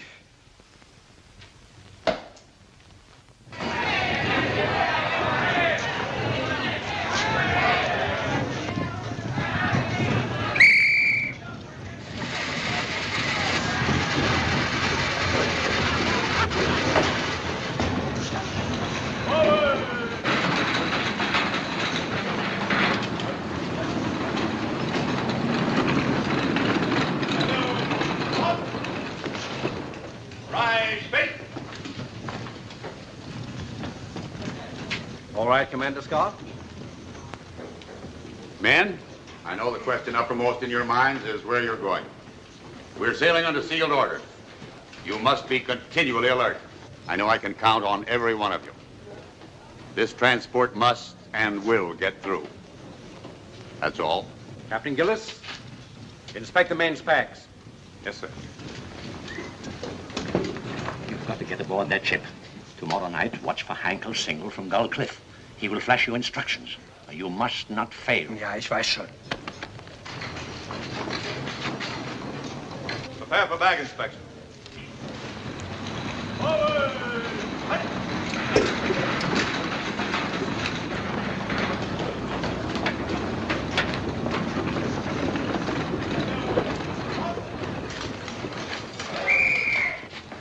Assemble equipment.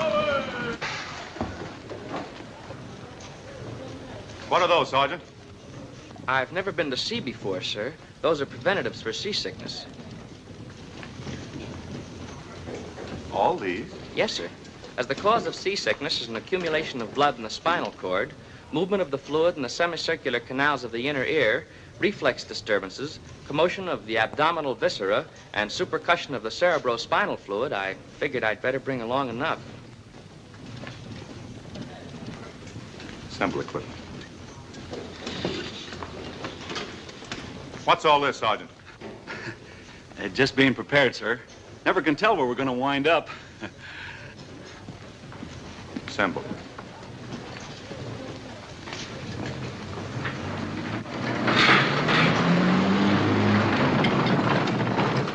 Did Mama's boy bring his water wings, too? Huh? You must think we're headed for the South Seas. We ain't headed for the South Pole. Ah, them hula hula babes. Oh, the scenery's improving. I'm going to enjoy this trip. Pardon me. Can I help you with your suitcase, Miss, now what was that name again? The same as it's always been. And the suitcase isn't heavy, Sergeant. Oh, thanks.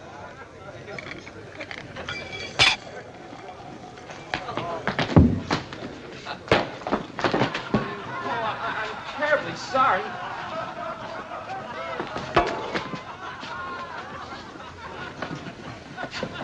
Keep out of this. But Ames, I'm just trying to help. Well, quit trying. I'm doing all right. What seems to be the trouble, nurse? Oh, I had a little accident with my bag, and the sergeants were just helping me. We'll get these things together and hurry it up. Yes, yes, sir.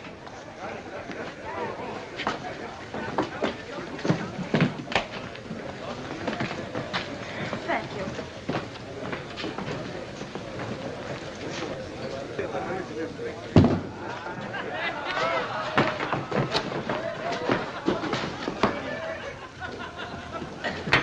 Sergeant Ames, Doubleday. Get your packs and prepare to board ship. Yes, yes.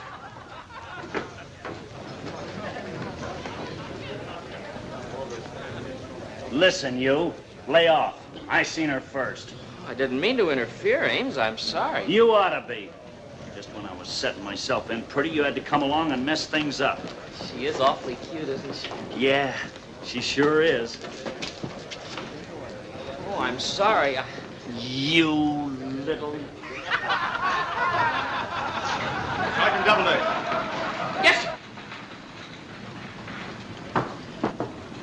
Fall on your platoon and get your men aboard. Yes, sir.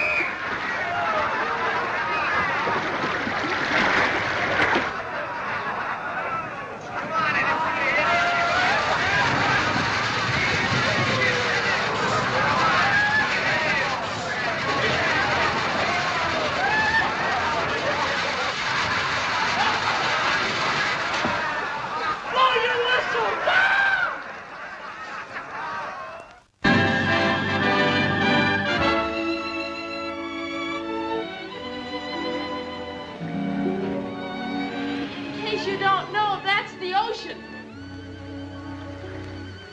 Oh, good morning, Miss Sargent. I've never seen an ocean before. There's a lot of it, isn't there? So you softies can't take the bound and billows, eh?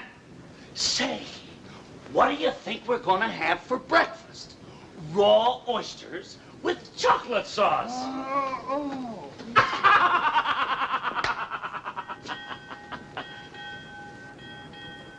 Well, well, well. Looks like the seasick pills didn't work. So you can't take it?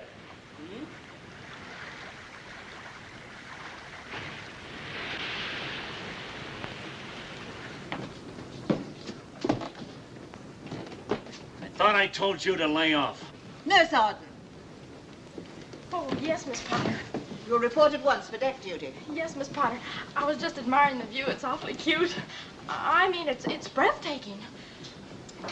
Well, listen, I got priority. She's mine, exclusive. Get it?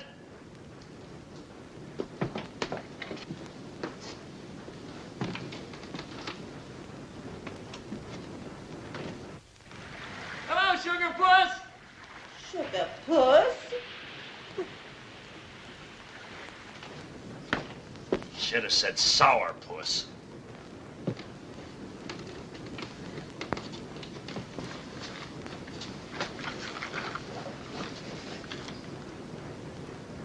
Hey, are you on the level with them quack pills? Oh, they're miraculous, Ames. I took 2 last night and I feel just fine. I'm sure with these pills I could go through the roughest seas without getting sick. Why don't you try them just in case? Me? Take seasick pills? Nah, I got a seagoing stomach. It rises and falls with the tide. Oh.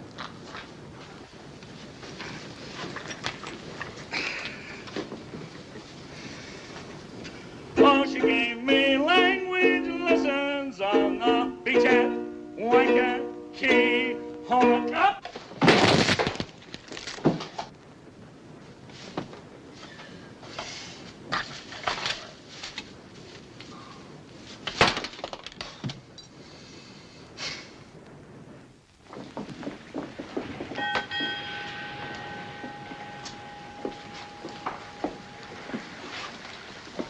Open wide now.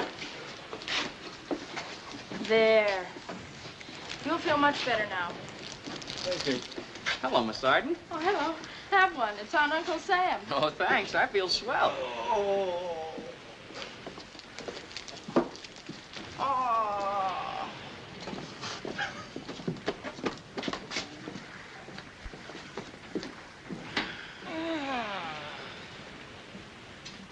It can't be as bad as all that.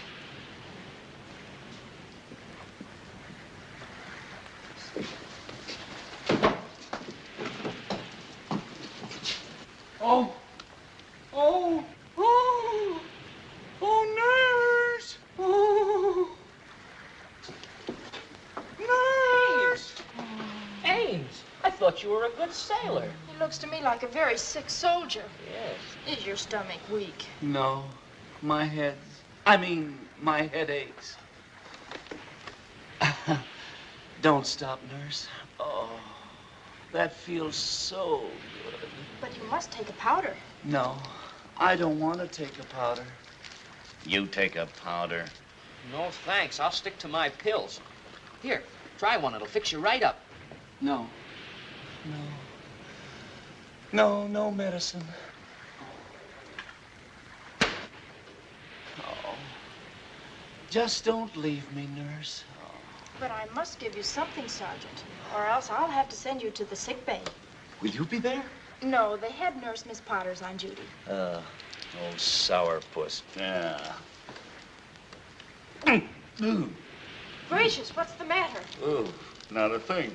I never felt better in my life. But you look so strange. I always look this way. Excuse me. I gotta inspect my platoon.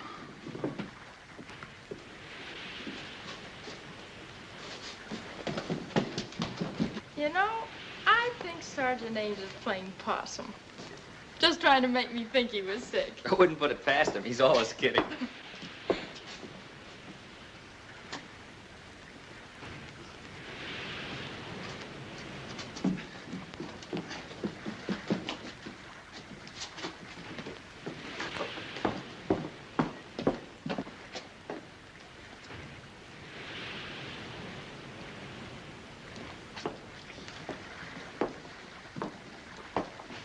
Yet he looks so distressed. Do you think he really could be seasick? Oh, no. Ames is too tough. He has a seagoing stomach. It rises, falls with the tide. Nothing would make Ames sick. In fact, he had no sympathy for the men who were sick. Do you know what he told them they were going to have for breakfast this morning? Raw oysters with chocolate sauce.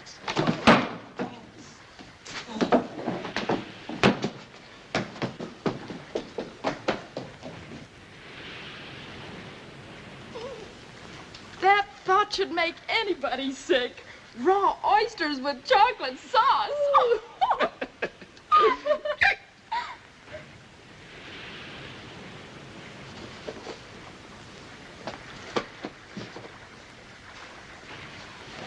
Excuse me.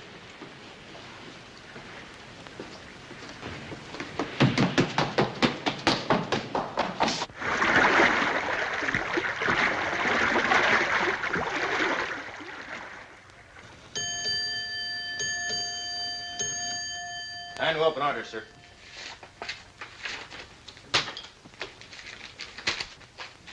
These orders are just about what I anticipated. Alter your course, 4 points north. 4 points north, sir. That'll bring us to Skygate Cross Currents at about 10 o'clock tonight. Which means that about an hour later, we'll be at the entrance to Macanute Narrows. Whose watch is that? Mr. Ransom, sir. I'll be on the bridge with him. It's a bad stretch of water between Battle Island and Seal Rocks. Keep her as she goes. As she goes, sir.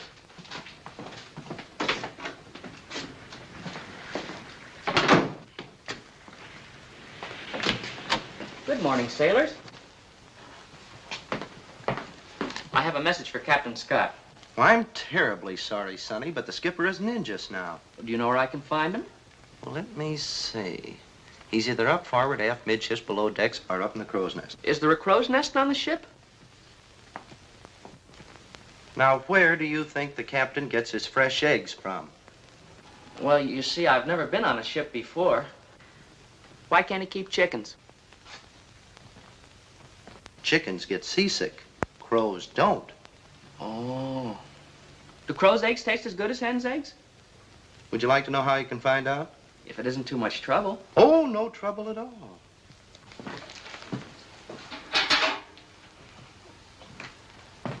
Now, after you've delivered the message to the skipper, you take this bucket and sneak up into the crow's nest and fill it with nice, fresh eggs and bring them back to him. He loves them. Probably invite you to breakfast in the morning. Breakfast with the captain? Gee, that'd be wonderful.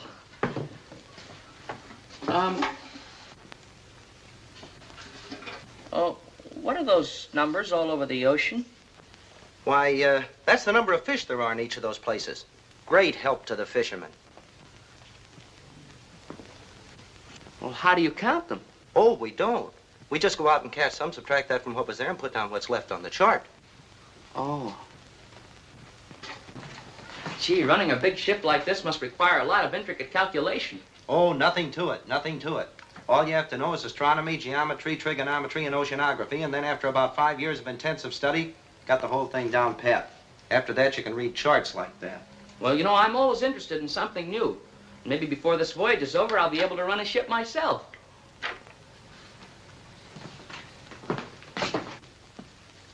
Do you mind if I look at this chart a moment? No, go right ahead. Help yourself.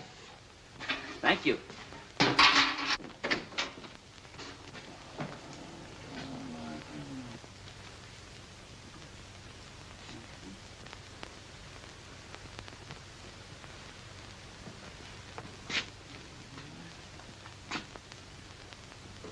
Uh-huh.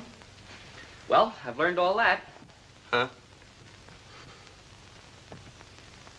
Now, what else do I have to know? Oh, I suppose you know everything that's on the chart there. Just like an open book. Our course is north by northeast, speed 12 knots. So at 10 o'clock, we'll reach Skygate cross current with a 2-knot drift. Now, to compensate for this, we put our helm over 2 points. And we're right back on our course again. You learned all that from this? Well, it's merely a matter of memory. What else did you find out? Well, at 11 o'clock, we reached the treacherous Mackinac Narrows, where the depth shoals off from 100 to only 18 fathoms, and hit a strong riptide, latitude 54, longitude 131. Now, the danger point is between Battle Island and Seal Rocks, where the slightest miscalculation will throw us on the hidden reef. Excuse me, sir. A message from Colonel Elliott, sir. Were you a sailor before you joined the Army, Sergeant? No, sir. I never saw the ocean before I came aboard this ship, sir. But you've obviously studied navigation. No, sir, but the quartermaster here was kind enough to allow me to study one of the charts. Will there be any answer to the message, sir? No, that's all, Sergeant.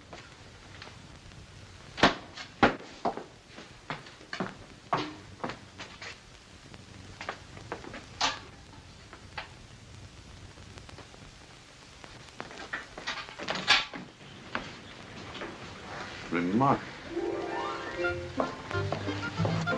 Pardon me, sailor. Could you tell me where I can find the crow's nest? You're standing right under it, Sonny. It's right up there.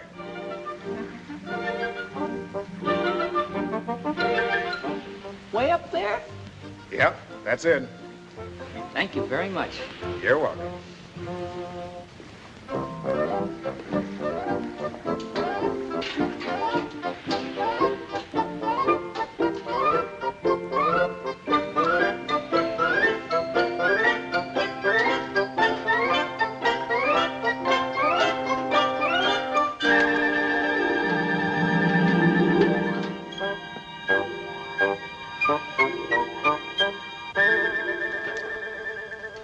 What are you doing up here? I came up to get the eggs for the captain. Eggs? Yes, they told me the crow's nest was up here. Oh. Well, I got bad news for you, matey. The crows ain't laid any eggs here yet today. You better try the other mast. Oh, thank you very much. Good luck, matey. Thank you. Sergeant Doubleday. Yes, sir? Come down from there at once.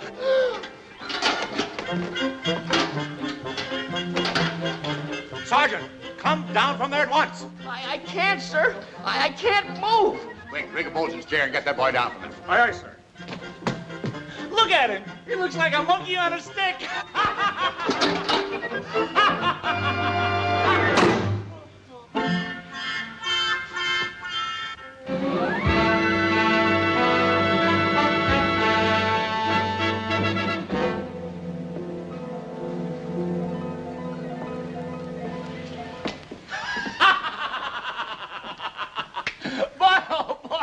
Sailors make a jump out of you. It took a dozen of them to pry you off the mast. Falling for the oldest trick in the Navy. Oh. Gee, Ace, it was new to me. I didn't think anything was new to you, the smartest guy in the outfit. I thought you knew everything about everything. You don't see me making a fool out of myself, do you? Well... And what's more, you ain't going to. That's just for brainy guys like you. Looking for eggs in the crow's nest. You kill me.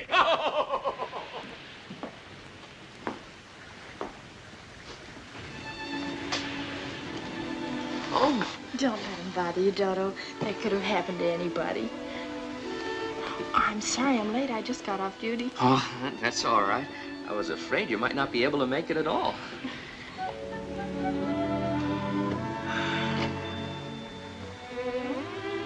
Isn't the moonlight on the water romantic? Yeah.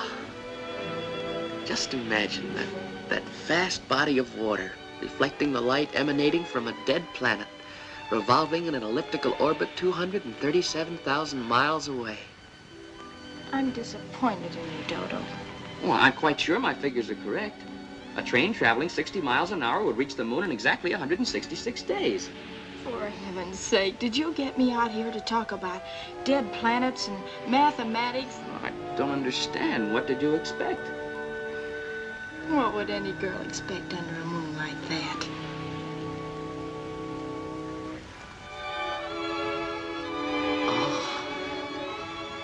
Thank you.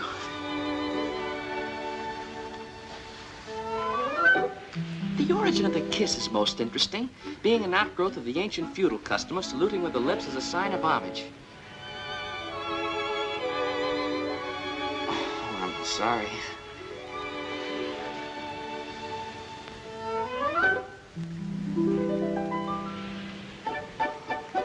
Now what? That light. Look. I wonder if that could be a code message of some kind.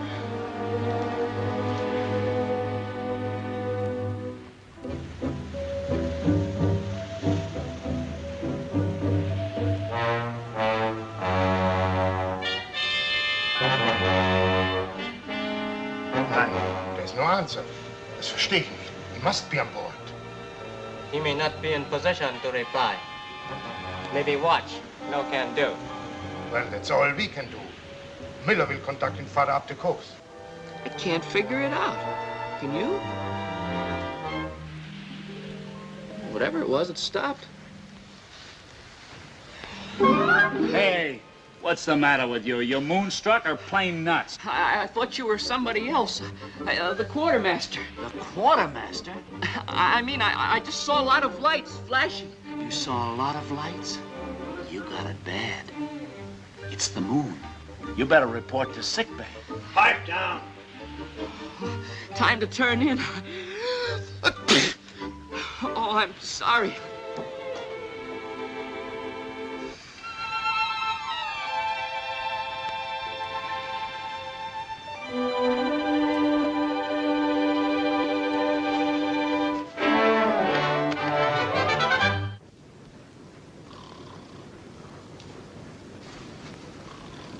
You feel better now? Shh. Counting the lights. Yes. No.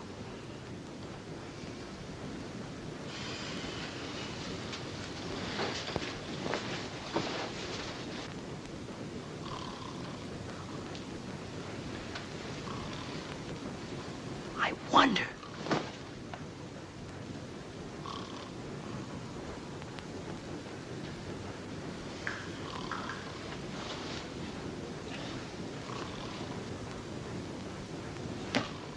That's it!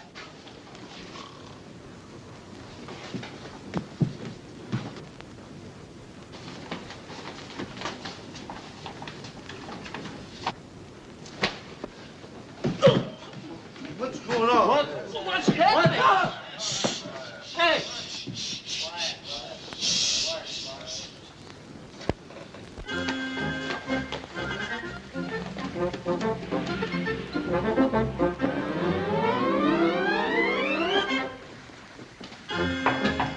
Come in.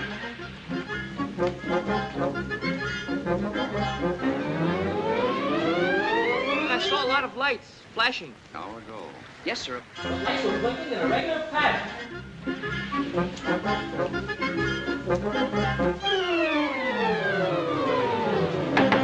Come in. Sergeant Ames, what's the meaning of this? Begging the captain's pardon, sir, but this is an emergency. Sergeant Doubleday is out of his head. Out of his head? Yes, sir. He's been seeing blinking lights and talking to himself. He just jumped out of his hammock with a yell and ran into Captain Scott's cabin. Captain Scott, good heavens. We've got to get him out of there. Yes, sir, about an hour ago. Hour ago, eh? It'll bring us about here. Well, that's Gull Cliff. There's nothing there but sheer barren rock. Yes, sir, I recall that from the chart after I turned in. A code message from a spot like that, sir, might easily be from the enemy. I felt I should report it at once, sir, so you could decipher it. Quite right. Let me have the message. Oh, I had nothing to write it down with, sir. I have it in my head. It's a series of dots and dashes with time intervals between. You mean to say you can just remember it? That's impossible. Don't be too sure, gentlemen. This is rather a remarkable young man. Well, if it's enemy code, the new issue from the intelligence department will show it.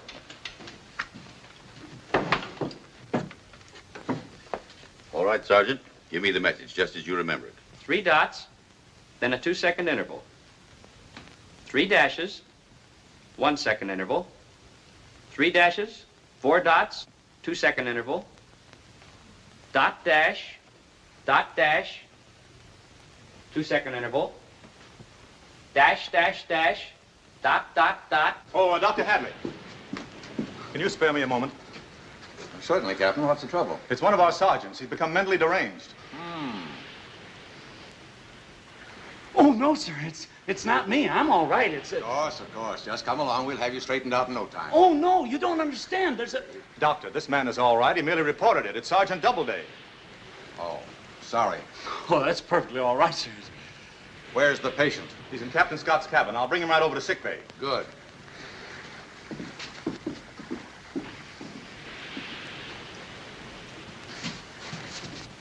This is unbelievable. Mr. Crosby, have all officers report to my cabin at once. Yes, sir. Come in. I'm sorry this had to happen, Captain. I've just arranged with Dr. Hadley to have him put under observation. How are you feeling now, Sergeant? Me? I feel fine, sir. I'm afraid you don't understand, Captain. Sergeant Doubleday's alertness has probably saved our lives. Read this. Daly. Yes, sir. Have these instructions radioed to the Coast Guard at once. Aye, aye, sir. A saboteur aboard with instructions to sink this ship. Precisely. Sergeant Doubleday intercepted that message in code. It was sent from the shore by a series of light flashes.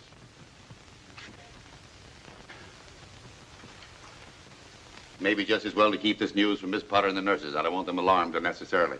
That's an order, men. Yes, sir. Yes, sir. Mr. Reeves, search the ship thoroughly. Check the personnel. This man is undoubtedly in uniform. Don't stop until you find him. Very good, sir. That'll be all, men. And thank you, Sergeant Doubleday.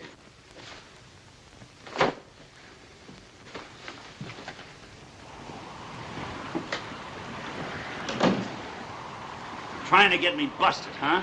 Why didn't you tell me about them blinking lights instead of letting me make a fool of myself in front of the colonel? Well, I didn't think it was necessary after you tried so hard not to make a fool of yourself. I'm surprised you jumped at conclusions. Huh? Well, from now on, I make no more mistakes. Just imagine, Ames. A saboteur on board ship. I'm going to get dressed and start looking for him. And if you find him, I hope he chucks you overboard.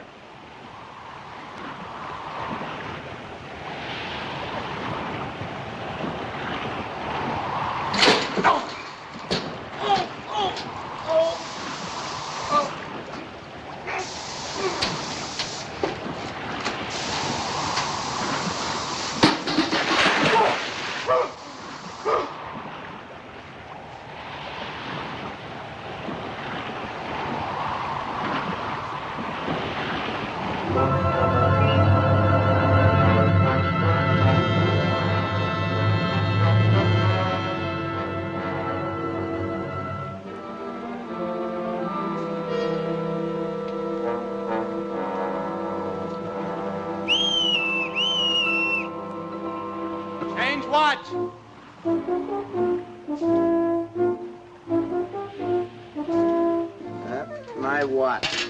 And it's really blowing up out there. Hey, what's this? It's a present from that redhead down at Mike's place. Oh, yeah?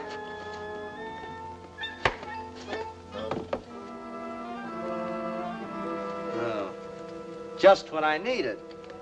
An alarm clock. Yeah, that's what she said. What do you mean? She said you didn't know what time it was. Very funny. Very funny. All right.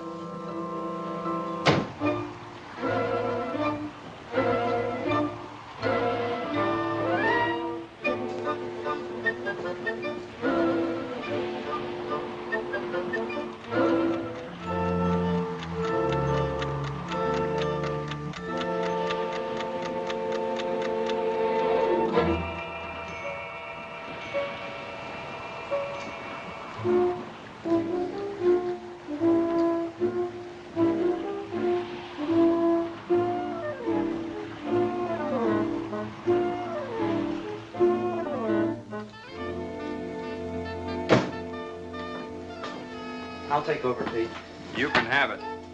There's tough wheel work ahead. Keep her as she goes. There she goes.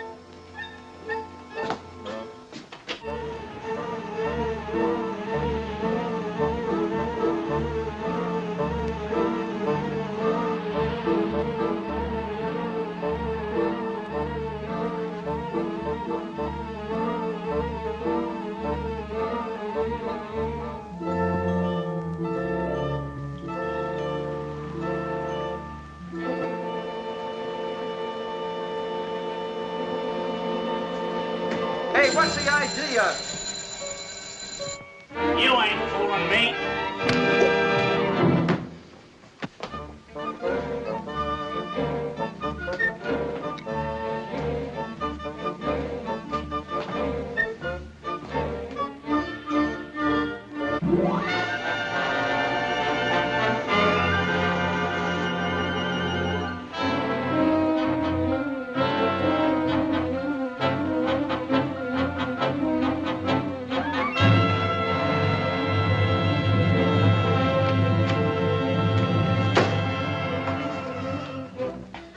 Hey, where is everybody? Hey, somebody, quick!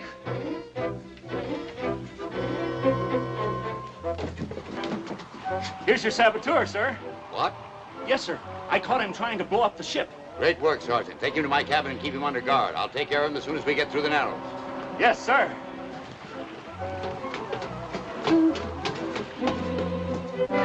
Course, north by northeast, latitude 54, longitude 131. We're just entering Macanute Narrows, sir. You post an extra lookout? Yes, sir. Who's at the wheel? Quartermaster Jenkins, sir. Good, an excellent seaman. He knows these waters thoroughly.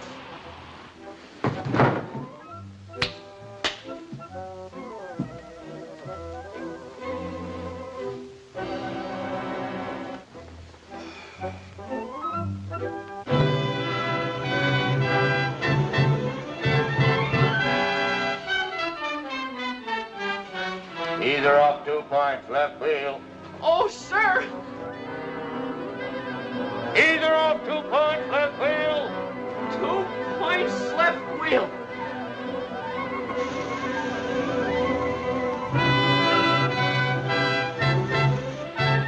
Heave her on our course.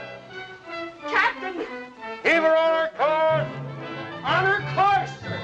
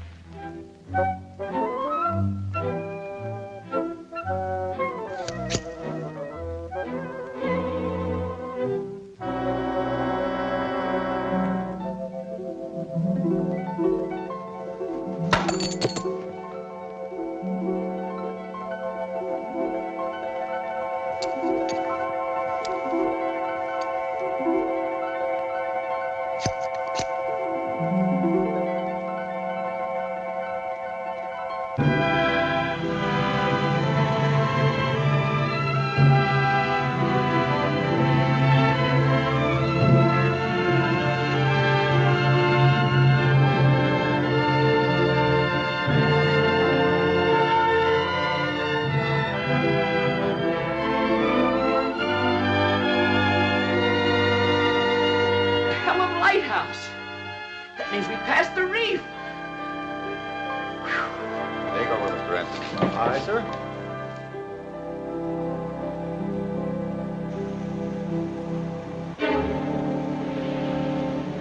One of your men who captured him, Colonel. Sergeant Ames, I believe. Splendid.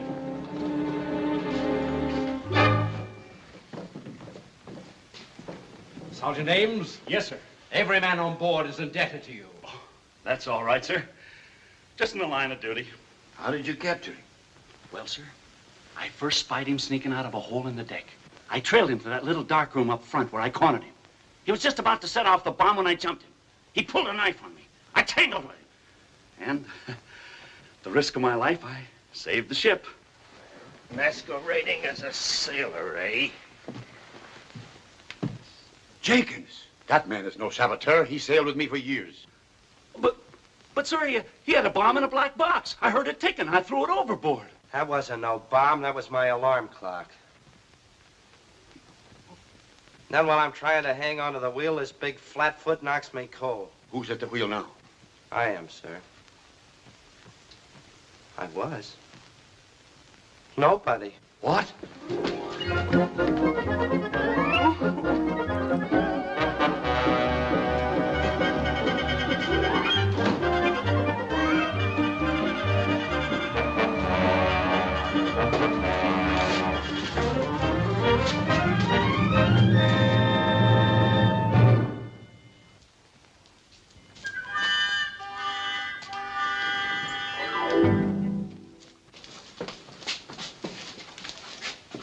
Sergeant Doubleday.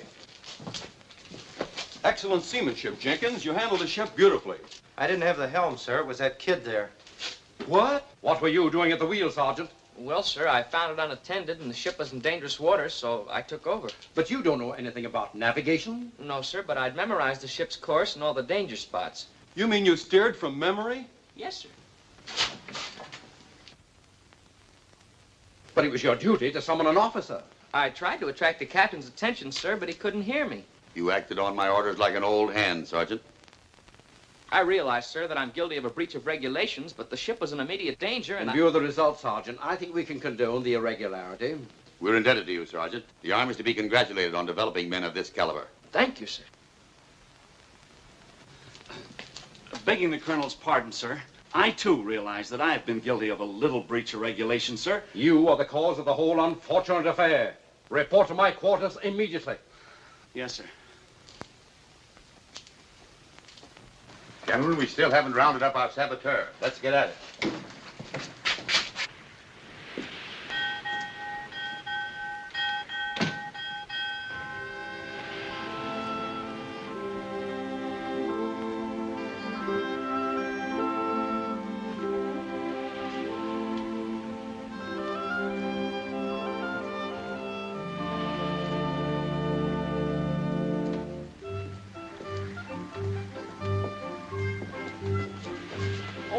Excuse me. Well, if it ain't our little hero, I hope you're satisfied. Look at that. You got me busted. Gee, I'm sorry, Ames. But after all, you brought it on yourself. If you'd have told me about them lights in the first place, none of this would have happened. Now, there's no time to argue. The ship's in danger. We've got to find that saboteur. What do you mean, we? I'm gonna find him. And when I do, I'm going to see that you lose your stripes.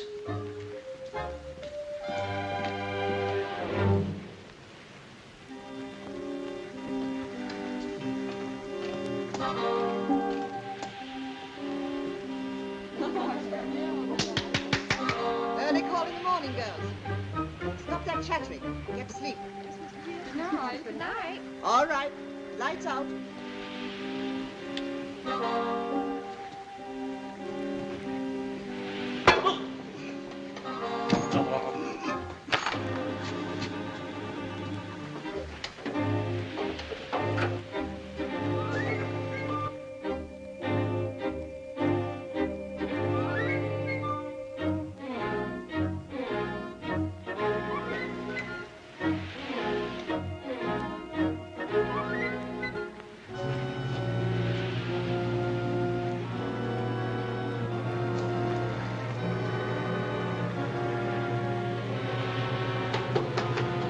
Hey, Doubleday!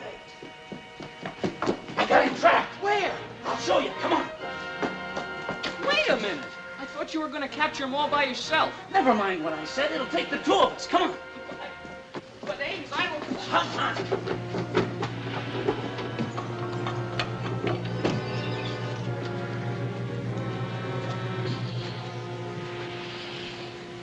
He sneaked down the ventilator. Look, he used this rope.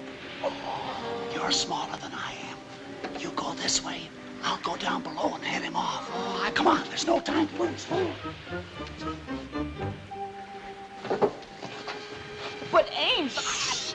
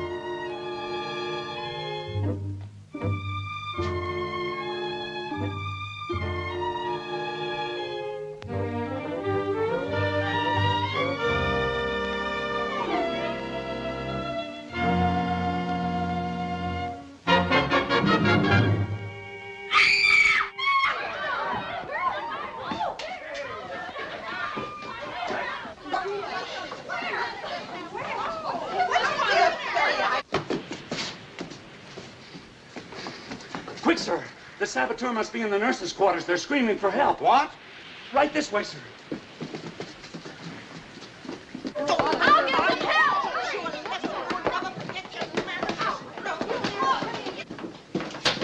Oh, there's a man in my bunk. Right over there. Here he is. Pardon me, please. Sergeant Doubleday, Dodo. what is the meaning of this? Get out of there. This is outrageous. Get out of here, you prowler. Sergeant Doubleday, have you any possible explanation? Yes, sir. I came down here looking for someone. Someone. Ever since we've been aboard, he's been pursuing Nurse Arden. It's a very serious charge, Sergeant. Punishable by immediate demotion. You'll report to Colonel Elliott's quarters in the morning. Yes, sir. Sorry this had to happen, Miss Potter. You get out of here, too. Yes, ma'am.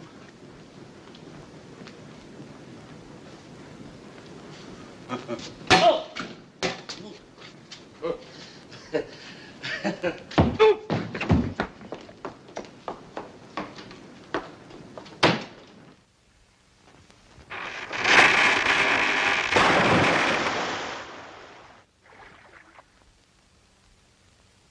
Message from the mainland, sir.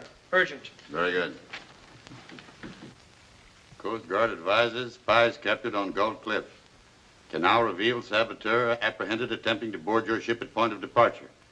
Have evidence he was working in collaboration with enemy submarines offshore. Submit be on the alert. Murphy, Naval Intelligence. Well, that's a relief. This explains why nothing happened off Gold Cliff. Pass the word around, Captain, to abandon the search. Yes, sir. The submarine threat is serious. Mr. Reeves, double the lookouts and see that the deck guns are manned during all watches. Very good, sir.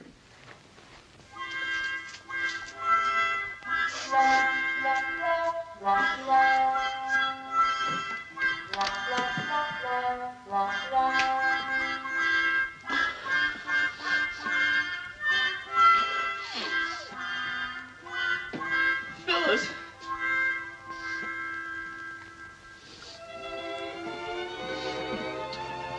Gosh, I'd like to explain about last night, but I couldn't even explain it to the colonel without getting somebody else in trouble. I'm not in the least interested, Private Doubleday.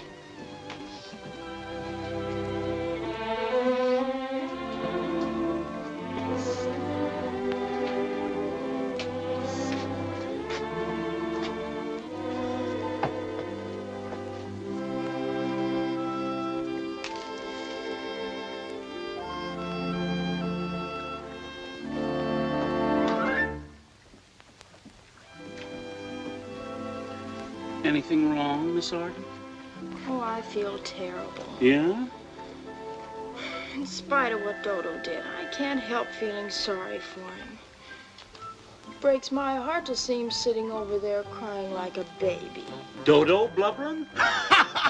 You mean because he lost his stripes? No, it's a lot more important than that. Oh, you mean you? Why, that little half-pint Jeep ain't worth you worrying your pretty little head about. I always knew he was a crybaby. I gotta see this.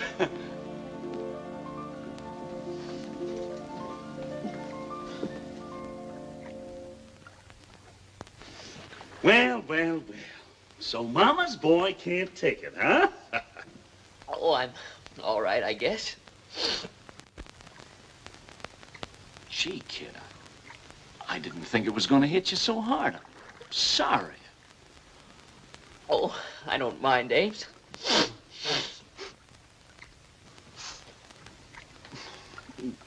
I feel like a heel letting you take the rap. let's consider the matter closed and forget about it. I only did it as a joke. I didn't think it was going to turn out like this. Don't feel so badly about it, Ames. But I do. I'm going to tell the colonel about the whole thing. Oh, well, don't do that. You'll get yourself in more trouble. But I got you into trouble, and I'm going to get you out of it. Even if it means the firing squad.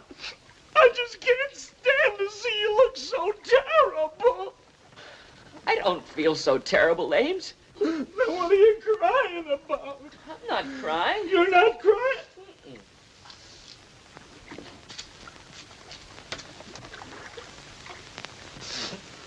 Why, you little... Ames! Yes, sir? Oh. Them onions sure are strong, sir. Oh, excuse me, Why?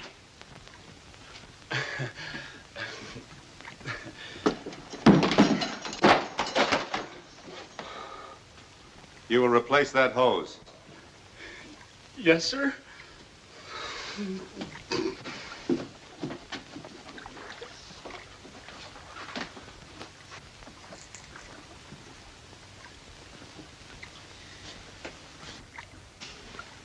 Hey, Sonny, I'll be back in a minute. Keep your eye on my rod.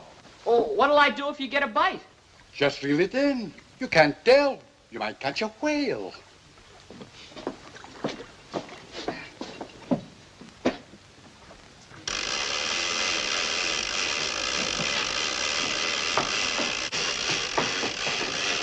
Hey, cook!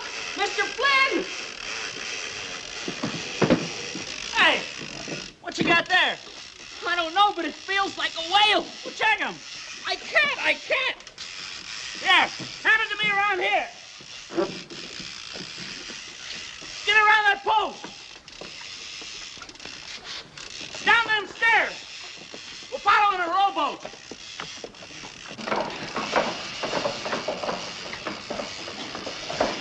Now hold him. I'll get the boat. Jump in. Ah, wait for baby.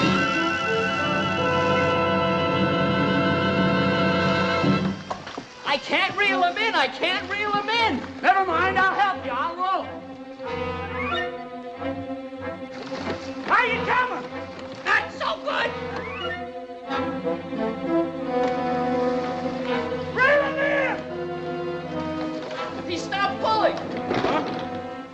He's sounding. Reel him in before he gets a second wind. Here he comes. Suffering cats, it is a whale.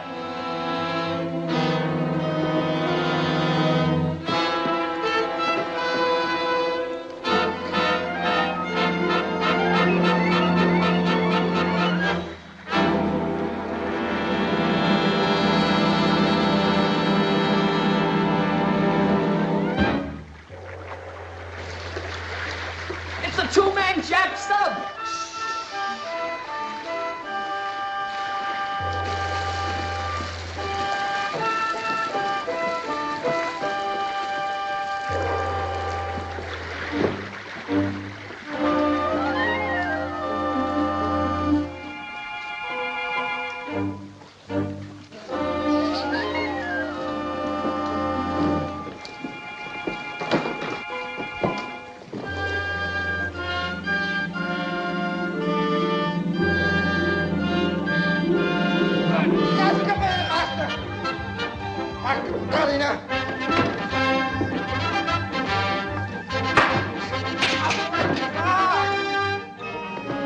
All right, you double-crossing backstabbers. Hit the deck.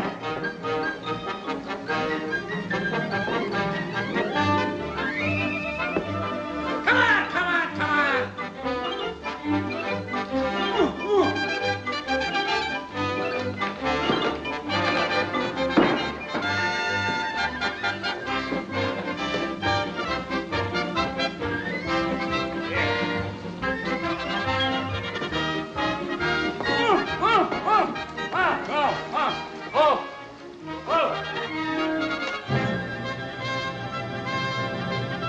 Enemy submarine off starboard bow. Battle stations.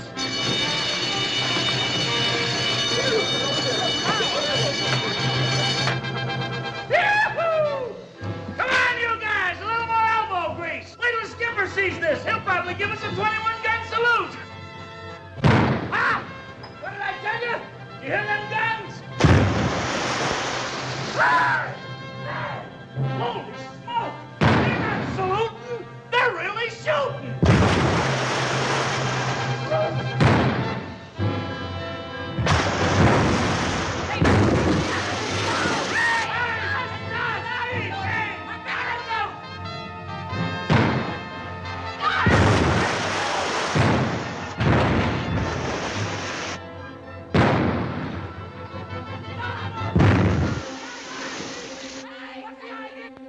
Cease firing!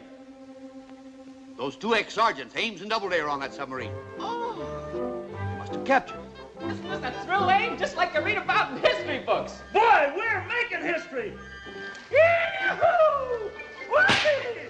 Come on, you guys, a little more elbow grease. We found this on the slub, sir. We thought it might be important. Wharton, look at this, Captain. The enemy logbook, codes and plans of operations. With this information, we can beat them to the punch. Congratulations, men. Sergeants,